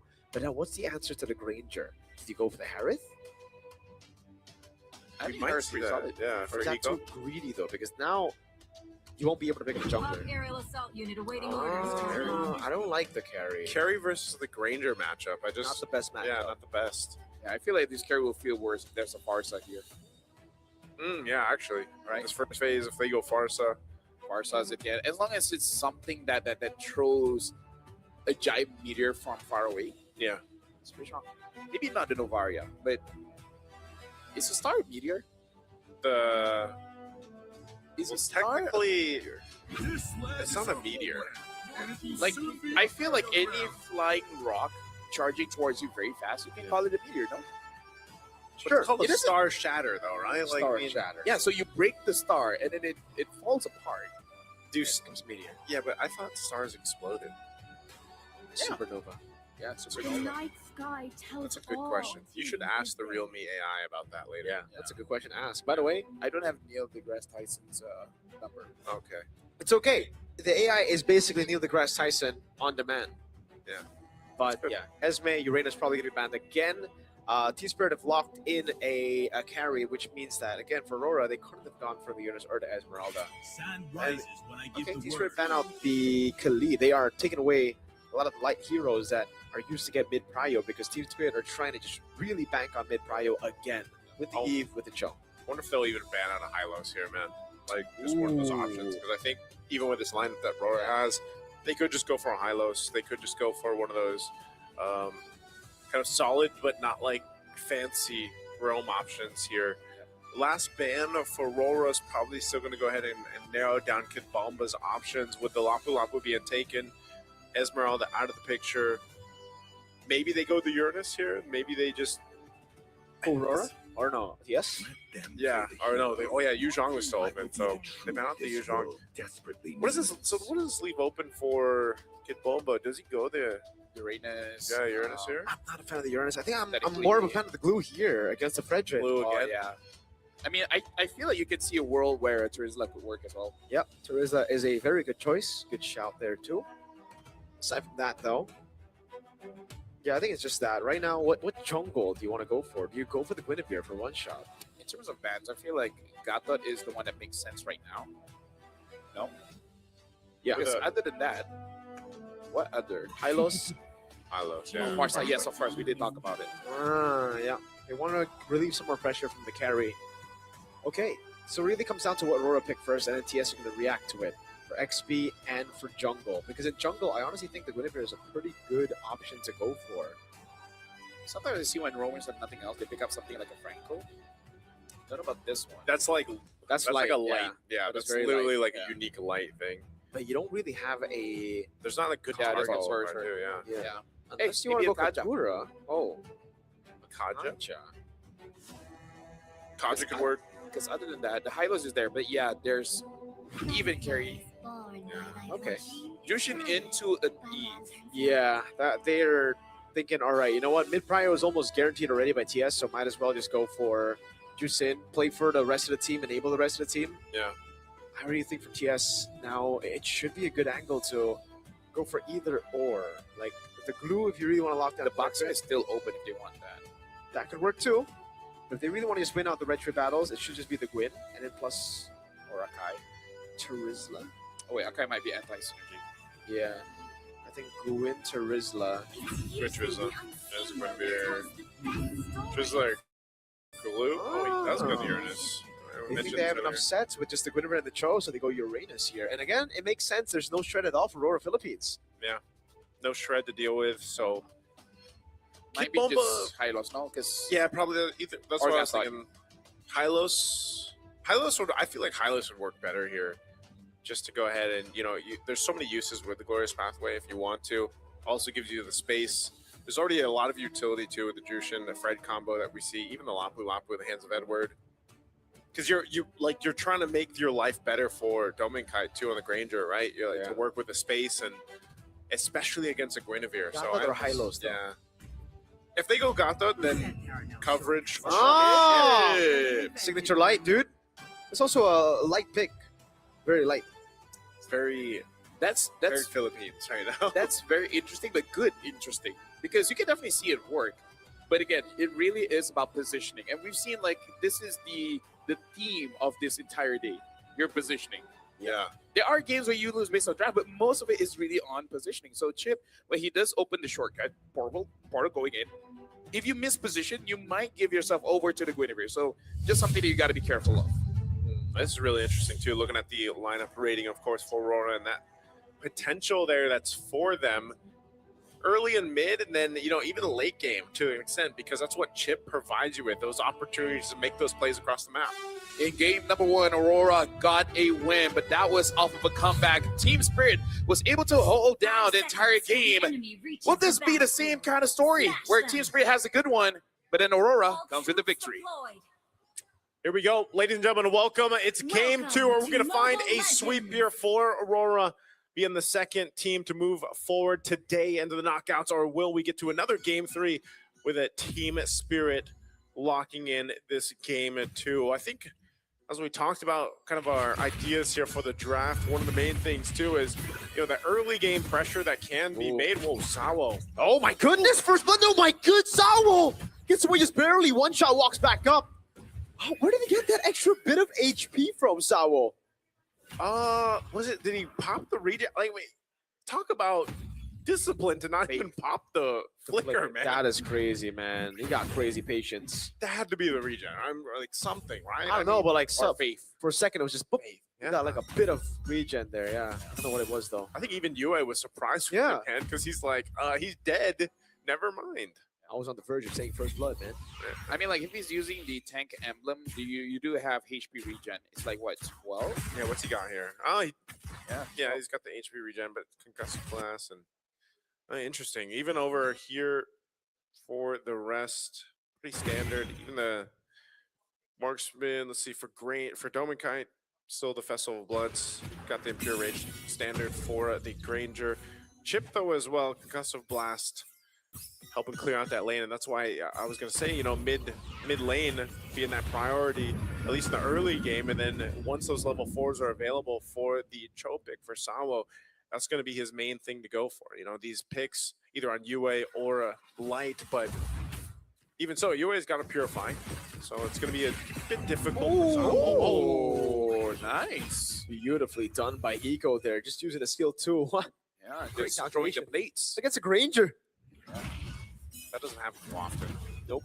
Sawo, this is Ikudo, will be picked up by Lancer Flare. Demonkai goes for the top, but now the RWM locks him down in the back. Sawo jumps in with the Cruiser Beacon, comes around, and Bomba gets first blood on Edward. Now it's Purify used up. Kundo and a double for the big Bomba. One shot, trying to go for more there, but won't be able to find it. Bomba again just being a nuisance on Uranus. Yeah, I don't know if that's worth it in the early game. Later on, it would be good for you to go for a flank and stop Sunset Lover. I kind of feel like it would be better, instead of trying to get Sunset Lover, get a tank like Sawo or Kip Bomba and then dropping on him. But yeah, I don't know. In the early game, I think it's not that relevant just yet. I feel like around 8 minutes, that's when you can see more flanks coming in from Yue. Yeah, not only that too, but just the fact that now Kid Bomba's got the early kills, a double. Obviously in the lane, it's going to work really well for him, but that's something they're going to want to watch out for in the next objective fight. And so now this is what I was talking about. Level 4 is available for Sawo. See if he sets things up. Aurora Gaming, on the other hand, too, Light could choose to go ahead and now start to punish with a shortcut. But even so, based on like the power spikes that can happen here with Aurora's lineup, they need that time to go ahead and build up. And then even if you drop down the shortcut, you have to watch out for that setup potential with a Guinevere, for example, and fighting into that. So pretty standard. And it's going to be somewhat slow from Aurora Gaming until they get to those power spikes. Yeah, because that's really the question with their lineup here. When will they have enough items? Dominica already has the Sky Piercer, but everyone else, there's really no damage item. Good MR coming in for Frederick here in Demonkite. Once they have items, they can go for a pick, but yeah, it's really on when. And who? Yeah, that's the hard part about it. I think it's just kind of like how we mentioned back in game 1. Aurora Gaming is more so in that line of, let me just react to what Team Spirit's doing. Here's a setup. Great spatial migration into the Valor Requiem. Light gets kicked as well. Sunset Lover picking up the kill there. Now that was a bit personal. That was. Like, was this necessary? No. Am I glad I did it? Yes. It's for earlier, I guess. Yeah. Sawo able to go for that. Now, again, as I was saying, it's just going to be kind of a decision for Aurora Gaming to go ahead and wait, let Dominkite scale up, get to this point on this Granger that he needs to, because they don't have that much damage, even if they force a fight here just yet. With second turtle coming up, expanding rivers being open, they're going to get in position now. So fighting around this second turtle, Team Spirit, after getting that first one, Rora wants to grab themselves this objective, and this is going to be a full-on team fight. Yeah, it's just that Rora has to be careful of one-shot's positioning, because they could get caught, and then Team Spirit is like, yeah, we're just here for the fight. Okay, Demonkite holding on to the turtle. Both XP laners still in bottom lane, not going to be rotating here just because the shortcut is available for Light. One shot. For the angle to go for the spatial migration. We'll be able to find it here very closely. Follows through Light. Jumps in now. Able to find a spatial migration. The Valor Requiem, and the combo comes through. And they'll be able to find Demonkite. But Sawo gets taken out as well. Bomba rotating through. Sunset going to be caught here. That's Edward with a flicker in. That's UN picking up a kill over. Bomba still in the midst of it all. Doing so much damage. Picked up, thrown back. Doming there. Gets the Sky Piercer stack. And it's 20 on the board for the Granger. And Edward will do it again, catching out one of the members right on that same part of the jungle. Coming through in the shortcut, they chose to fight, they chose to go for it, and they got the objective off of it. I gotta say that must be infuriating for Yeah. Kibomba, because if he can get that kill onto Dominkai, even if he dies, he's resetting the Sky Piercer, but instead he gave more over. That's something that you will find tilting going up against a Granger, where you're trying to deny, ended up you doing the exact opposite, you actually give it more. Yeah, and with this, Edward's going to go ahead, take out this turret. Not much that Kid Bulba can do about it. He tries to get that last minion out, but unfortunately. And so with that, that's what you mentioned. Here we are. Dominkite, 2 kills up. He's got that Sky Piercer earlier on, so he's already got those stacks. 1,000 up on Hiko as well, like we expected, because again, this is not the matchup that you really want as a carry against the Granger. So Hiko's going to have to go ahead and try to catch up with only a Corrosive Scythe for him. And if you look at the last team fighting around the objectives, again, Sao was kind of, and this is what we see with the Cho picks right now, man. Like, it's kind of difficult for them to get the angles or the kicks that they want to, and even if they put themselves in a position to, they're usually at half health by the time they get the kickoff, and then you're kind of just taken out here. Spatial migration about Requiem again, a combo, but Hiko's unable to take him now. It's just going to be one shot. There's a Sky Piercer, again gets picked up by Dominkite. Mamba takes a shortcut, but it's a 1-for-1. And I'll say, even though it's jungle for Rome, it's good for Aurora because Doming got the stack again. Yeah. Honestly, there's no great hold on, Kibomba. 1v1. A few slices there, oh my goodness. Domain, can he find a lot more? The shots coming now. One shot. Violet Requiem stunned up there. CC Mew. Oh my god. Survived for so long. Finally gets shut down. But now it's Bomba thrown back to the fray. Edward going in, slicing, and Dyson won't be able to get him down.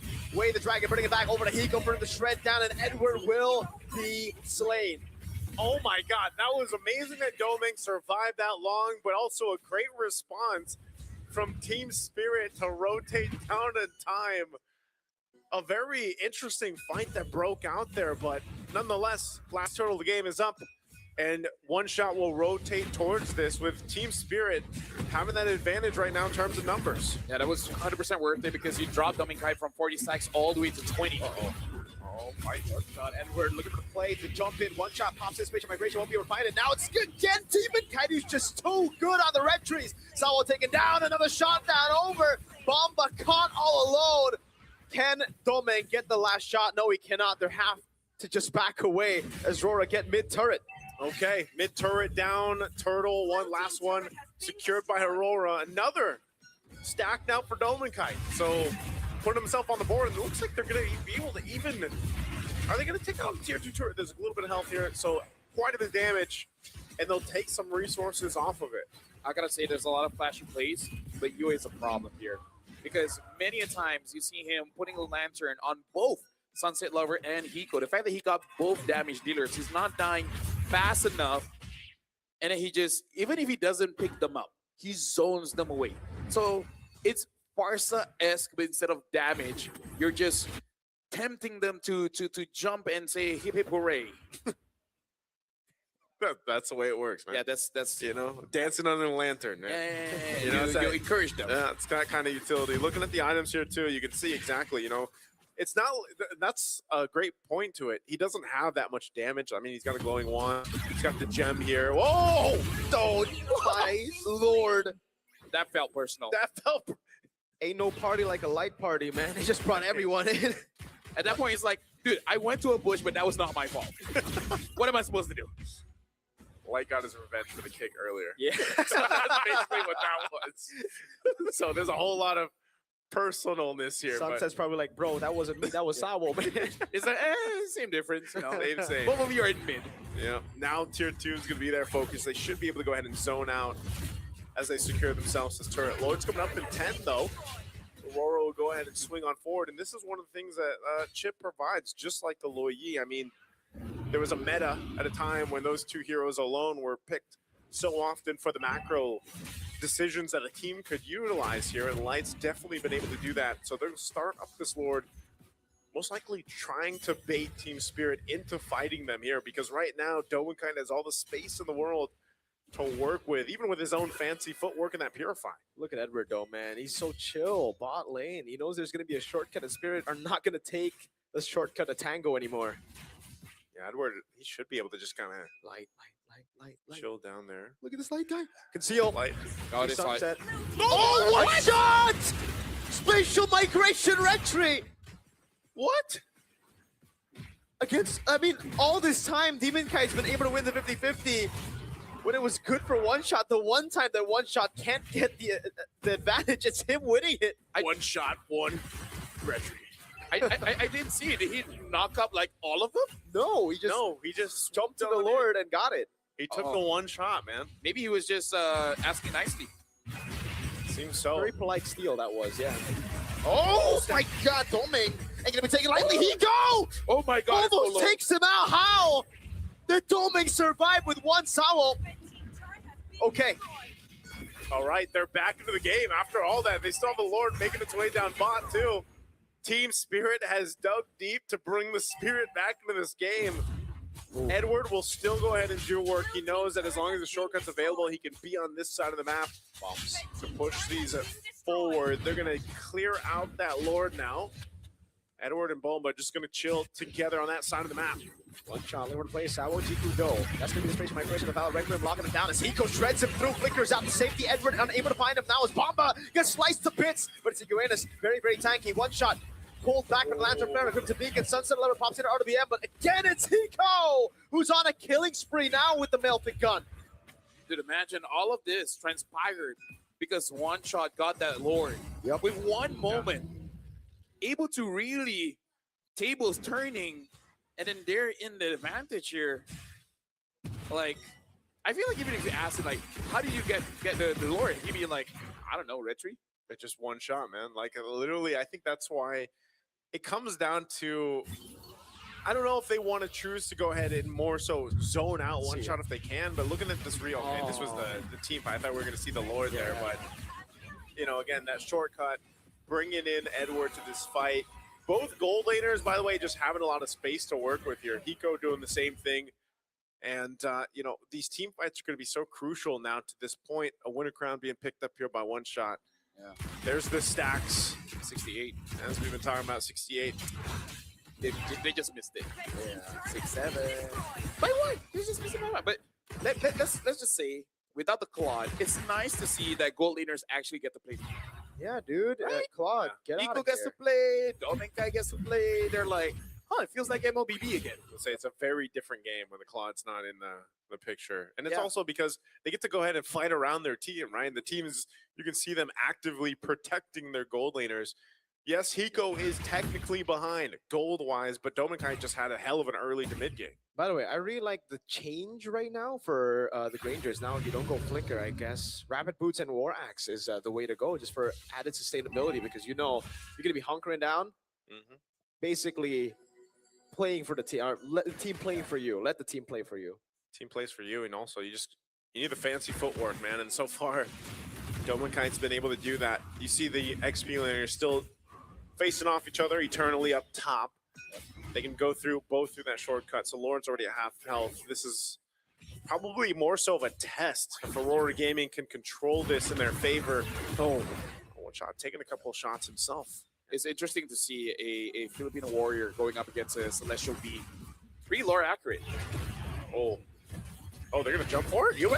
On Yue, he has Purify. Oh my God, he pulls one shot back into one shot at Doming.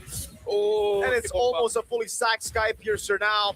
Bomba looking for the play. No retribution on board. Edward going to be shredded down there by Hiko as he goes in, but Life walks up.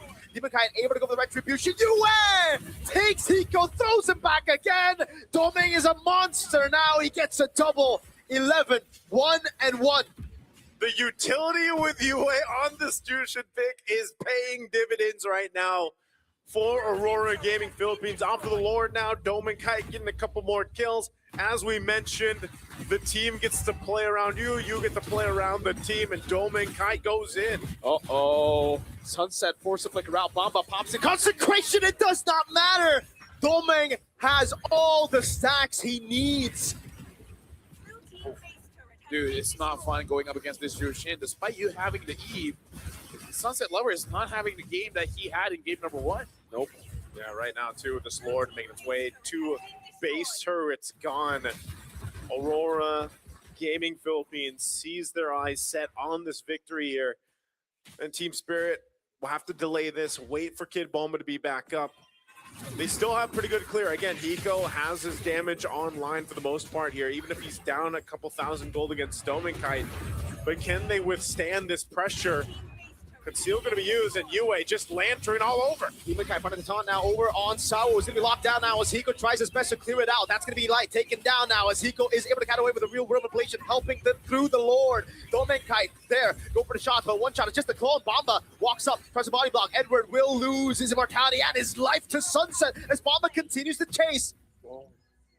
They defend. They do it successfully.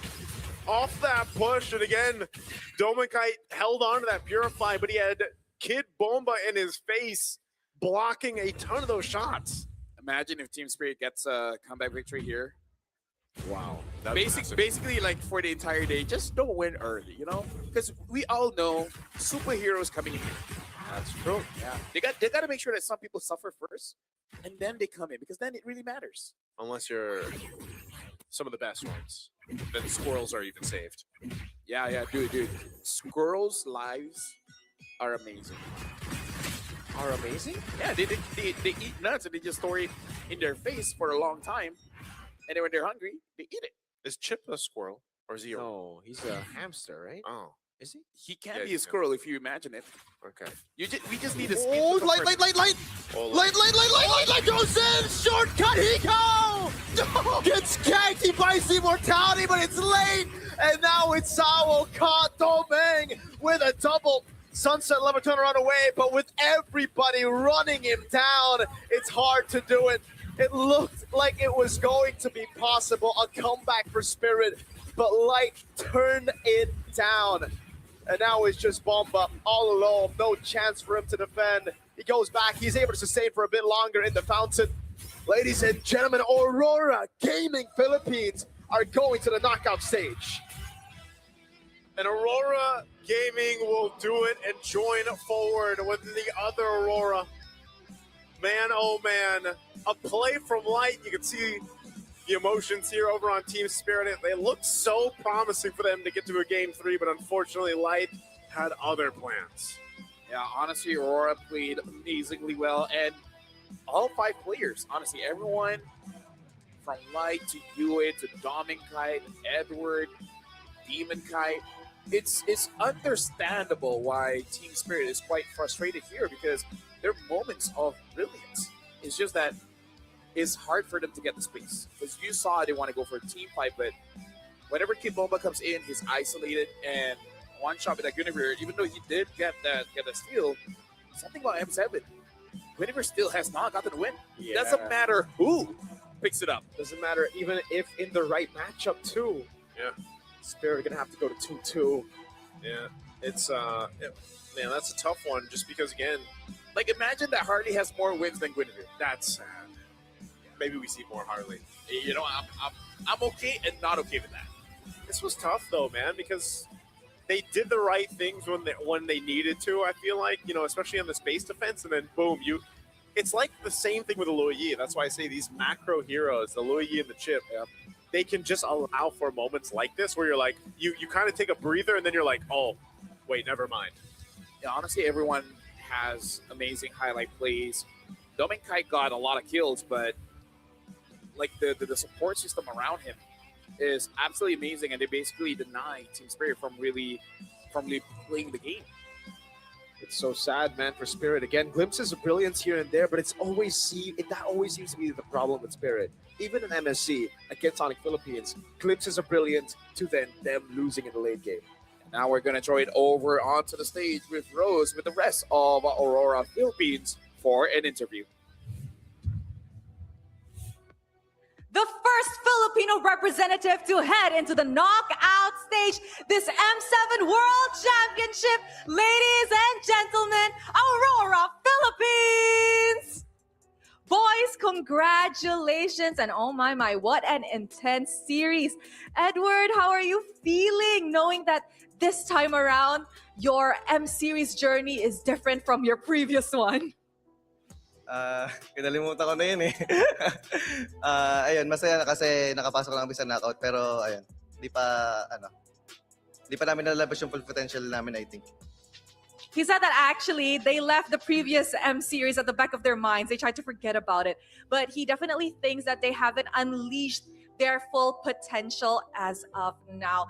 I hope that we get to see that full potential of Aurora Philippines in the upcoming knockout stages. And of course, Yue. Yue, we know that last year was quite shaky for Aurora in the international tournaments as well. What was the biggest lesson that you guys have actually learned, which you guys could apply to your journey this time in M7?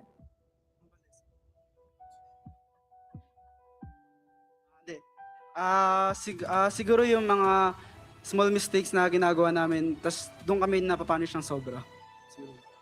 They've learned their lessons from actually committing those small, minuscule mistakes in game that leads to the opponent punishing their overextension, perhaps their lack of discipline and their lack of communication.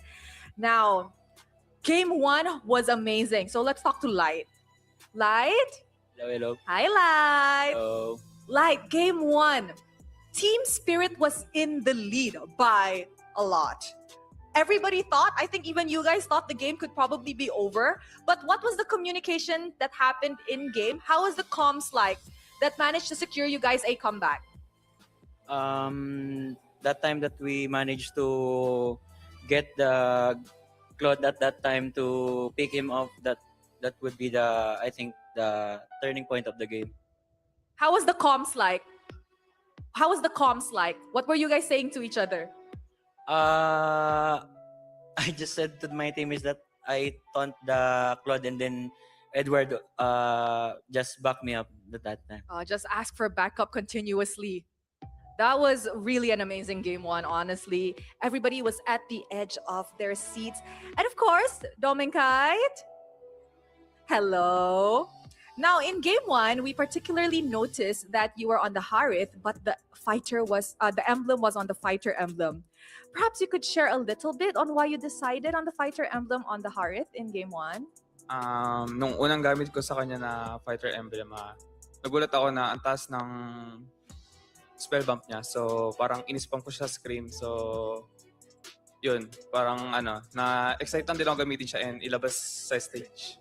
I see. He said that when he actually first tried playing Harith with the fighter emblem, he realized that the spell vamp was actually rather high, which is why he spammed it in screams and got kind of excited to play it on stage today. And of course, Demonkite, you guys are kind of on a roll, quite consistent so far this M Series Swiss stage. Heading into the knockout stage, how confident are you that Aurora Philippines will actually do an amazing job and an amazing run this season? Papunta na ako stage, confident lang talaga ako sa team ko na magpe-perform kami ng maganda. Tsaka, sobrang tiwala ko lang sa kanila para maging smooth lang yung M7 namin. He really has full trust and full confidence in the team that their M7 run will be smoother this time around. Demonkite, on a scale of 1 to 10, the confidence level? 10. 10 out of 10. That is what we like to hear. And boys, anybody, perhaps a message to the fans and the Filipinos who are supporting you guys in this journey?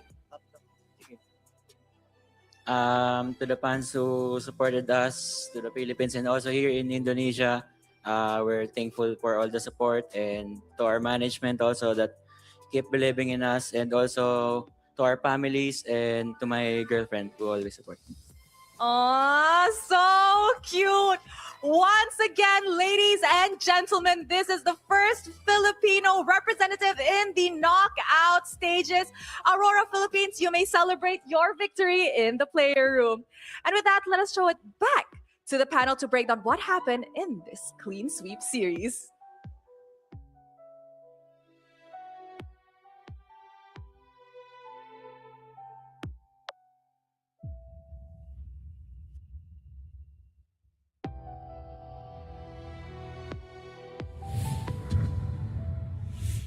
Thank you very much, Rose. And again, congratulations to Aurora Philippines. It's a good thing that Rose hold on there, making sure that she doesn't catch out a shot. But yeah, either ways, amazing performance. And yeah, even I didn't think about that. First Filipino representative Yeah, to go to the knockout stage. that's crazy. That's Crazy. Yeah. We might have What a guy. 2 today, right? Like TLP Yeah. versus Young on Galacticos is going to be a fun one later. It's today. kind of like schematics. Schematics. Not the right word, but let's move on. I was gonna say semantics. Oh, semantics, Semantics. but I don't think it'd be semantics either. Yeah. But we Move on. can move on. Yeah. Again, congratulations to them. I like that. They have confidence level of 10. Even hearing I don't know. Even seeing the shot of Coach Dexter and MTB, they had smiles on their face because they've made it now. Moving forward to the knockouts, you can see the MVP here. My Of course, goat. It's gonna be Light, your goat XBTR, by the way. Yes, sir. Thank you. I've learned Memorized it, it. man. I've memorized it. But yeah, it was that light play, man. It was the Hail Mary play at the end. I mean, they probably didn't even necessarily need that. They just saw the opening. Hiko was there. The team was split up, by the way. Team Spirit was just kind of not in the positioning that was should have been, and they punished it. So for 2 games in a row, Aurora saw a window of opportunity. They took it and they won the game. By the way, Chip doesn't look like a hamster. Yeah, those legs. Yeah, it's more like a feline leg. But I can see it being like a raccoon. Wait, not even a raccoon. Raccoon usually has that mass. Yeah. Could just be a dog. A dog? I don't think Chip is a dog. don't Well, think we'll he's a see dog. what he is in the lore. I mean, the feet looks like it. I guess. But this is just so sad, right? I mean, what a steal by One Shot, though. What a steal indeed. Like, come on, guys. That was a good steal into this play. They got Edward too, but he just couldn't get past a fully stacked up domain, dude. There was just no space, honestly, for a Team Spirit. Again, like, they were in a bad position that was forced by Aurora. I just want to say I looked up on the Real Me. All right, go ahead. AI Real Me. He's a genetically enhanced fox. Huh? So I'm Wait, not that far Chip off. is- What does the fox say? Wait, Chip is a fox? Yeah. See, like, what? Not that far off from a dog, no? He's a genetically enhanced laid back fox. Laid back. He's laid back, brother. That's why I like chips, man. So, thank if you, you like- Real Me AI. Thank you, Real Me. See, AI. this is why you guys need to watch us. We give you more information than you really need. Yeah. And are you guys knowledge haters? No. You guys love knowledge. Knowledge. I mean, if you this is watch, so and look at sad. this. Look at him. That is exactly like a fox would move. Yeah, 100%. So now when you play Chip, you Yeah. say, "What does the fox Wait, say?" can Chip actually walk, or is he like disabled? he's- Does he wear an No, is that he's genetically laid back. Yeah, he's laid no? back. But what about his thing? His thing, like he has. It's he's not- floating. It's floating. He is so like. Can he not walk, or does Have you want to seen just use it? Is he X-Men? lazy, or does he need it? Yeah, he's kind of like, yeah, I Right, know where you're going. like Xavier, right? Xavier. He's kind of No, like but Professor Xavier. X is disabled. Like, is Chip disabled, or No, does he's he? just laid back. He's- That's why okay. he's eating He's chips. not lazy. He's laid back. Yeah, not lazy, laid back. He can walk if he wants, So he doesn't need. but it. Yeah. He doesn't need like but Professor X. his skill said, "Why walk?" Right? No, take a shortcut Exactly. because he's It's laid back. it's in the name of the ability. He should get. They should have designed him fatter because someone who just lays back all the time. No. He's genetically designed, so he is how do I say this? The correct weight for him to use that vehicle. And that's why it's a circle. Exactly, and it's fuel efficient. Yeah. It could be electric. I don't know, but you have to assume Yeah, he cares about the environment. you would think. But foxes, man, does foxes really care about the environment? No. This one does. Well, hey, Yep. he is chips. Is chips good for the environment? I think The it's. question is, what kind of chips is he Yeah. eating? That's true. Probably something with nitrogen. Huh? Why nitrogen? Why not? He is a genetically enhanced, laid-back fox. This is what you did, nice. I know. Take responsibility. This is what you did. Hey, let's go back to the game here. 17:55. Normal food He's gonna does stick on it. not He's gonna work stick on for it. chips. This is what you did, nice. This is what I did to LaFell. LaFell, I'm sorry. Hey, you guys need the LaFell experience, in case you guys don't feel it again. How is your M7 How is it thing always upside like, down, upside down, bro? I live in tomorrow, so it's always in vertigo. Okay. Also, another word, Yeah. which is a disease, not disease, a sickness. Vertigo? Yeah. Yeah, It's a condition. Yeah, speaking of, you know what? Y'all like money. Who does? They love money. I'm pretty sure you there's 8 billion people in the world. There's 8 now, not 7? Nah, I believe it's close to. Well, it's close I thought to. it was like 8. 6 or 7 billion. It's about 7 something billion, but no, it's you can 8. round up. You can round up. Okay, we have to check because some people did. Either ways, download Fairy Games, play MLBB 1v1. I can say that on stream. Win up to $20,000. Wow. You guys just download Fairy Games on the App Store or the Google Play Store. Play MLBB 1v1 and then submit your best personal score and win up to $20,000 and many more prizes from the app. That seems great. Be sad right about now. Yeah. But there's more. There's more because we got Magic Chess Go-Go World Championship is here. This is the first World Championship of Magic Chess Go-Go. Started on the January 10th and 11th. That was the group stage, and the semifinals will see fierce competition on January 25. The grand finals will take place at the M7 Carnival. Please follow the official channels to get the latest information. And let's win this. Who will win the first at Chess Go-Go Worlds? Whoa. Hey, that's V. That's V. That's V. There's also a new skin. Really? A new skin, but you have to play. My Magic Chess Go-Go is a Yuzong. Yuzong skin from now to February 8th. Reach level 45 in Go 1, which is their pass. Pass to unlock Yuzong Emerald Dragon for free. I got that. And then purge the Go 1 pass to instantly unlock Yuzong's Go 1 semantics. Dragon's Shade and reach level 75 to unlock Yuzong's Prime Skin Cosmic Dragon, which is kind of like Team Spirit. Wait, so there's Spirit. Dragon, Cosmic Dragon. Nope, you don't want Cosmic Dragon. Cosmic Dragon. I'll do it myself. Okay, let him Cosmic do it. Dragon. There it is. Cosmic Dragon. Hey, do you have that already, Magic Chess Man? Yes, I do. Okay. Yeah, there you go. My name is Lofel Magic Chessman, and this is Mirko. That's nice. Congrats to Aurora Philippines. Team Spirit, they will have an opportunity to fight again. We're going for a break, but when we return, it's Yangon Galacticos going up against Team Liquid Philippines. We'll see you guys then.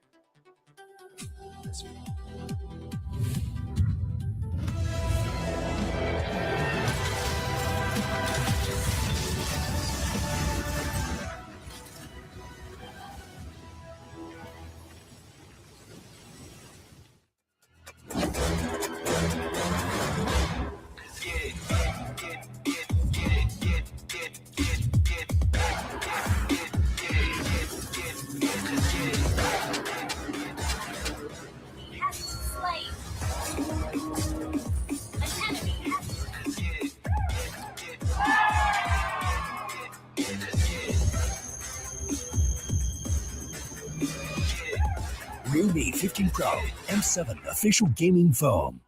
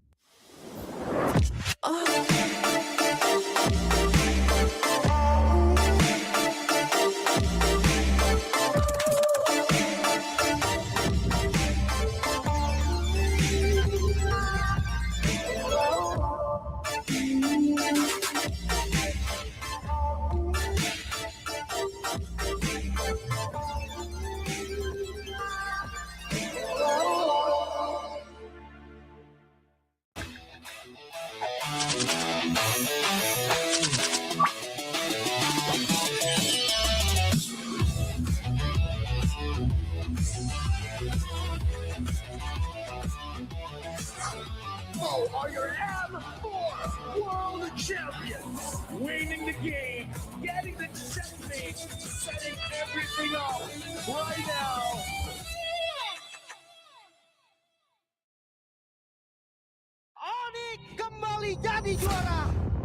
Are going to the M7 World Championship. Let's go.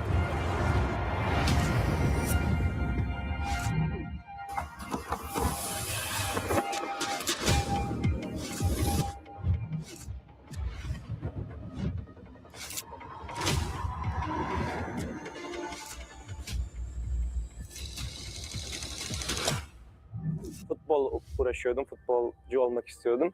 Ama pandemi girdikten sonra futbola ara verdim. Birazcık da Mobile Legends oynamaya başladım o zamanlar yani yaklaşık. Que nosotros empezamos desde la MDL, la ganamos, después subimos a la MPL, también la ganamos y ahora estamos en el Mundial y también esperamos ganar.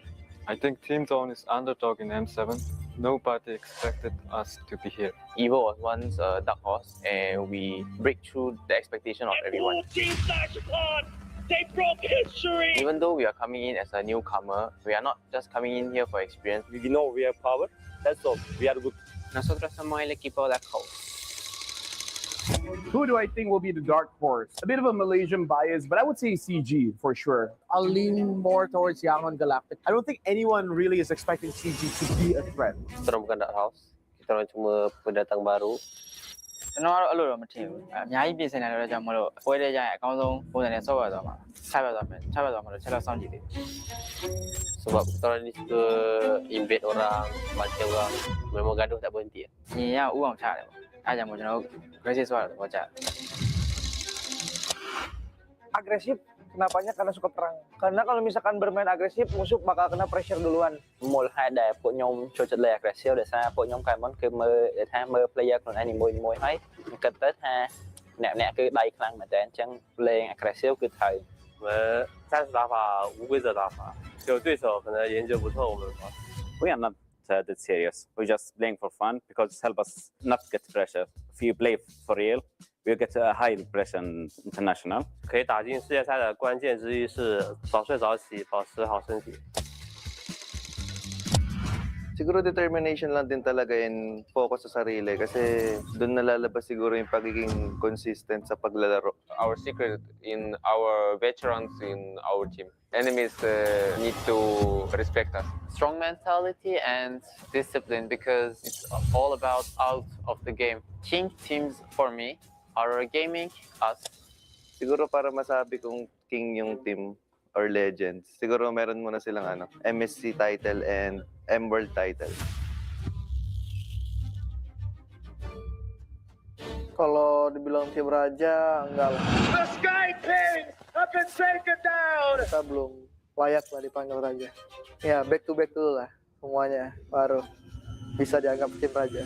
Tingin ko isa kami sa mga king teams kasi sobrang dami na namin pinanalo na tournaments and sobrang dami na namin na-achieve ng magkakasama. Sa tingin ko kapag na-achieve na namin yung Golden Road, hindi na siguro king team yung tawag sa amin, siguro mas angat pa doon. I think we are because based on the recent tournament in NSC we are the top 2. If we win, we already show everyone that we have the potential to become more than a king. Let's do it for Malaysia. I will redeem Indonesia. I will complete the Golden Road.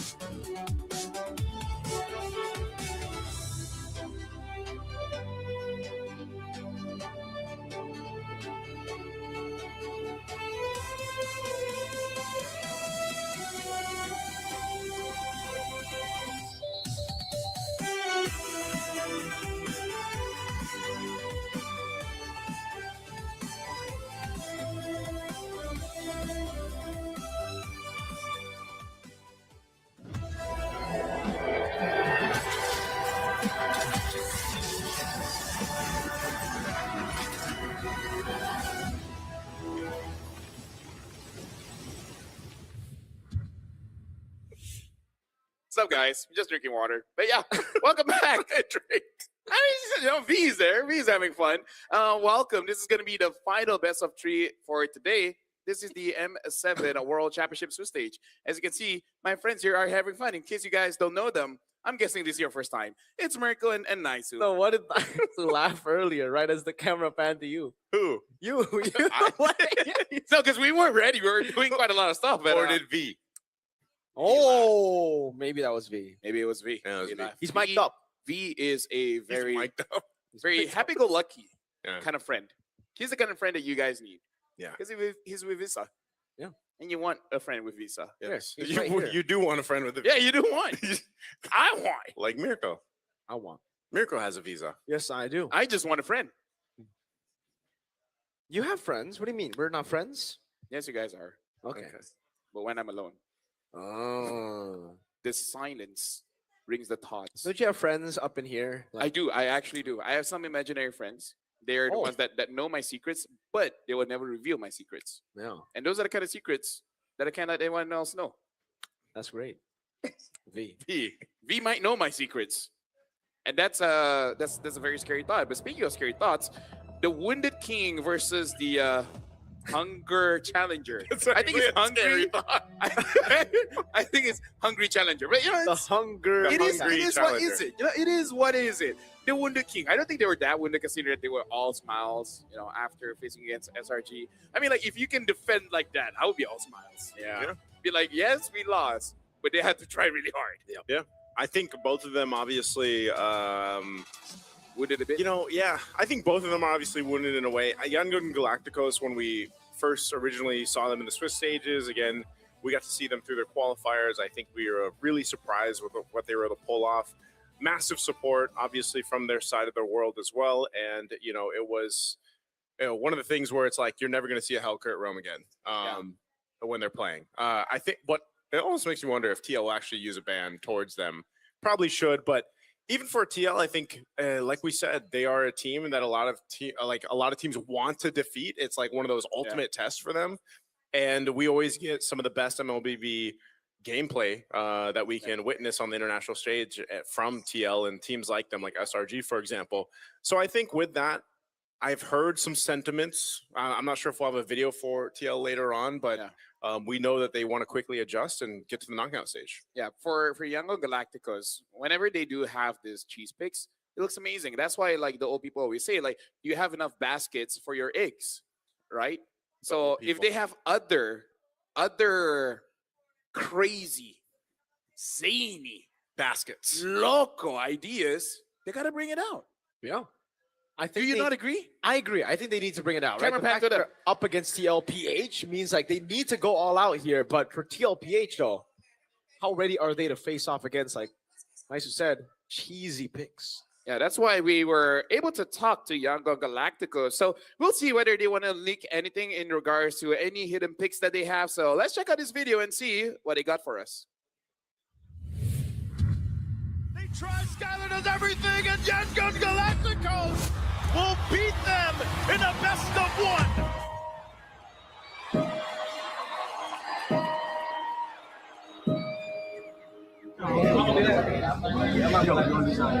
Boy, we wanted to man. You know, I am me by you call it. You know, go for it. Yo, so come on, you go for it. I am pure. I pure bad. Bobby. မဝင်ကနေဝင်ကနေအချိန်မှာဆိုရှင် AS ကိုလက်မခံဘူးဗျာ။လက်မခံနေပြီးတော့မှကျွန်တော်MSS season 1မှာ runner ရပြီးတော့ season 2မှာ champion ရတော့သူတို့နည်းနည်းလက်ခံလာပြီးလက်ခံပေးလိုက်ရောလက်ခံပေးတာအခု Ammo champion မှာဆိုရင်အခုဆိုသူတို့အားပေးနေကြတယ်ပဲကျွန်တော်ကနေပြီးတော့နောက်နှစ်ဆောက်ဖို့တက်တယ်သူတို့လက်ခံပေးလာမယ်လို့ကျွန်တော်ထင်နေဗျာ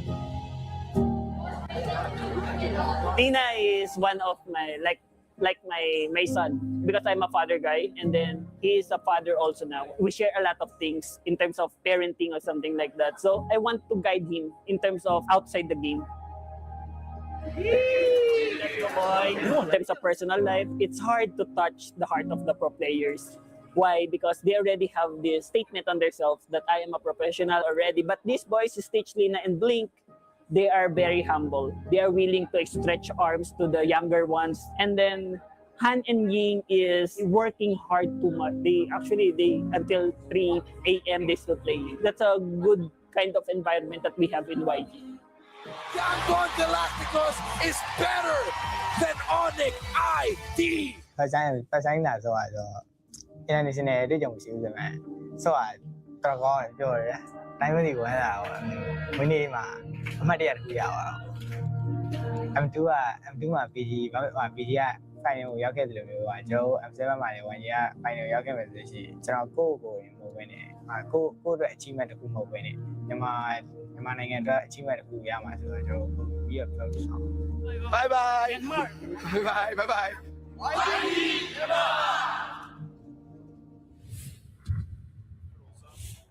Hey, that was actually very emotional. Shout outs That to was heartwarming. Shout outs to Coach Marv. Yeah, their journey wasn't easy.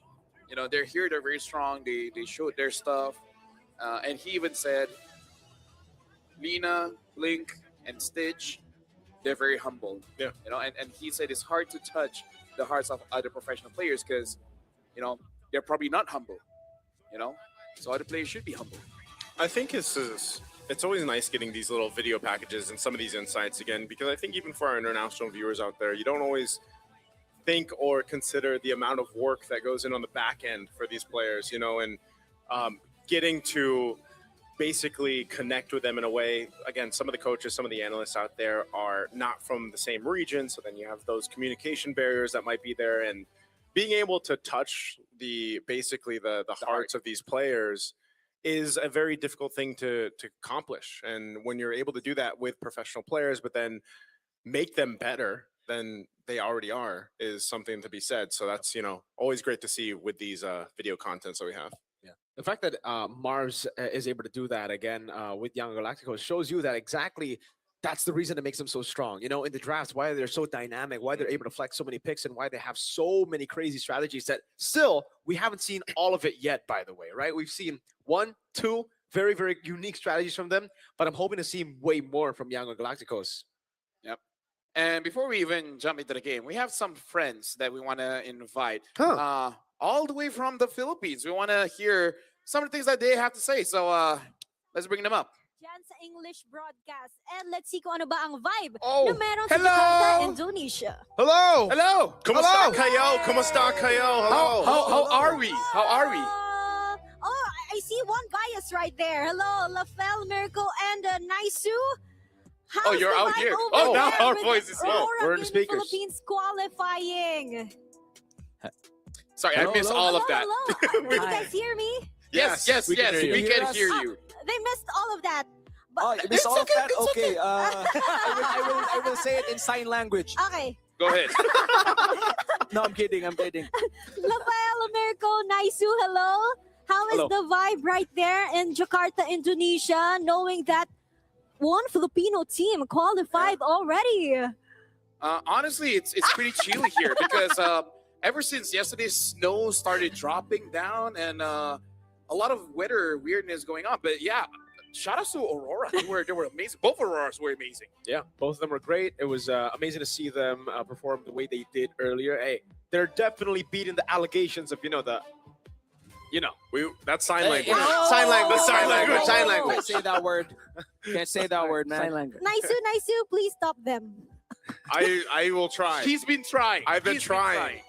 But it's a little crazy over here. All right, Naisu. I've seen all of your posts. Well, majority of them I can't discuss over here. But now that you've seen Aurora Gaming, all right, I'll give you a few seconds to laugh at that. But after we've seen the next two Auroras going through the knockouts, we have one more team left, Team Liquid Philippines. They're going to go up against Yangon Galacticos. I am just so excited to see how they're going to deal with these surprise picks. Are you expecting anything from Yangon Galacticos that might be a threat from the Philippines? Hellkurt Rome, if it gets through the draft. I don't know. I don't think it will. I'm sure you guys have talked about this over there on the Philippine broadcast too, but I think there could potentially still be some cheese picks over there from Yangon Galacticos. But I do think, since me and Miracle both casted their qualifiers coming to M7, I will say that they can play just a standard game. And I feel like that's what they're going to probably need against Team Liquid Philippines, knowing just how solid Team Liquid can be. Yeah, and honestly, you guys have been asking us questions. We also want to ask you guys, how's the vibe there all the way from the Philippines? Because you guys probably are sure that both teams from the Philippines will get through to the knockout stage today. But Yango Galacticos is a pretty strong team. Do you guys feel like Team Liquid will have any kind of difficulty? Because I actually agree with Nice. I don't think Team Liquid will let any of the cheese picks through, like the Hellcrit. Lafel, I just want to say, I don't feel any pressure right now. So basically what she's saying is her nose is bleeding. That's a saying in the Philippines, Oh. Okay, well, You guys, all right. You guys bleed from the nose a lot? Yes. Is that a Filipino thing? Is that okay? Well, okay. I got a question though. think Yeah, so. because I think it's kind of I would say not expected, the fact that TL were dropped down by SRG for you guys as well. So do you think TL have already reset after the loss against SRG? I feel like it's so easy to just reset if you're TL. I don't know if you guys saw, but they were smiling when they actually lost that series. So that gives me like a lot of hope that TL's actually still on top of this one. Well, I think they're devastated still. TL lives in front of Why are you jinxing it again? I mean, they're right in front of my room. TL? Yeah, and next to me is Team Zone. So I always hear Mongolian a bit and Tagalog a bit, and I understand both languages. So yeah, they're looking pretty good. Oh, you do? Wow. Yeah, a lot of Sobrangs and Parangs, Sobrangs and Parangs. Yeah, there you go. Yeah, we got it. You guys say that a lot, right? Yeah. I think you have a special question Yeah, to that's ask them, by true. the way, about a special topic going What's on. that? What's a special question, man? Do we have a special friend? Oh yeah, Brigida special. Okay, guys, let's start the business negotiation. What would you like to trade? Okay. Actually, why am I? Because this is more of an Indo thing. What would you guys like to trade for Brigida to be in MPL Indo? What do you guys want? What do you guys want? Because you guys kind of have all the trophies already, so I don't know what Indo can give. Oh man. You weren't ready for this one. Yeah, I know. Value of I know. Brigida. The trade value of Brigida right now is a bit too high. She's too high, easy bro. content Yeah. for any media network, for any broadcast to have. Yep. So essentially, we'd like the next 3 M Series trophies and maybe 2 MSCs. You still and, want M Series, man? 2 more franchise slots. 2 more franchise Two more slots. franchise slots. Yep. And also a team option for Brigida. Anytime that she doesn't feel comfortable in Indonesia, she could pull back and we give the trophies back to you guys. How about that? Hey, 1 million diamonds. Hey, here's the thing. Here's the thing. And a brand new board skin. I only got $20. All right. What? $20? Take it or leave it. In fact, leave it. Because thank you very much, guys. We're gonna go on through because we're about to invite the players in. So good luck for you guys. And bye. How do you say bye? Ingat kayo. Thank you. Ingat kayo. Ingat kayo. Ingat kayo. Ingat, have fun. Salamat. Terima kasih. Who are those guys? Who are those I don't guys? know. I've never met them in my Yeah. life. I know Rock Hard though. Which one's that? Is that the host? I don't know. I just know they have a Rock Hard in there. Yeah. I don't know them. Well, we'll see if we ever see them again. Probably Yeah. not. Yeah, probably not. $20 probably can't get Brigida. Well, Yeah. I don't know why I negotiate for it. I'm a Malaysian. Yeah. Yeah, you're the neutral one. You because need to be the one. Yeah, it's Philippines and Indonesia fighting for Brigida. Malaysia doesn't. Malaysia just wants the trophy. Yeah, we already have those, so we can't really complain. I believe that we were able to interview both YG as well as TL. So let's see what the coaches have to say now. Hey guys, it's Rose, and right now I am with Coach RC from TL and Coach Mar from YG. The reason why we're doing this is because I heard from a little birdie that these guys are actually quite good friends back in Myanmar back then. So let us ask them a few questions. Now, Coach RC and Coach Marv, both of you guys have hosted in Myanmar before. How do you feel knowing that you're going up against your friend? I feel so excited, and I want to see if Coach Marbs can win against me. Oh my goodness, Coach Marv. Do you think you can win against him? What do you think about this? Let's see. You have a firepower. Let's see. You have the play style. It's Myanmar. Don't underestimate Myanmar. Wow. Don't underestimate Myanmar. Are you underestimating Myanmar? No, I'm just telling the truth. You're just telling the truth. Now, Coach RC, it's been a while since you've left Myanmar, right? Now, in your opinion, how has the scene evolved now?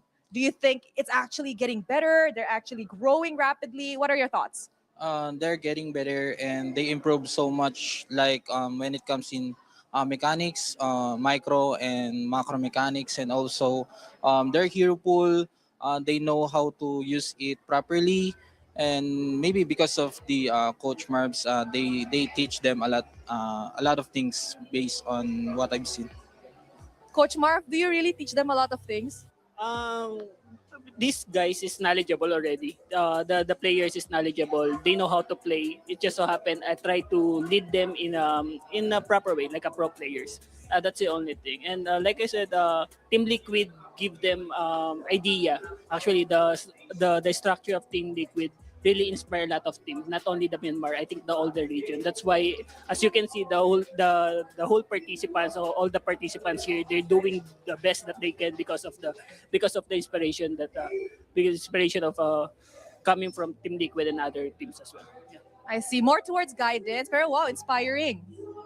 How do you feel knowing that people look up to you? I don't know, but I feel so happy and flattered. You don't look happy right now. Why do you look sad, Coach? No, I'm just hungry. He's angry. Now, Coach Marv, question. What is your favorite thing about Myanmar right now and the ecosystem as a whole there? I think Coach RC experienced this also. I really love the passion of the MLBB community in Myanmar. Even we have not that high price pool, but you can feel the production. They have their own music. They have their own stage. Even fun match, they prepare a lot of things. So I'm looking forward. Like Coach RC said, Myanmar deserve MPL. Yes. And they really deserve. So I'm going to take a chance together with Coach RC. This is my opportunity. Bring back the MPL to Myanmar. They deserve it. Agree. That's all you're going to add? Agree. Yeah. He's really hungry, guys. I swear he's really, really hungry. So, you know what? Maybe I want to hear something from you before we head into this match. Coach RC, is there anything you want to say to Coach Marv? Good luck, have fun. Like what I've told you before, this is RC. RC have no mercy. RC ain't got no mercy. What about you, Coach Marv? Sa Tagalog na lang kasi first time ko makapasok sa ganitong sitwasyon. Ganito pala yung pakiramdam sa taas. Subukan na lang natin. Oh, he said that this is his first time entering the situation. So I didn't know this is what it felt like to be up there. Let us try. Thank you, coaches. Thank you. May the best team win later on. And with that, let us head into the game. Thank you, Rose, Coach Marv, as well as Coach RC. And yeah, we're hungry too. We are very It's hungry. something. It's something that we all can relate. Yeah. You guys hungry? Dude, They're Dale's hungry. They're very hungry. Yeah. They're looking straight at us. It's kind of intimidating. Dude, I was out there, and even Young was like, "Where's our food?" It's like, "Oh yeah, not here yet." Oh, well, no. right now, I hope you guys are ready because you guys are about to go up. We're gonna invite both teams onto the stage. Yes, production, we can see them. So let's get the show rolling.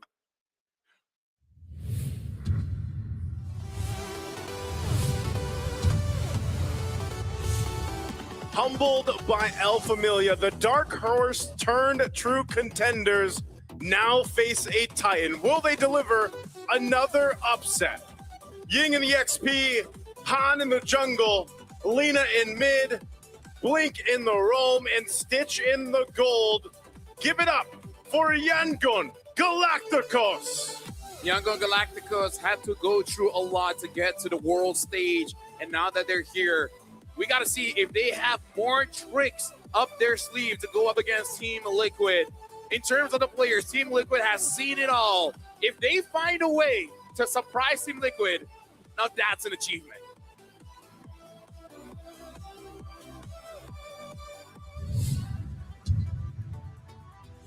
Slowed down by the Giants, the cavalry charges back for another attempt to enter the knockout stage with their heads held high.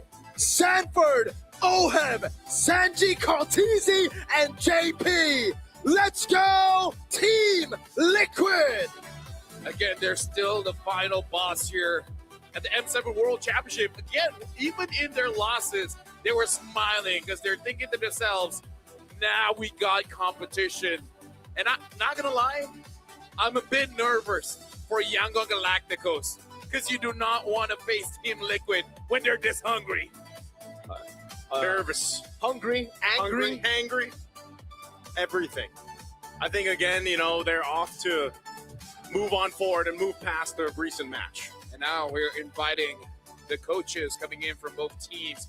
We saw earlier Coach RC as well as Coach Marth. We also got a Tic Tac and M God. In terms of draft, this is going to be very interesting. I really want to see if Yangon Galacticos have something hidden in their pockets or ties or jackets. I'll take anything at this point. Yeah, at this point, they're going to have to show up with a different version of themselves because it really feels like at this point, a lot of teams have already gotten the blueprint on them, right? Baksha, Hellcurt Band, then what? Yep.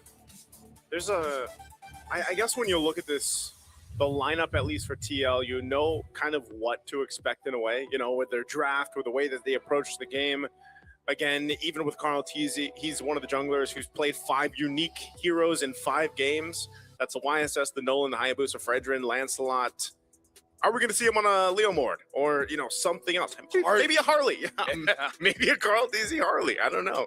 And even Sanji and JP, definitely contenders, I feel like, when you think about what to ban towards the draft of TL. Now looking at Yangon Galacticos, we're talking about the Baxia as well because I've been hearing in the scrims they have a special draft with the Baxia, which it kind of achieves, but honestly are heroes that we've seen before. But yeah, the emails, man, everyone gets them. So it's hard for you to surprise people anymore. Yeah, even though Han has been trying to play like all different heroes, 4 unique heroes in 4 different games, by the way, Baksha, Fanny, Fredrin, and even the Guinevere. That was 100% win rate in MSL MM Season 2. Yep. It didn't win this time around. So Han's going to have to bring something else, or he's going to have to stop playing these unique heroes and just stick with what works. I mean, like, technically, the Gwyn still has a 100% win rate. You just got to remove the 1. It's, by the way, let us know about the fandom votes here. You guys can let us know, is it TL or YG? I've seen the support for YG, man. Again, their support over in their region. Yep, shout out to Myanmar. They are phenomenal at supporting their teams here. And again, after what Yangon Galacticos has showed us, I think even if you're rooting for TL, like, you can't just say that, this is going to be a walk in the park. I think it's definitely going to be a tough testament for them to move on forward, something that they want to recalibrate from. And I think that's always one of the things that you want to look for in the Swiss stage is some of these maybe weak points in your gameplay. Even if you're at the top of the totem pole when it comes to MLBB teams competing here in M7, there's no one's perfect, right? No gameplay. It can be near perfect, and we've seen that from Team Liquid before, but it's definitely something that they have to work on if they find those weak points. And I feel like some of their matches, you can see those moments, and that's again why they found themselves at a loss against SRG here. So votes are coming in. So leaning towards TL there. Yeah, but still, both over 1,000. I'm liking that the community is actually responding quite well to this. We're starting to see more fans being active. Yeah, Young Galacticos have a lot of fans, man. I mean, the Burmese are just... You have a lot of fans. Thank you, yeah. W Mirror Cult, to everybody who's a fan, everybody who's a hater as well, W. What are the LaFell's fans called? I don't have any. The LaFells. The LaFells. You have a lot of fans, LaFell. Yeah, you do. You do. Yeah, but they're all introverts like me. Okay. But what are they? Oh, so you just call them introverts? You know what? Might as well. Yeah. Okay. Something my introverts. What about you, Big Dammers?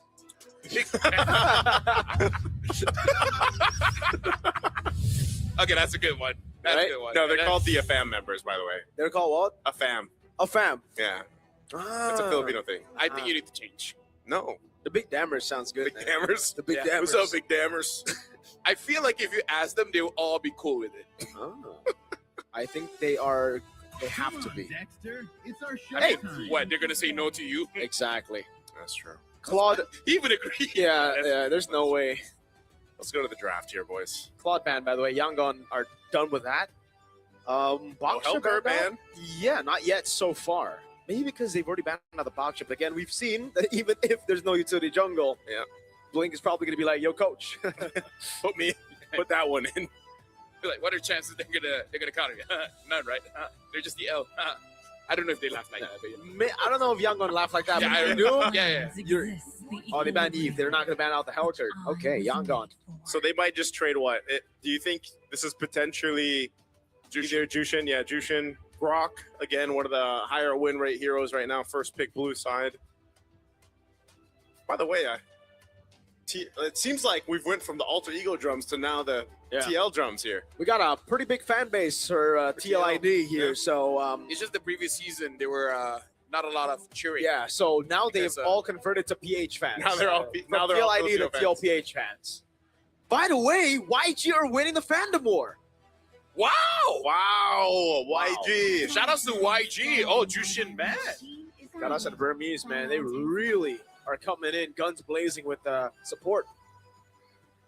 That's so cool, man. I mean, you're so cool. You got to remember, I just want to throw this out there because we had this in the video earlier on where they did mention it. It was Aurora Turkia that mentioned the drums, which I don't know if it's all coming through the stream right now, actually affected them when they played against Alter Ego, right? So that's something that could play a part here with Yangon Galacticos. Oh! This is interesting. Oh my God. First pick Yuzhong. Oh my God. I feel like we're back a couple of years ago in Jakarta, man. M4. Yeah, and the fact that it was left open, it's 100% contention rate up until like, I think day number 2 or day number 3, and then we just don't see it. But you should never leave it open against Sanford is, I think, the general consensus for most teams. Yangon are playing with fire. Hey, Coach Mars knows Coach RC very well. I feel like they just value something else even more. Yeah. Because you know that they will pick up either a Yuzong or a Grok, right? So I feel like it's okay to let go of the Yuzong if you can get something better. The question is, what's better right now? Well, Kalea's pretty good. They will get themselves a Kalea, and then they go with the Barca. So this is what I was saying about Yangon Galacticos. Like, yes, we talked all about, Blink's potential picks, the Hellcurt, for example, but I do feel like going up against a team like Team Liquid is where you really want to go ahead and go with your fundamentals. And in the current meta, what we're seeing, these are two quality picks that you can go for. You've got great setup potential, great damage early on, start to finish with a Farsa. It's just the only weak point of the Farsa, obviously, is once that Feather Airstrike is down, that's that window for the opposing team to play into. So you want to go ahead and complement that the best way you can with their next 3 picks. I wonder if TL wants to get a lead here. Oh, they go for the Gata instead. Okay.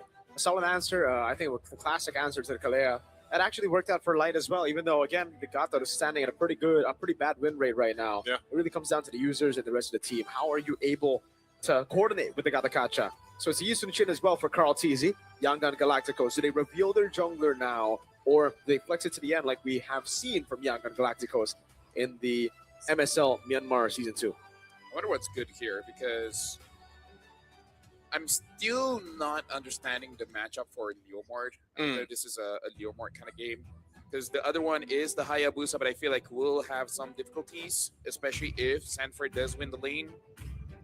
I'm just worried if you're using assassins. So they go for the Granger. And again, something that we did discuss, does have higher priority when the Claude is not there anymore. Yeah. But this means the Yangon Galacticos are going to be very front to back, right? They're going to build the rest of their composition to really just facilitate the Granger and the Farsa. So, Fredrin is something that we're thinking about, but it's already not too good when you see a Yuzong on the other side. Yeah, that's going to be tough because, what do you put in the hands here of... Are we spending another cheese here? Something that we don't even think about? The only thing I was thinking is maybe he goes for the Guinevere again. I don't know.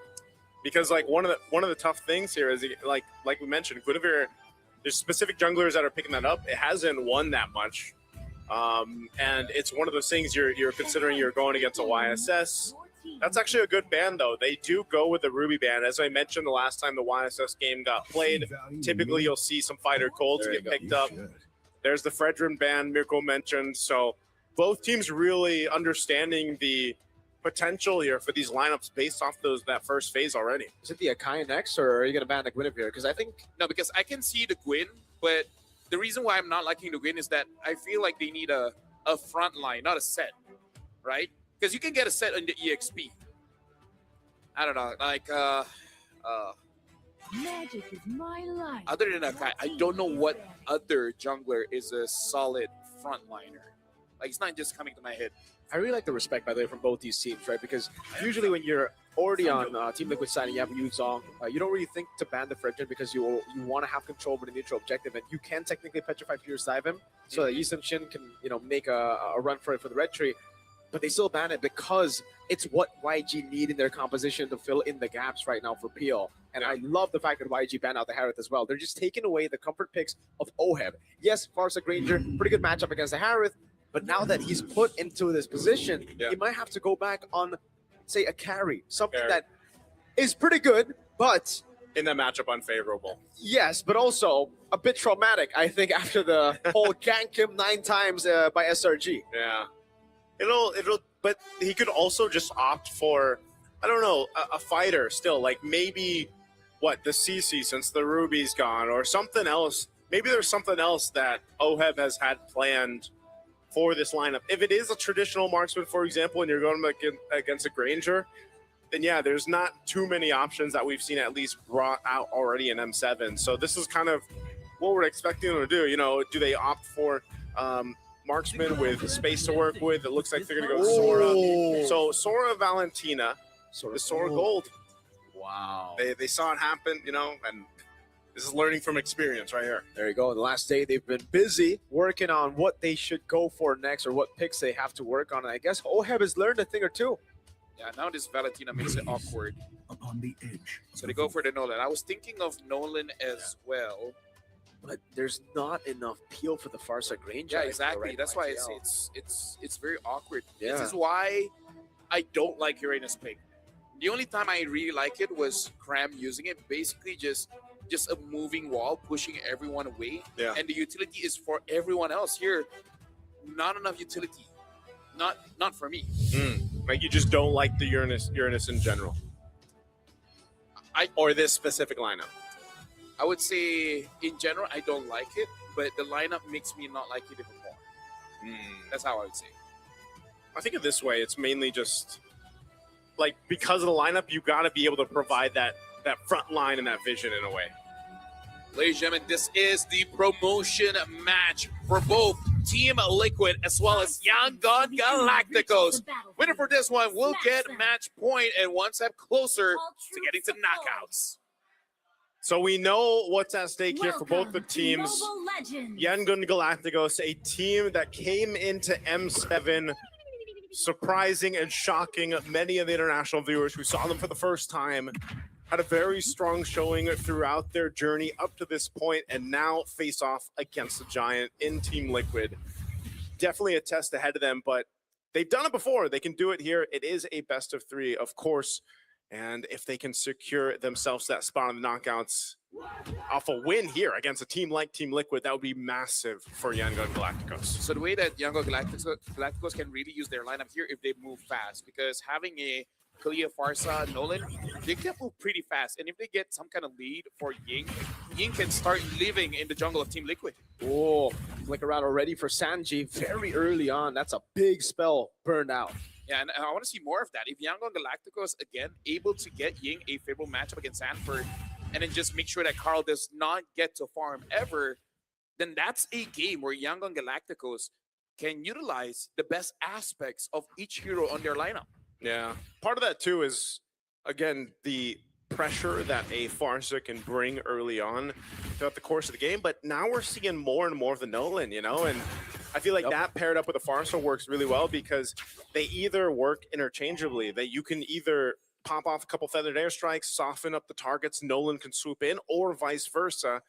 Nolan allows you to go ahead and soften them up before the feathered airstrike is dropped down. And not to mention all this to play into Stitch, just like we saw in the hands of Dominkite, if he can go ahead, get a couple early kills, build up the stacks that he needs on the Sky Piercer, and work with this space. I feel like that might be one of the harder things because you can see he's running the Flicker instead of the Purify, for example, that we saw earlier. So this first turtle looks like it's just going to be a clean take for TL.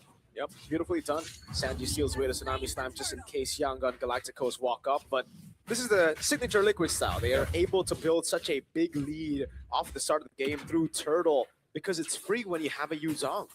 Yeah, like Sanford, can you win lane? Yes. Okay, we basically get Turtle for free. Sanford is showcasing since I would say since M4 on how important EXP really is for the jungler, right? Making sure that you get free objectives essentially. Okay, Sanji can hold on to his own ult. Oh, Blink. Tsunami Slam now into the fracture, and they get him down. Oheb tries to run him down now with the AOG helping him out. Blink's going to be locked down, and that's a kill over to Karl'Tezi as he snipes him with the arrow. All right, bit of a trade. Now some pressure on this side of the jungle, though. Red tree on Han. Mountain Shocker hawks him down to Traceless now. Does he snipe him? And he does. The goat doesn't miss. He tried to bob and weave, man. He forgot the weave. Hey, pretty sure if the second skill was off cooldown, he could have gotten away. And yeah, Team Liquid dared to draft. That kind of want the skills just a little bit, but Carl on this season Shin already getting early advantages, having 2 kills. That's all the team has, and it's all on him. Okay, so early on, a little bit of a setup potential, of course, now on both sides.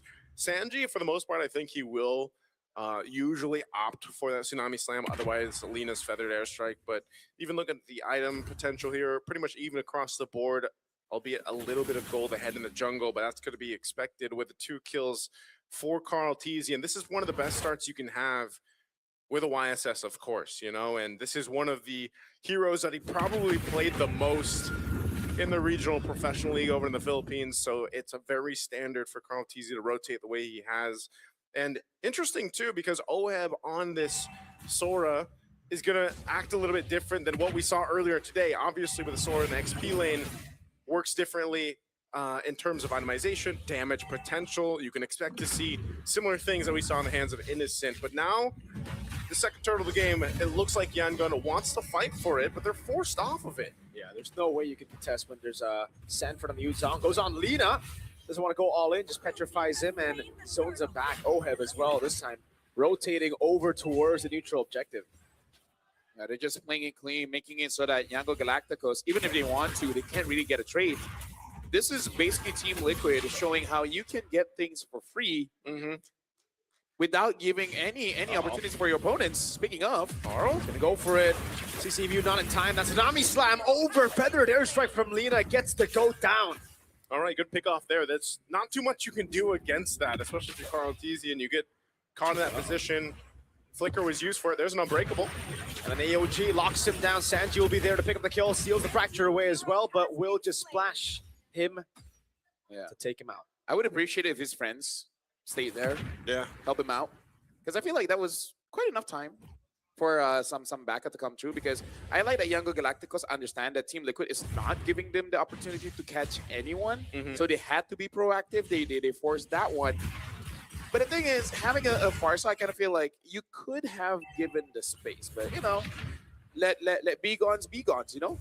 Yeah, that's how you have to handle it. That's a lot of damage to that tier 1 turret too. Looking at this, you know, you have Stitch pretty much roaming around trying to double lane in some positions. He's already got a Sky Piercer, but the gold is pretty much even as Oheb has been able to farm up. Nice little take on the gold crab there, but bit of an advantage in terms of Oheb. Item-wise, he's already got the War Axe built in, working on his next. So what is the gold lane build for Sora? Have we seen a couple different variations of it? No, I feel like it's just going to be War Axe into defensive items, and then we're all good.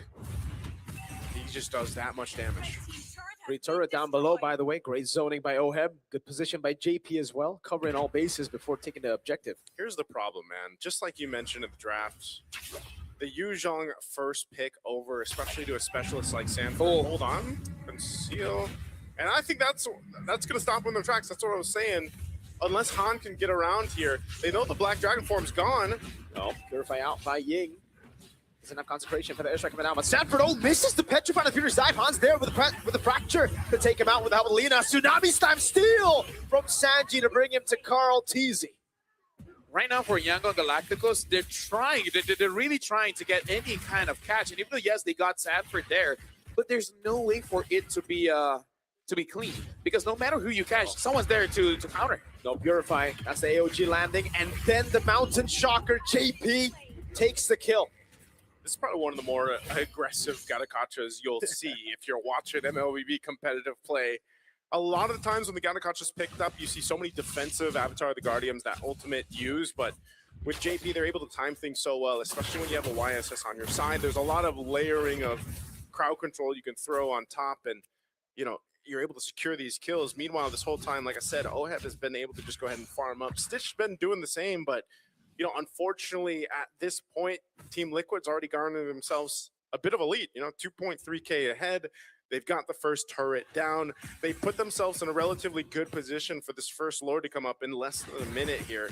And even so, like some of the second items already being locked in. Glowing Wand, you can see it there. Now they're putting pressure on the purple. Yeah, no Purify still. Uranus pops in Consecration there. Ying able to survive, but the purple buff will be taken as Han rotates up top with Blink.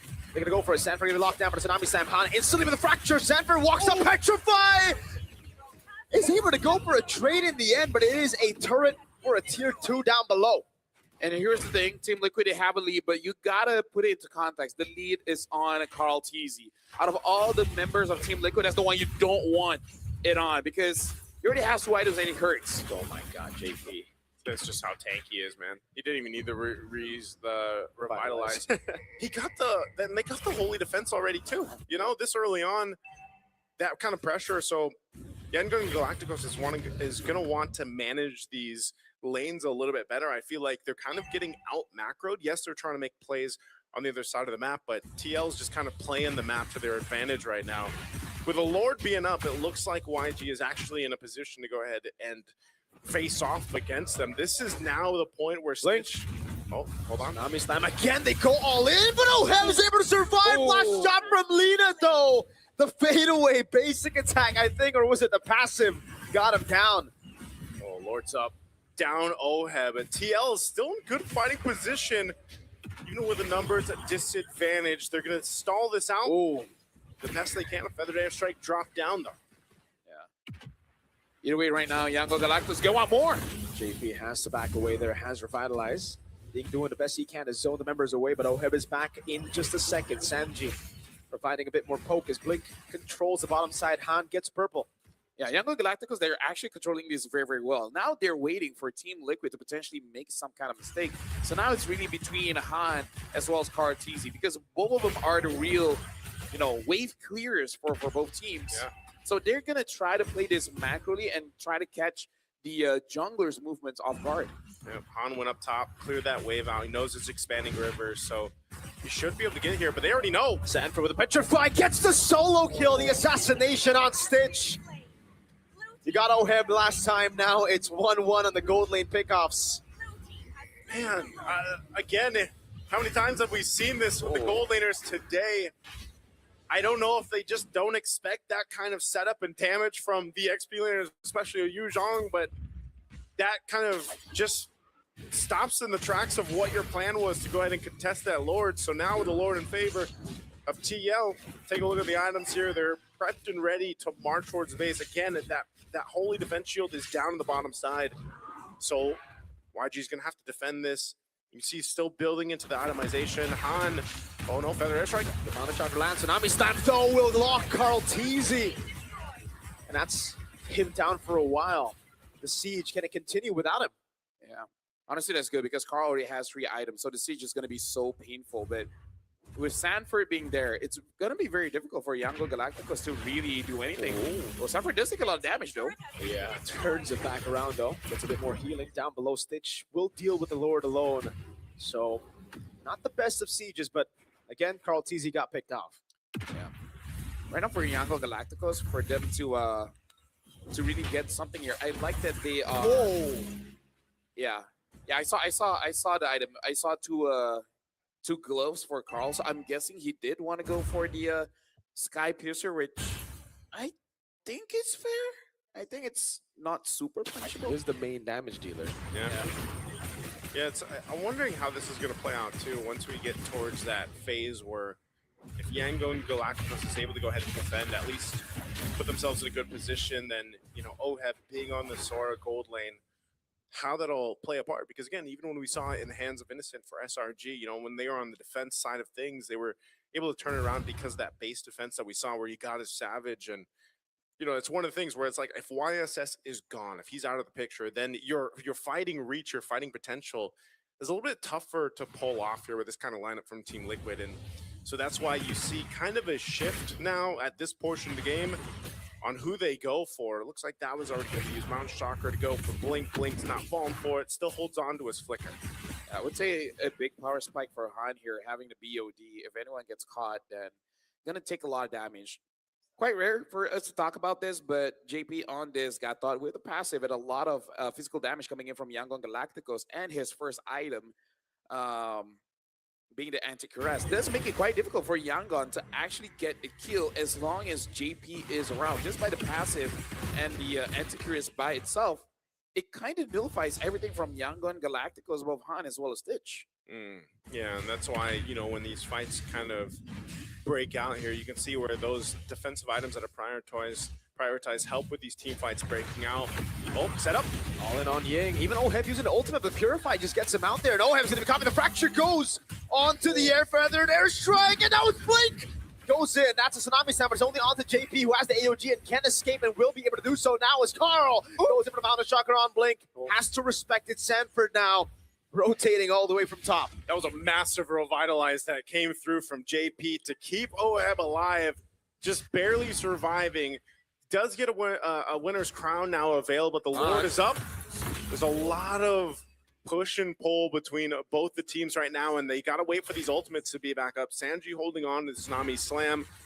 And it's unfortunate, and this is what I was saying, you know, the Uranus pick, it makes sense in a way that he's your guy to go get the vision, deal with a lot of these resources expended on him, towards him, and he can soak it up. But here they go. Tsunami Slam now stolen by Sanji. It's going to be Ying who gets caught, but Sanji's caught in the midst of it on. Still able to flicker out, but JP falls. Winner crown by Oheb. He goes in. Tsunami Slam over from Blink. Sanford in the back. Furious dive on Stitch, and he gets him. Now it's Lina and Ying. Can he turn it around? Sanford! Oh my God. Again gets a double. Turns it around. He's just better. Someone needs to stop Inuya, man.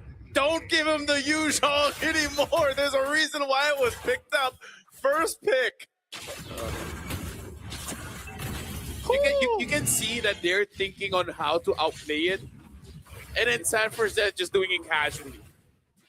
Like at this point, he doesn't have to worry about it. He knows he's going to get it. It's more on how are you going to outplay? I'm actually more interested to see like how are you going to respond to this? You know, I asked the question earlier with Oheb being on the Sora, what do you do for range, especially when Karnatezi doesn't have that opening? Well, the range and the threat is Sanford.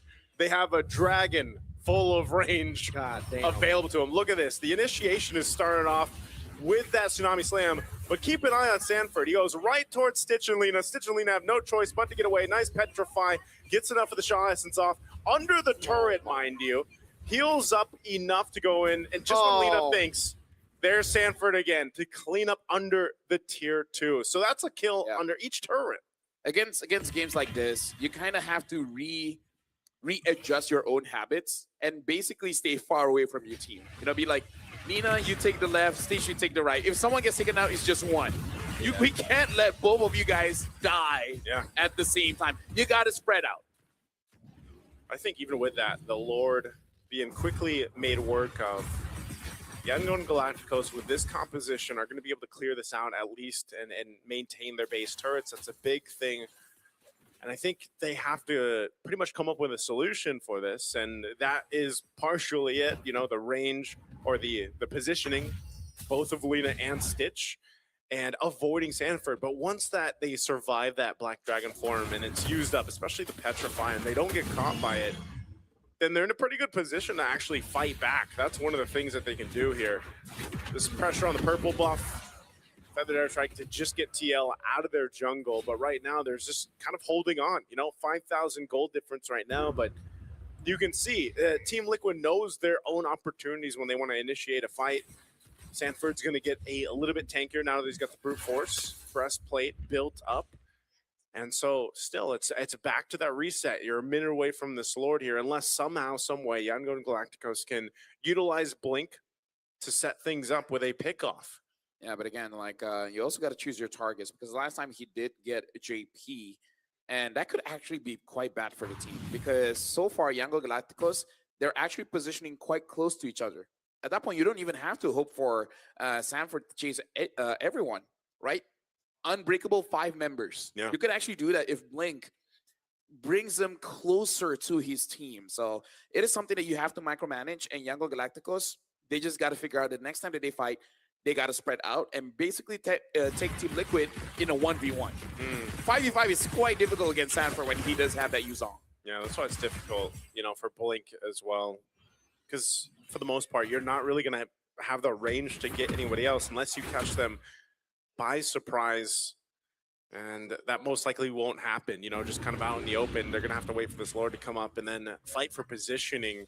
Basically hope that Carl just traces this straight into his face. Oh, man. So that he can I don't think that's going to happen. That's the dream. Yeah. That's one thing Blink could hope for. There's like 8 billion people in the world. Maybe one thing can happen. Does that affect Carl Teasy's chance of doing that? Hey, it could, right? I guess there's always something possible here. Yeah. Winner crown, by the way, for Han earlier. So he's going to have... By the way, it's 8.3 billion people in the world. Oh, W's. More and more people. Great. Is that a W? Like, no. Depends how you look at it. Yeah, it depends on how you look at it. Right now, the W is this Lord being fought for, man. Ying picking up on immortality.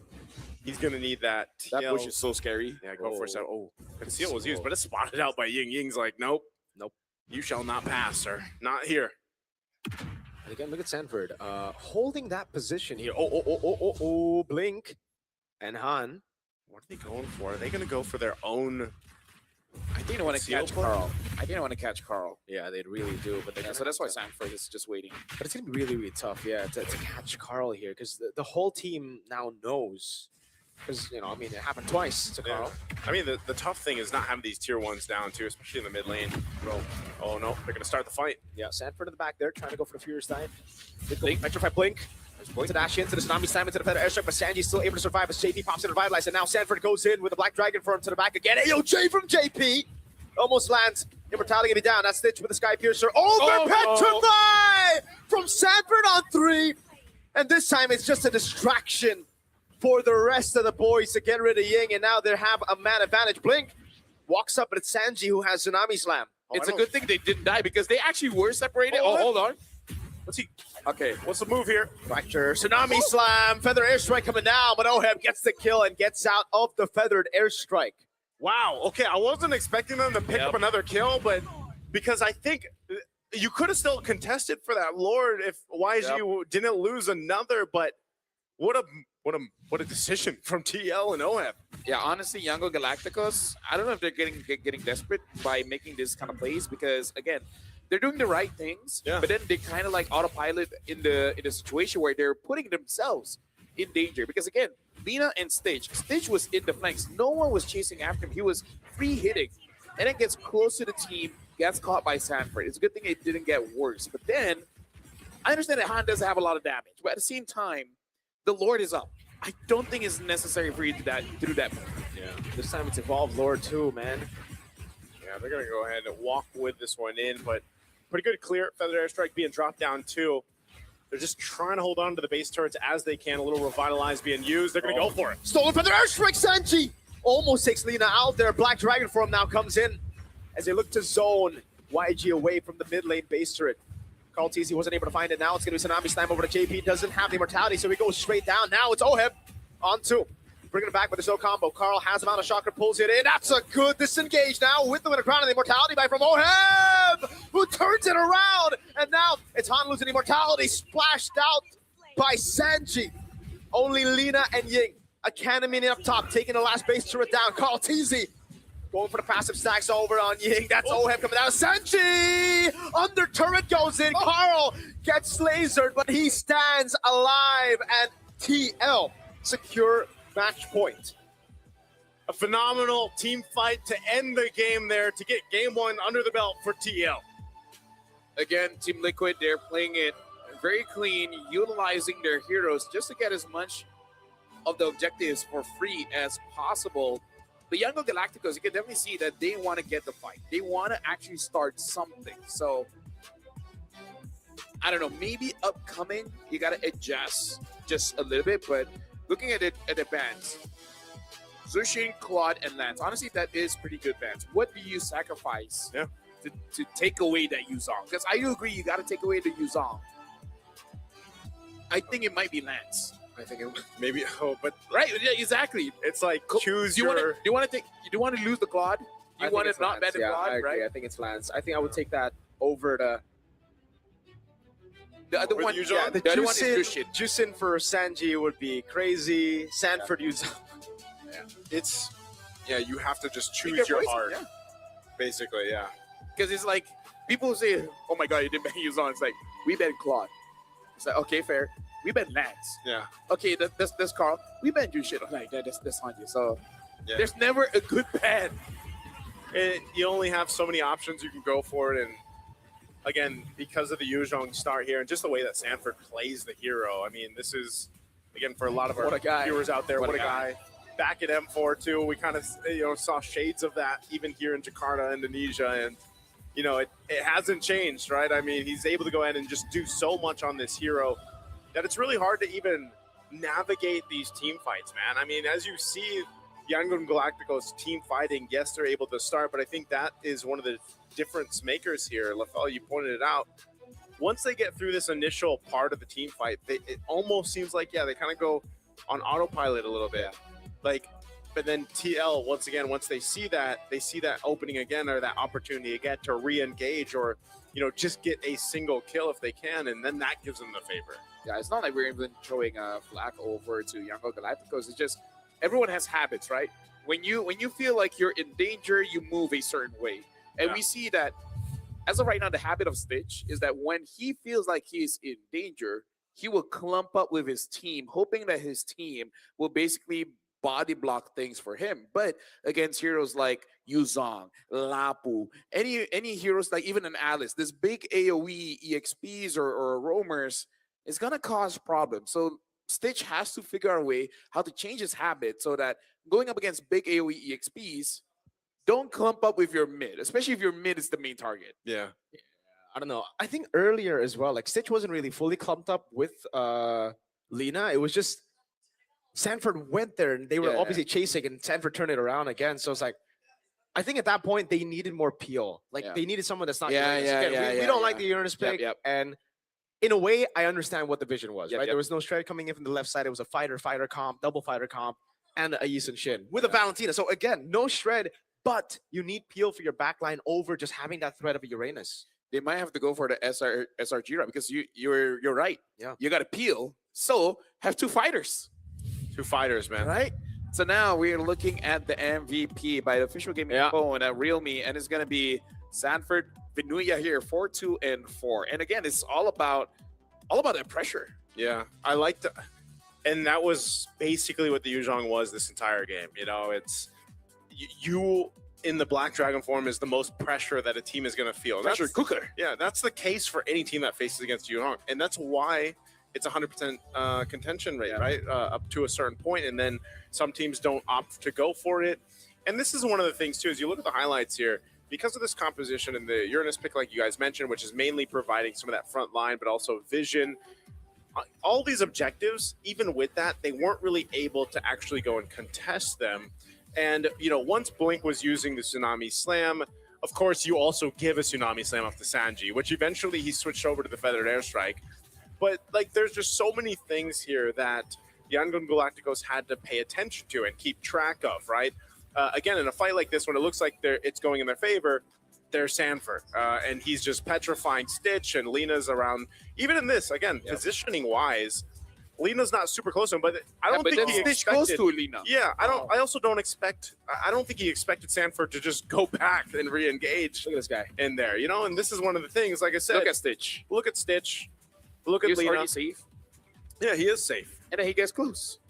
He likes Lina. Oh, right there. But at that point, it wasn't really because like Stitch wanted to get close. He wanted to deal more damage over at that point, and unfortunately, there was an awkward wall for the purple buff, and there was no other angle. But again, I feel like the best way to describe this game is that for Team Liquid, they get things for free, and then for Yangon Galacticos, they have to trade. Yeah. Because with every kill they get, someone has to die. Yeah. And the trades are always favorable for TL. Like if you look at it again, right, the gank on Sanford, the 3-man gank up top, it was a trade because he was somehow able to get Kalea, and it was a tier 1 for tier 2 down below. So TL are always rotating in a way where they're gonna get the better value. Yeah. I mean, maybe just against TL, you just got to go for a double fighter so that it's easy for you to just protect whoever is the main damage dealer. Because, yeah, I don't know. That game was very difficult for Yangon Galacticos. Yeah, part of it though too is like you mentioned, maybe also with the jungle, like Nolan, yeah, you've got some decent damage through there, but because the concept here was for Blink to initiate fights, Ying mainly providing vision and being that front line, like you guys mentioned, you don't have much of a peel option, and Stitch, he's basically got a flicker and a dash, for the most part. Lena, yeah, you can wings by wings. You also have a flicker, but it would help to have someone peeling. I mean, also think how many times JP saved someone from TL, even if it was just a revitalize, or an unbreakable taunt that he was able to pull off. So JP's job was a little bit easier because of how much of a threat that Sanford was, and because Sanji was essentially tsunami slamming people too. So they just had that opportunity covered, and even Oheb, like being on the Sora here. It's not like he was always in a more of a threat. Like he was built tanky, for the most part. So it was just, like you mentioned, a better trade overall whenever they got into these team fights with Yangon and Galacticos. Yeah, I feel like you got to go back to the fundamentals of MOBA, right? Which is stuns. Stuns win you games. And there's just not enough coming in from Yangon Galacticos. And I would say not easy enough to execute because Farsa has a stun. You got to connect it. And then with Blink on that Kalia, yeah, you got to stun. But you're putting yourself in danger because Kalia is non-tanky. She's more of a support than a tank. Yeah. And in this position, you are placed in a position where you are the only engager. So he can't be peeling in the back. He needs to be the one looking for plays so that Han actually becomes useful in a fight. Because that Nolan, without the engage, would be kind of useless. He would just be farming around. Exactly. And for you guys, do you guys want to play for longer? Yes, I do. do. You guys can with the Secret Labs ergonomic chairs, trusted by the world's best MLBB teams. Whether you're enjoying a casual game with friends, casting the M7 World Championship, or playing here in the M7 World Championship, Secret Lab can elevate your game with tournament-grade ergonomic support, the very same kind that all of us here use. We can give a seal of approval. I wish we had one of these editions, though. Hey, I would love to bring this home, man. We'd love it, Secret Lab. Really far away. We would have to. There's some hoops you gotta jump through. I don't, so this is manageable. Are you agreeing, Jermaine? Not really, but you can use it. But you guys need this, all right? It's the new Thunder Ascended skin. It's available right now. Unlock the M7 pass, and it's yours. Get it today. Immediately. Get it today. There you go. Immediately? Immediately. I don't think it's immediately, bro. I think you need to go and. Oh, this is not the prime one. Yeah. That's the base one. That's This the is the base one. prime one. Okay, you guys can get the greatest new prime skin. And once you get to level 75, it's all yours. You just got to get to level 75. I'm working on it, man. It's pretty hard to level up while casting, man. I'm at level 45 right now. I just got the catch on. Yeah. Dude, you can get to 45. That's already quite a bit. I'm already 30-something. I'm only like 20-something, man. I'm going to have to buy some support chests. No, because we're working. We're all working, man. By the way, yeah, but you're at home. Yeah, you're Facts. at home. But you're in the hodl. Yeah, but sometimes we Yeah, have but our work to do. hodl, our hodl makes it so that we want to go to the gym. Yeah. The gym is pretty good. So we go to the gym a lot. Go to gym. And we can't be playing while in the gym. Are you sure about that? I'm sure about that. Okay. Yeah, because in the gym, you should not be using your phone. Yeah. You should be sweating. Maybe you're sweating while using your phone. Technically, you could. Technically, you can. Technically, you But would you want to? You want to focus. You want to lock in, which is what Yangon Galacticos have to be doing here, because this is a pretty different playstyle, or contrasting playstyle between both. Yangon Galacticos, they want to fight, and Team Liquid, no. I feel like Team Liquid will fight if they want to. Only Like, if there's a reason. Only if there's a reason to. They're going to take the fights. Again, with this kind of lineup and a YSS in the hands of Carl Tizzi, like you saw it. Like if they saw the opening for the fight, they'll take it. If they don't need to, they'll just focus on the turtles. They secured all the objectives. They won't force a fight. And I feel like Yangon Galacticos, for the most part, from what we've seen from them, they like to fight. So I don't know if they need to adjust their game plan. No, honestly, at this point, Yangon should get something like a chip.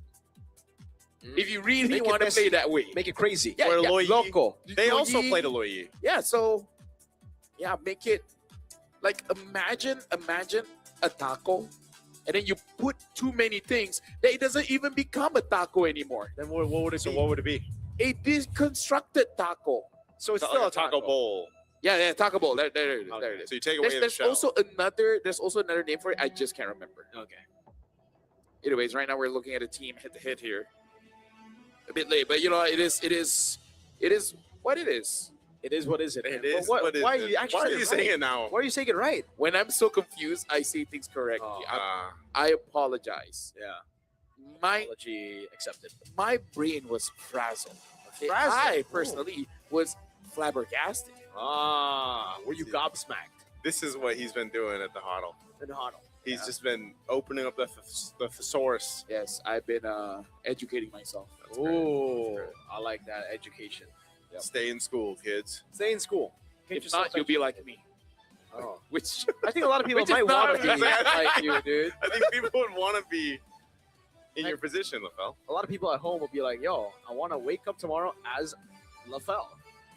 I want to wake up tomorrow and go cast a favorite game that I play. I'm Yeah. sure the people watch. I'm sure all the people watching absolutely love MLB.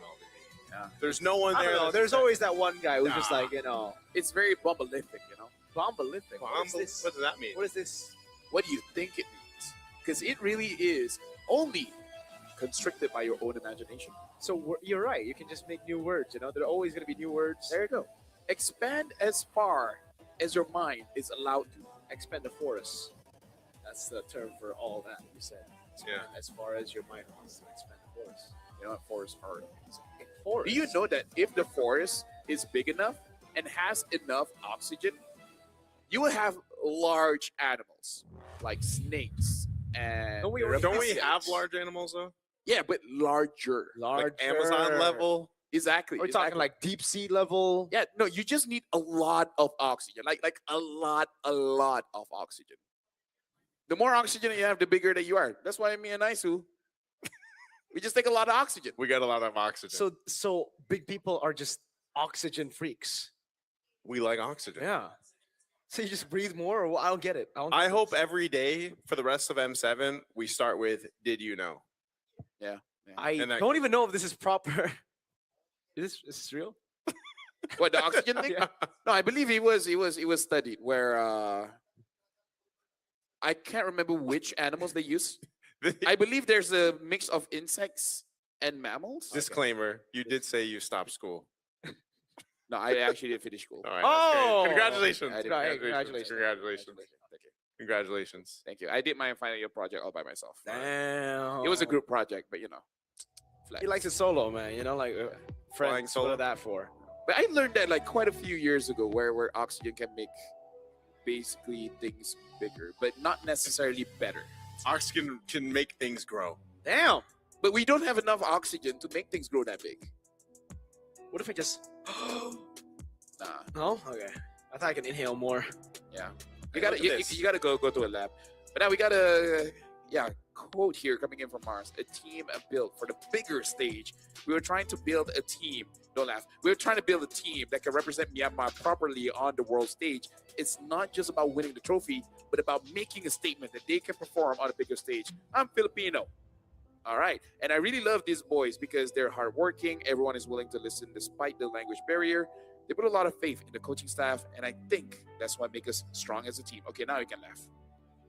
I mean, That's real though. that's real. Yeah, that is real. W That's- Coach Mars. I'm pretty sure that is his quote, yeah. I'm pretty sure he said Yes! it. Yeah. I know he said it. And I will say this, Coach Marv's. You know, you see him talk. Behind the scenes and with the players here, he's very supportive of them. I A remember. wholesome guy. Yeah, and I remember we wondered, Miracle, when we were seeing MSL their qualifiers up to here. I think we were wondering like, how much time does he get to spend there? How much time does he get to work with them? Does he live in Myanmar? That's what I was wondering too. Like, how much time does he bounce back and forth if he does go? Because man, so many coaches do travel, right? They don't just spend their entire time in their regions that they're coaching. Yeah, shout outs to Coach Mark, man. What a guy. You know, this is a true story. He actually lost his passport. He was unable to fly for a while, but then he got it all fixed up and he got it back. but that was a concern, a big concern for a lot of the Burmese fans watching because, like, dang, without Coach Mars, how are they going to perform? Well, we got to talk to the other coach here, Coach RC. Love but no mercy. Damn, since I was with Falcon Esports before, I can see Galacticos' weaknesses. And those weaknesses are still there now at M7. Good luck, Myanmar. Whatever happens, I still love Myanmar. Yeah. Coach RC donated a Yeah, he donated a bunch. bunch of his prize pool money to Myanmar for like, Myanmar. was it the floods? Was I think it was it was one of the natural disasters that recently Earthquakes, I happened. think? Huh? Earthquakes. Yeah, Yeah, earthquakes. Yeah, so dang. Very supportive. WRC, man. WRC, W Marvs. W Mo, if he's watching. Yeah, W Mo. Shout out to Mo. Moment. Or Potong Man. Shout out to Mo Man. What does potong mean in Indonesian and Malay? I think it means cut. Yeah, it means cut. So he's It could be his name. It could be his actual name. We don't know. We only know him as Mo. That's true. He's He the donates a only lot. Mo I know in life, by the way. The I don't know only any other Mo. I have no other Mo's in my life. We've met a lot of Mo's in Saudi, man. Have we? Muhammad? Yeah. Oh, Muhammad's. I don't know if that counts, That but doesn't count, man. That counts. We call him. I'm a Muhammad. Yeah, but you're not Mo. What's up, Mo? I'm not Mo, though. What's up, Mo? My name is Passionate. How you doing, Mo? It's spelled differently. M-O. His is No, he's M-O-E. M-O-E. Yeah, but like, you know. Come on, Miracle. Come on, man. Some Muhammad's is M-U. So what's up, Mo? No? Okay. Well, you know what? I appreciate the humor. Anyways, right now we are jumping into draft here. Yangon Galacticos will be first pick, and they banned the Yuzong. They still feel like they don't want to deal with the Lancelot.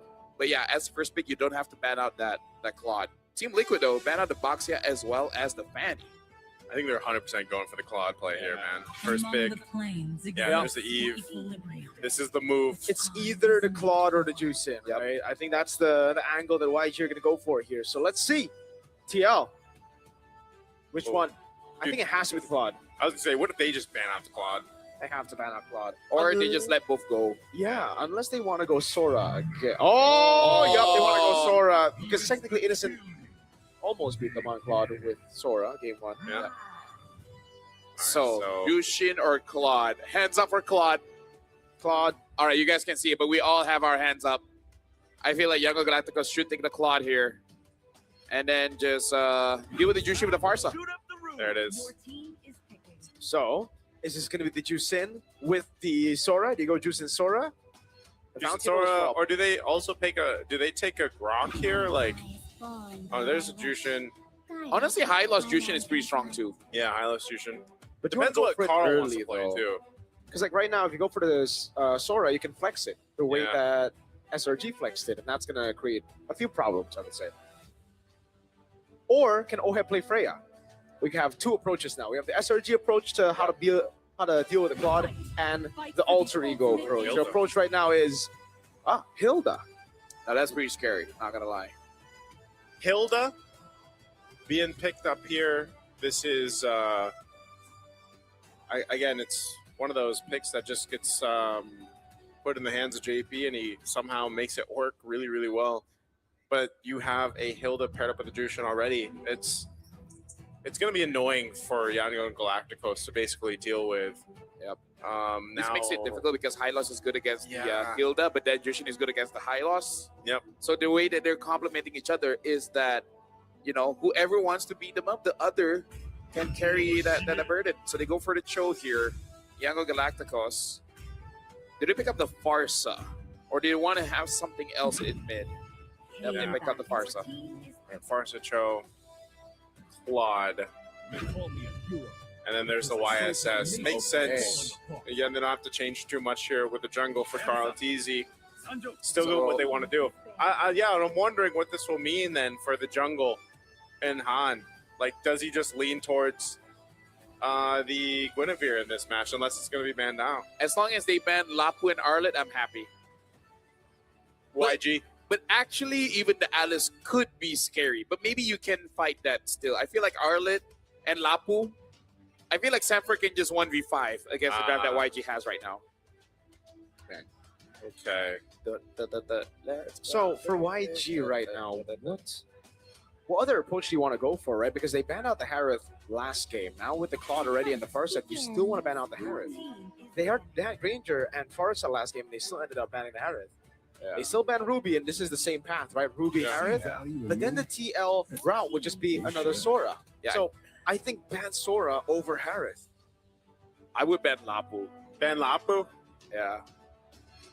That I makes mean, I sense don't know. too. I don't know about you guys, but I would not want to deal with Sanford's Lapu when I have a Farsa and whatever assassin. If I'm gonna get an assassin for this game, because they already banned on the Fredrin. Maybe they're forced to pick up something like a Leomorn. If they want to use a Leomorn, then I can see letting go of the Lapu. All right, let's see what they decide to do for this last ban. Yeah, I guess Sora would be the safest. Yeah, that's the thing though. Like with the way the meta's been going and what we've seen, there's so many good options to go ahead and ban out, pick up. They'll go for the Sora, so they don't have to deal with that. Again, Sora providing a lot of the crowd control setup, building tanky for the most part, but it will be a Granger now picked up for TL. Ooh. Going in the hands of Oheb here. Yeah, I mean, after last game, right, the Sora was just too much for Young and Galacticos, man, because it's such a safe pick on top of the fact that it's a very good initiator. It does everything really, really well. Good damage as well. So Young and Galacticos take that away. And I think this is much more, it's much easier to deal with, the Granger, especially because you already have the Claude. Now, how do you build on the rest of the composition? Now, I would say more tanky boys, but... Oh, there it is. An's going to go for the Gwyn. Ah, man. The Arlott. Well, it's the Gwyn Arlott. Arlott is 3 times big, 100% win rate, and Gwyn is 3 times big with a 0% win rate. And now the glue gets picked up here. I mean, YG, they have much more peel. They got a lot more stuns, knockups, swipes. Yeah, they have a lot of a good setup potential, but also things that could go against them. I feel like with this lineup, and that's just crazy that's the statistic, man. Guinevere 0 wins. By the way, I think today is Coach Ark's birthday, so hey, happy birthday, Coach Ark. Hey, Happy birthday. W Coach Ark. Happy Coach Ark. He's already in the knockout stage, so he gets Yeah. today to prepare, to watch. And celebrate his birthday.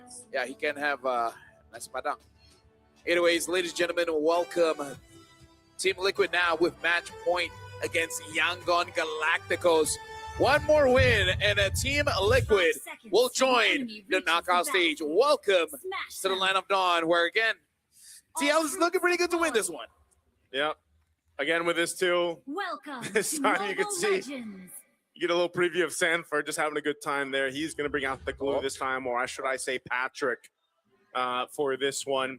And this kind of still goes to what we talked about in the last draft. You know, the glue provides you an opportunity. As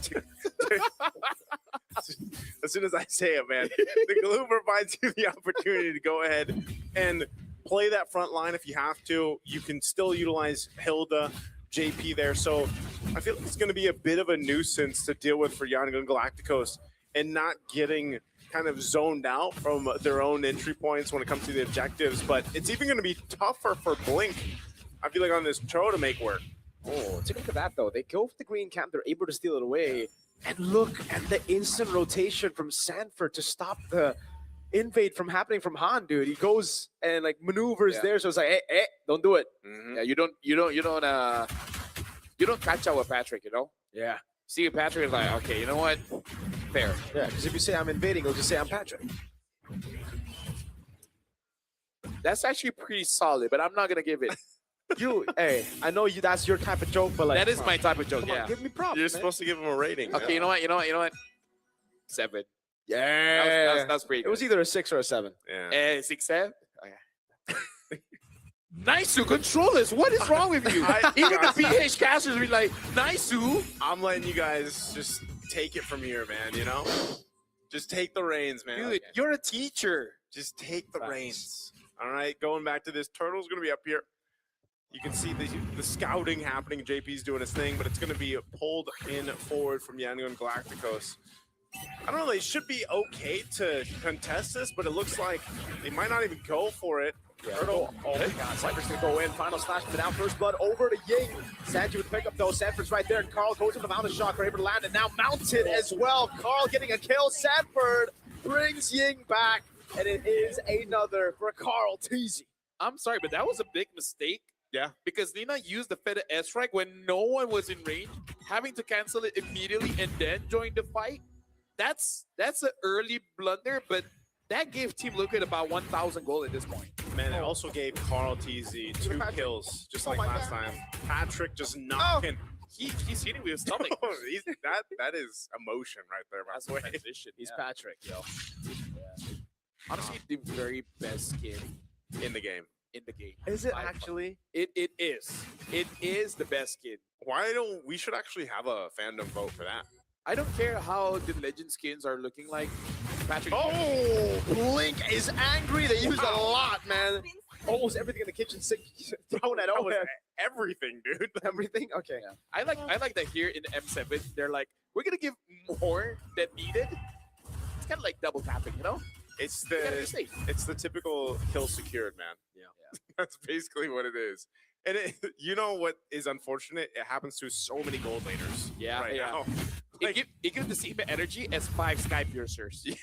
Goal laner in 2026, man. Yeah. Hey, they had their time though. Yeah, Let's be honest. Like gold laners had their time. Yeah. Whose time is it now?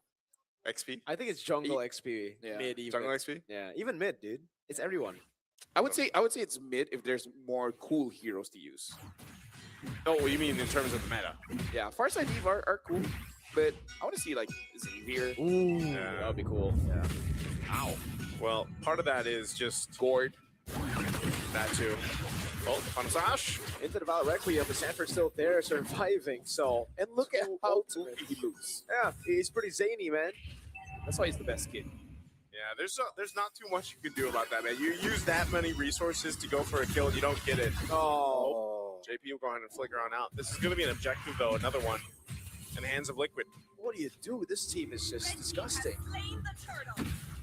I'm honestly not entirely sure. No. Oh, Sanford with the flicker in as well. The slap. That was JP. Spatial migration. No Valor Requiem this time around. Carl TZ going to be able to actually get out. Traces it forward. And he gets the kill. Can he juke around? No, he cannot. Lena gets a shutdown at least. Okay, good for Lita to at least get the shutdown on Carl TZ. Good pressure up there, too. That wave is going to be cut up top. And right now, TL will continue to just go ahead and knock down some of these turrets if they can. But there is some fight for Yango and Galacticos. You look at this once again, a little bit more difficult, like I was saying, for Blink to go ahead and get things set up around the map. But I would like to see them start contesting some of the objectives, unless the game plan for them is just to kind of wait. It's not really in their favor, even though they have set up potential between the Arlot and even Han here. It seems like they just want to go ahead and scale up, farm up, let Stitch get that Trinity that we see so often with the Claudes, and the reason why it's first pick, especially over on this blue side. By the way, gentlemen, you know what the draft from Team Liquid reminds me of? Hold on, Blink gets a kick. As a pure fan, it comes to Beacon, though. Yeah. What's it remind you of? It reminds me of MSC 2025. Right? The glue, Yeah. the Hilda, the Granger. Oh, it brings me back. Oh, maybe the counter to Claude is just to throw Hilda at him. Oh my god, that hurts. I mean, like Yango Galacticos Oh is my- using on all fronts. Yeah. But JP just doesn't stop, huh? That's what I was saying, man, with the Hilda. Stop. Wait, JP, But- oh, play it. Oh. Look, he's taking the turret for fun. You say what, the Hilda? That's pretty fun. That's pretty funny. I like that. Hilda's probably the most fun you can have on a roam. Yeah. Well, I mean, aside from you can make an argument for Johnson. oh, who? Johnson? What about Cho? Yeah, Joe's fun. Yeah, Cho's fun. But you got to have like with Hilda, you just like run towards You people. can turn off your brain and just go. For me, Grok is fun. That's Grok is Grok's very fun. Yeah. Blink.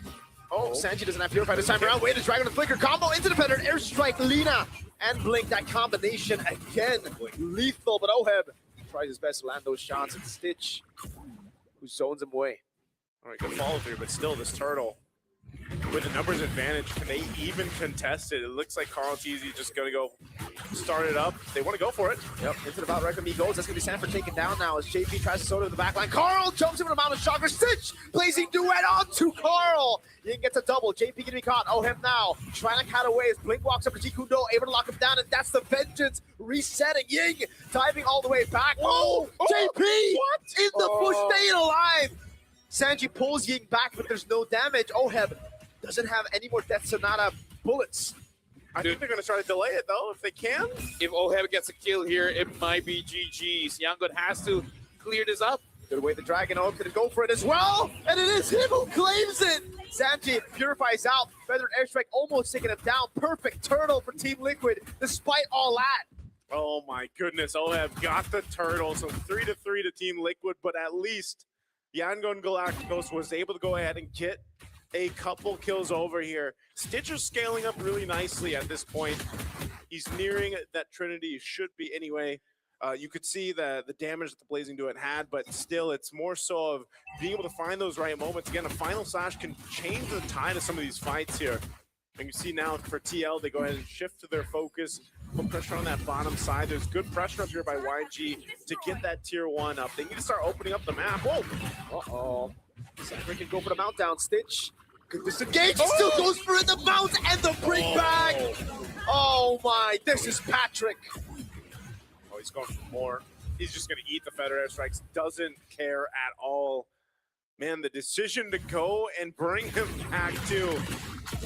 This is really tough to see. This is now what, the second Glue game today that we've seen where teams just kind of struggle dealing with him. I mean, look at the build that he's going with too. Radiant armor, got the cursed helmet, just helps him clear a little bit faster, but it's just tough, man. It's tough to deal with when you've got him all over this place. And it's tough because Yangon Galacticos, they really need Stitch doing well because Lina has a lot of damage, but there's plenty of ways for Team Liquid to deal with Lina. If Stitch is having a good time, they have a chance. If not, great. Oh, blink. Oh, the Crimson Beacon and Lancer Flare is in range. The glowing one tick. Oh, someone. Okay. He gets away. Sanford. Oh my God. This time on Lina. The Final Slash lands on 3, but TL don't care. They don't care. They'll take the purple. They hold down that mid still. They're utilizing a lot, man. It is the best game, no? Okay, you know what? Yeah, it is the best skin. Because it's one of those skins that hits you emotionally. Yeah. Oh, conceal, blink. Oh, hits you that much, I guess. That's everything used on Sanford. He's still able to survive. What? No. How is he still there? No. And he jumps and mounts him. Sanford! How did that just happen? Carl down with a traceless JP! Flickers in and get a shutdown. And now it's Han. Sanji with the Crimson Beacon. Han is going to accept his fate. Oh my God. First off, that's emotional damage. That is emotional damage, but then I think it was the Lord that killed him. Look at him. As you can see, he's beat up. He is Patrick. But what a wipeout from TL. How? Look at him. No, Patrick. Wake up. It's like, hey, you did good, man. You did good. Dude, he had 1 HP. What? Dude, you should have died much faster. You could not have asked for a better setup for YG there. You could have not. No, that was literally perfect from YG. And Sanford said, it's all right. I'm Patrick. That's what he said. I'm going to gather all the energy to get some HP back and then get on top of you. Oh, Final Slash. But it's JP. Yeah, way the Dragon over on JP. Sanford's going to walk up as well. 2-man immobilized now as he goes for the mount. JP this time. Everyone. Okay. At least there's one. Patrick, no. Yeah, they traded there. But look at JP surviving all of these, man. Dude, talk about triggering your opponents. If you want to know how to make your opponents tilt a bit, plot armor, man. Use something like, hey, Brandon! No, Patrick! Oh, poor Patrick, man. Oh, Vinuya. Oh, man. Lord of Skin. Down in the mid lane. On this tier 2. Bottom tier 2 is going to fall as well. They still have the shields. Those will pop here. In that mid lane, a Feathered Airstrike drop down, and TL knows that even with this 8,000 gold lead, they've kind of got to wait for that opportunity once again. So with all of that, Yangon Galacticos buys himself some time to stay in this game. A Divine Glaive picked up for Lina now. Taking a look at the item check here, you can see quite the difference across the lanes except mid. Oh, look at this, man. Even the cameraman knows. Oh, my Sanford's having fun. Sanford's really having fun. Yeah, Carl. Hey. You know what? TL knows how to sell skins. Yeah, they do. Look at all of the Patrick. Oh, my Lord. It'll never get old. We could be in the Yes, grand, aura. We could be in the grand finals at some point, and you're still gonna have the same reactions, man. Yeah. They're gonna buff you. Please, they don't need to. They Please don't need don't, to yeah. bump him, man. Yeah, actually, if you buff him, he will get banned, and then you just don't see it again. Yeah, no, the thing is, right, if you see Patrick all the time, it's not special. But when you see him once every, like, Yeah. 2 days, you're like, hey, that's pretty funny. We need more cartoon skits. Animes is great, but something about cartoons, it tickles your nostalgia, humorous bone. But, like, it's just Patrick, no? The SpongeBob one is like, it's aight. Yeah, Now think of other cartoons that could be, future collaborations. That could be funny. Could be pretty funny. We don't work for Butan in that way. We can think about them later. Yeah, that's true. That's true. Either right ways, now. what Yango Galacticos needs is more penetration. Because at this point, Nina is not enough because Nina can't free hit. So you really need to wait for Stitch to get the Malefic gun, and then you're in business. I think even in business, it's still like he goes win to nature. All right. Oh, business is gonna open a bit late. Yeah. In 2 business days. It's more so just finding that angle in these fights, man. I think, with this Lord coming up here, it's got to be a fight. Almost the same thing as what happened last time, but they got to kill Sanford. Like, it was nearly Dude, there. You have to use all your resources, and then Oheb Carl just goes crazy. Or at least anybody, honestly. They have a final slash that can be good enough with the kick. Honestly, I agree with you. It's just that, they're not dying. Yeah, they're not. Look at this. He can go for the Mountdown now, Spatial Migration and the Valor Requiem. I don't know, man. But that's Sanford. He can still go for the Mountdown, and he does. With a crown from Han. Sanford all alone. Blinkers out to safety. Crimson Beacon come down from Sanji now. And that's Blink catching the shots of Oheb, who's on a killing spree, goes on stage. That's Sonata. Ooh. Free Lord, by the way. Dude, Sanford and JV are just unkillable at this point. Yeah. Even though, yes, they've died, but, at this point. They're soaking up so many resources. That whole time, too, Carl Teasy was just getting the Lord. Oh, no. That's Sonata, the Filipino sniper, finds the kill on Han. Oh, that is tough, man. I do not want to see any more Gwyn picks. Guinevere Oh my is God, not winning, it's actually man. cursed. It's Still actually 0%. cursed. It'll be 0-5 after this if they lose. The most cursed pick in an M series of all time. We might go to... Oh! no. No way. That was a bit... Oh, but Oheb just walked away from it. Ying cannot get the final slash. Now it's a Lancer Flare. Ying jumps over, finds Avengers, resets, but Carl jumps in, and there, it's going to be him. Mounted Blink cannot survive the damage. The Lord is already there. The base is wide open. Oheb gets a double. He'll go for the triple on Stitch. Up in the airstrike, almost takes him down with a crown of the immortality. Stitch walking back over the BMI now with Sanji's right there, but again, Sanford mounts him up. Oheb's gone like Han. Goes in for the Battle Requiem. Oheb still survives, and Team Liquid make it to the knockout stage. Team Liquid will be the second Filipino team to move on to the knockouts. And Yangon Galacticos will have to try again as they go down to face off against the other teams. Again, this might be later. It's not about a destination. It's about a journey. And they still get to the destination, so it's all good. It is. But This was a dominant game, though, man. I mean, from start to finish. Some mistakes were from Yango Galacticos, but some of them were forced by TL. Yeah. Again, they're looking very strong here. It's again, it's very strong game 1 to game 2, where the leads were kind of insane, and you when you break down those games, look at, okay, what is this composition capable of doing? I feel like they had it down. Like, Yangon Galacticos had good setup potential. They were trying to go, but towards the end, they got tilted a little bit. They were missing some of those key ultimates that they had. But even when they landed them and layered them correctly, they just didn't have enough firepower at those moments to change the course of those team fights. And, TL just kind of took it home with them. And that's what back-to-back performances now from Sanford, especially very decisive throughout the series. I wonder if there's any other M series where you have a hero that has 0% win rate from wildcards to Swiss stage and the start of knockout stage having 0 wins with like multiple picks, not just like pick. Yeah, and it still gets picked up after that, right? Like, in this game particularly, I wasn't a fan of the pick. But in the previous games against the Frederick, Yeah. it makes sense. It makes sense. Yeah. Hey, you got the OP heroes and you got the KO heroes. Yeah. But again, like big shout outs to Team Liquid. It's not over for Yangon Galacticos. They just got to come back stronger. They just got to figure out a way to win the next match. They're now in 2-2. Yeah. So next match, win or lose, it's all for that. We're going over to the stage with Rose as well as Team Liquid to celebrate as well as interview them on stage.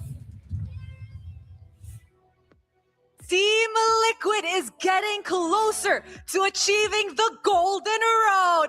They are your next team to qualify for the knockout stages. Ladies and gentlemen, once again, give it up for Team Liquid. The Golden Road, something they can really, really smell, and it's even within reach. But before that, Ohab, congratulations on qualifying for the knockout stages. How are you feeling right now? We're feeling very good because we bounced back from our loss versus SRG.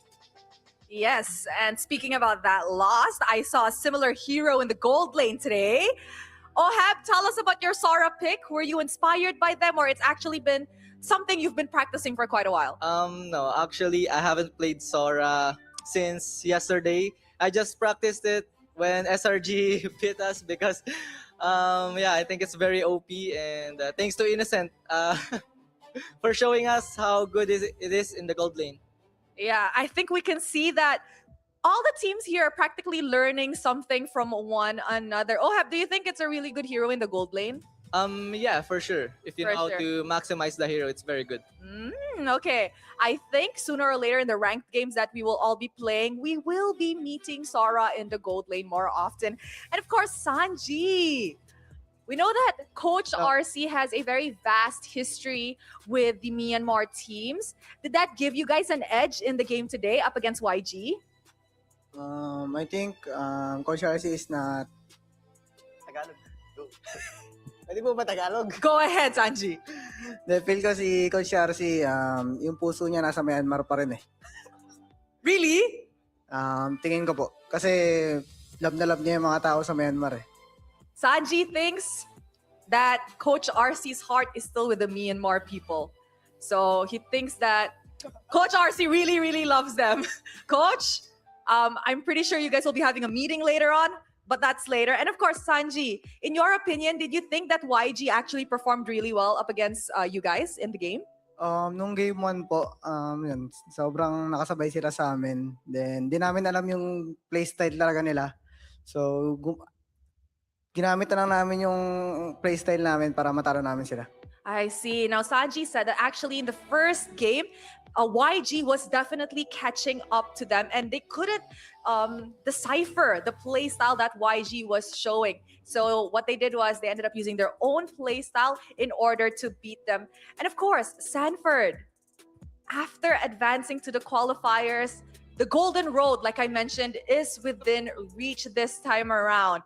As a player, do you think that you feel any pressure about this, or you guys are still just happy-go-lucky? No, we're just enjoying the M series, and we just want to play, and we don't feel any pressure at all. No pressure at all. And of course, in the first game, you showed everybody why your Yuzong has to be banned. After the match just now, do you think you'll still get a chance to play Yuzong again this M7? Hopefully, yes, because I want to use Yuzong all over again. Just Yuzong. Is there maybe perhaps a hero that you could tease everybody that could potentially come out? Wait for my Suyo XP. Suyo XP. Oh my. Things are definitely getting interesting here in the M7 World Championship. And of course, Carl Teasy, the GOAT. GOAT. If we look back on your match up against SRG, we saw that after you guys have concluded the match, for some reason, you guys were very, very happy. Tell us a little bit about it. Why were you guys all smiles? Is it really a no pressure kind of game? What's it about? We're not that happy. We're just happy that we realized so many mistakes in the game, and especially in the drafting. And also, we're not that happy. We're frustrated at that time, but we just keep it low key. Smiling through the pain. Yeah.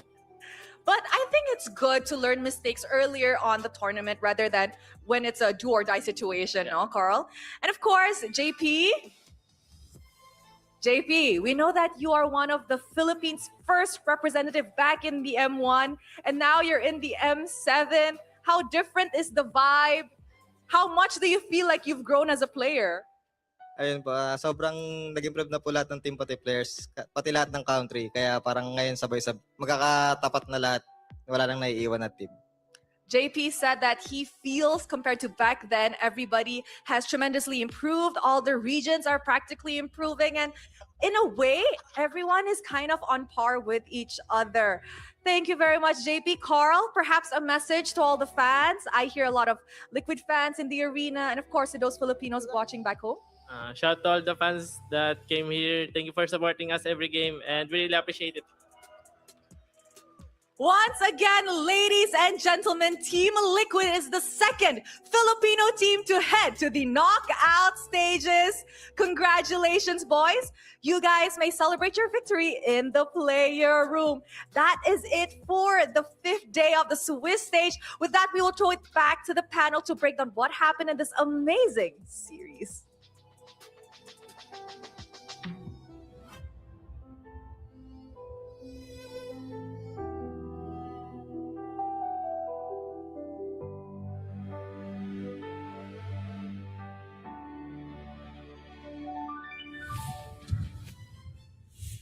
Thank you very much, Rose, and congratulations to Team Liquid. Didn't thought they could do it. Yeah. You know? I did. Wow. Yeah. I did. Yeah, honestly, a big surprise. Yeah, like we like it was such a struggle, you know, this entire year. Yeah. To get to this spot. Losing in MPL Philippines season 15, season 16, MSC. I can't believe so they rough. actually got a win here. Yeah, yeah. After SRG. So I like so- how locked in Carl Tizzi was, by the way. I like that how he said that he's not happy while smiling. Yeah. We're not happy. We're not happy. What are you talking about? Hey, MVP is going to be happy, though. I know it's going to be Sanford. There it is. Change that picture, not glue. It has to be Patrick. It has to be Patrick. No, but seriously, can we ban this guy? Like, can we just let Vinuya play? Because like this guy was talking a lot earlier in the interview. I feel like think this guy's Vinuya is- overrated. I think Vinuya is stronger. I Yeah, think way stronger. I like his English, though. Sanford? Oh, I do. Yeah, it's Nah, definitely Vinuya improved. has better English though. I like Oh, that man. he's gotten taller, like much taller. Have you seen CC Immune anywhere though? Nah. I don't even know what to talk anymore. Let's just watch. Well, the highlights. Well, the highlights aren't even sure, man. Yeah. Maybe you shouldn't have said, let's just watch. Because something was as casters, you know? Maybe let's shut up. Speaking of, you guys were talking about, you know, fun roamers to use. I have one that I really don't like to use. Who? Carmilla. I feel like it's so boring. Is it more boring than Hylos? Yes, more boring than Hylos. Because at least with the Hylos, you get to move very fast. I would say figure out- Hylos is exciting when you drop down the pathway. And you can stun those assassins. You know how satisfying it is to stun a Lancelot? Yeah. To stun a Hayabusa? Carmilla has a stun. Yeah, but the thing is, Carmilla's first skill, it's so... It's like Uranus. Even smaller than Uranus. Yeah, it's Maybe like that's why I smaller. don't like. Yeah. Maybe, yeah. It doesn't feel like enough range. Like, at least with Hylos, like you can joke about you just walking around, but the circle is big and it looks very pretty. Wait, let me ask you this. How do you feel about Glue Rome? Oh, I've used Glue Room and I like it. Pagu likes it a lot. Yeah, I know Pagu likes it. Yeah. I feel like as someone who gets permanently stuck playing Rome, because no one else will, Yeah, exactly. I might as well just play Glue Rome. No, it's legit good. You just use your second skill to check the bush. Yeah. And if your team wants to die, second skill, jump into the turret and then let everyone dive. That's good. Yeah, and then when you have Flicker, you go to a Farsa, you know, Flicker, second skill, and then just jump on her. Yep. It's mostly just a second skill. I think that's about almost as exciting as it can be for a Rome. Yeah. What other mix is exciting for Rome? I mean, in Malaysia we have Tigreal. Fanny Rome. That's a little Tigreal. too much. Tigreal Rome. Tigreal- Especially with the buff. Tigreal, I don't feel as fun because Atlas? Atlas. No? nah, Atlas is kind of fun. It's kind of fun. It's fun whenever Like, you have. like Okay. most heroes is fun, just not the Carmilla. You know what my favorite Rome pick is? What? That is no longer meta, by the way. What? Arlet Rome. You could still play it in you can your still ranked play it. games. Yeah, but like in the higher games, you can. So let's might as well just play the. Dude, not everyone is in higher games. Not everyone is 500 stars, bro. But if you don't, higher doesn't mean 500. Higher means like, I think 10, 100 above. 100 above? Then don't go to 100 above. Have fun. Nah. Just stay around It's like, 25. If I'm anything lower than 100, it's like, I should uninstall the game. See, that's the Not good enough. that's the kind of standards we should all have. Yes, sir. Nah, I have things to do. I gotta go. I gotta go too. Yeah. I'm a husband. Oh, that's you're about to different. be a father.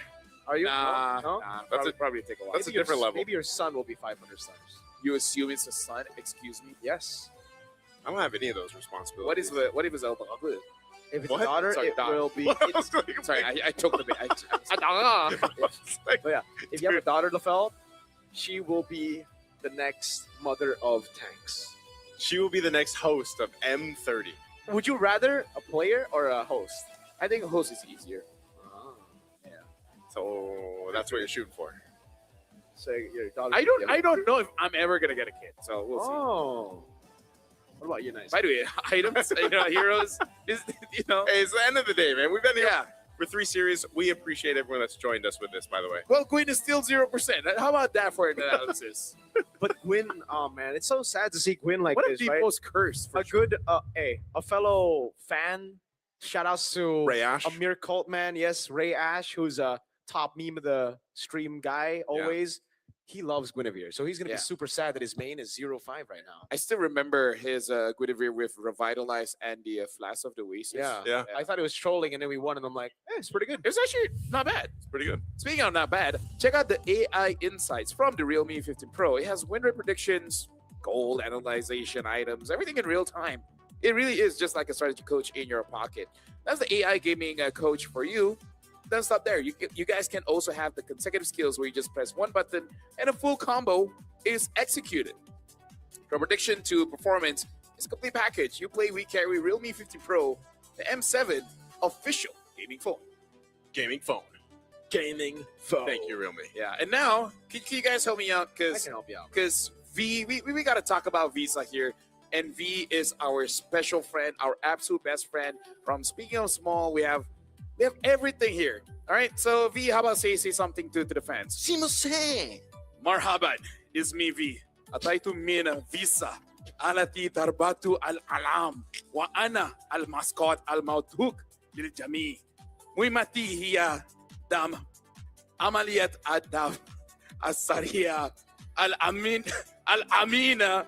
Wal-takiya. Sawaan. Kana as-tawuk. As-safar. Aw al-mushtar'at. Al-yawmiya al-basita ma'avi. Anta daima mutami. Haya nabda ma'an hayatan bila nakdin aktar suhula wa muta. Tashraftu bima rifatikum. His Arabic is a bit rusty. One of the more difficult language, but all in all, this is brought to you by the official payment partner, Visa. Have V as your best friend, right? You can travel around the world. He knows all the languages. Some are a bit rusty, but he'll help you out. That's just how global Visa is, by the way. Yeah, his Arabic will get better. Just trust. Yeah. Good luck, Renmar, tomorrow. That's V. Yeah, shout outs to V. Shout out to V. We have more shout outs. There's one play. Yeah, this is the cards, right? A new way to celebrate esports highlights. The official MLBB M Series tournament trading cards bring premium design and modern tech together. Available this January. Head over to play.com for early access. Grab yours and hold a real piece of the M Series legacy. And we have more. Hold on. Where's the thing? Where's the thing? I there. have it now. Oh, Let's it's see. here. All right, there you Let's go. see. No longer you. Acecraft. That's Echo, by the way. STG build around adaptability, random skills, bullet deflection mechanics, and retro cartoon style. All designed for fast, skill-driven aerial combat. You don't even need a... Yeah, there you go. You don't even need a license to play Acecraft. It will help, though. It will help. It would help. Look at this. Yep. I That's love pretty good. Acecraft, man. 2 co-op, shoot 'em up game. Yeah, but honestly, I just play solo. You play solo? I don't believe in We this. need a skin of that. Yeah. Oh, yeah, by we the do. way. Who would We have no one riding a plane, though. Oh, Chip. Oh, champ! Yeah, actually. Yeah, you know what? That's good. Speaking of good, attention here, because MLBB Academy has been fully upgraded. Make sure you guys get personal weekly reports to understand your pacing, strengths, and of course, weaknesses, along with the complete match history, so every big moment is recorded. You can also rate trending topics and share perspective. Like, let's have a topic here. Why is Guinevere still 0% win rate? Have fun with that. Whether you're tracking stats or joining the conversation, MLBB Academy is where you watch matches and understand your growth in MLBB. You can check all of it out. Check it out. mobilelegends.com/academy. Yes, sir. Hashtag MLBB Academy. Hashtag Mobile Legends Bang Bang. You gotta do it one by one, bro. Mobile hashtag. What? Hashtag mobile. Hashtag MOBA. Legends. Legends. Bang Bang. Bang bang. You guys like SpongeBob, right? Well, I do too. The Friend Fest event shop Whoa! is available till January 26th. So let's dive into the deep sea and explore underwater treasures. Participate in the undersea restaurant event to earn friendship coins and redeem the new Cyclops SpongeBob collab skin for free from the shop. And you guys saw Sanford just now with the Patrick skin, best skin in the game. Ever. If it's like 10K diamonds, I would still buy it, okay? It's available now in game. Don't miss it. And it's not 10K diamonds. You guys can just buy it. It's affordable, man. Did you see the picture? Let me see. Oh wait. Let me see on that real me. Where Yeah. where do I how do I Shout go out back? to SpongeBob, man. One of the best collabs. I like that you put it next to my face. SpongeBob, we love you. Yeah. We love SpongeBob. Patrick. We love Patrick. We love Squidward. We're gonna be looking at schedules for tomorrow. Oh. Yeah, I wonder how many language V can really speak. Because That's what I'm saying. Good luck to tomorrow because they got to do 2 because more I languages. feel like I have 5 more. But they got to do 2 more because we're not here tomorrow. Yeah, we're at a hodl. We're in the hodl. We're in the hodl. What do you say it? Some like people that, want to Al? know what the hodl is. What is a hodl? Hodl. A hodl Can you is. explain why we call it hodl? No, no, no. It started with you. What was me? Yeah, you started What? calling it hodl. We're at the hodl. You, I did? yeah, I'll go back to the hodl. Hey, And the we're like, hodl. The hodl. When was this? The hodl is a city. I'm going to the hodl. The hodl is where the players, the managers, coaches, talents, we're all hanging out there. We usually just eat breakfast. I think you're just making this up. Breakfast at a hodl. Hodl. Is amazing. It's amazing hodl. Under the hodl, not under, over the hodl. Over the hodl. We're going over the hodl. There's a bright, dark sky. What? It's kind of bright, but it's raining, so it gets a bit darker. But you know about hodl. You know what's dark? What's dark? Tomorrow. Tomorrow's dark. Why is tomorrow dark? Because it's elimination matches. Oh, that is dark. That is dark. Hey, best of luck to the teams tomorrow. You know, good luck to the teams. Good luck to the talents. We love everyone. It's Team Zone versus CFU. Yep. It's CG versus BS. And Evo versus Onyx. Yeah. Amazing matches for tomorrow. We're looking at the bracket, but we're already looking at the schedule. Yep, there we go. Zoomed in. For a So, closer look. YG, Spirit, and Falcons will be in the 2-2 bracket, folks. Yeah. And fun facts, Onyx will not be able to meet Spirit or YG in 2-2. Yeah, because they Already can't play again, right? Yeah, Onyx have already met both Oh. YG and Spirit. Well, here's tomorrow's schedule. We're starting things off with CFU going up against Team Zone. Afterwards, it will be Black Sentence against CG. What does CG stand for? Use your imagination. Cool And then guys. Evil against Onyx from Indonesia, which I would say is surprising, but SRG was kind of in the same spot last year in M6. Yeah. And almost got eliminated by CFU. Fun fact, TLID was also in 1-2. Mm. And then they knocked out Rora BH in 1-2. Wow. to make it, yeah. So, like, even when you look at this, I don't know. I also don't know. I don't know. I don't know who's going to all win all these. Even for Onyx, man. Their gameplay has just seemed off. We don't have to know. We don't have. We will. Because we're not working tomorrow. We're on the hodl. We'll do hodl. Cinema, we're at the hodl tomorrow. See ya, nerds. Hodl. Hodl. Gang. Are you gonna go to the Gaim at the hodl? Yeah, let's go to the game. Yeah. All right. The Gaim is pretty good. They have water there. They have lemon. Sorry, they have- Lemone water. They have water. Water. They have water. Speaking of water, we're gonna end the show for today. It's been amazing. You guys are great. You guys can be my friends. Z, by the way, Shout out to Z. V. Sorry, Not V. Z. V. V, able to speak Japanese as well as Arabic. Tomorrow maybe Tagalog. No, I know that's cheating. Don't use the easy ones. They can't do Tagalog. Right? I didn't do Malay. Tomorrow, I mean, like V. Tomorrow didn't do Malay. Spanish. Tomorrow Spanish. Tomorrow Spanish. Honestly, like close enough. They could do it. Either ways, we're closing the show. You guys have been great, and bye bye. See y'all tomorrow.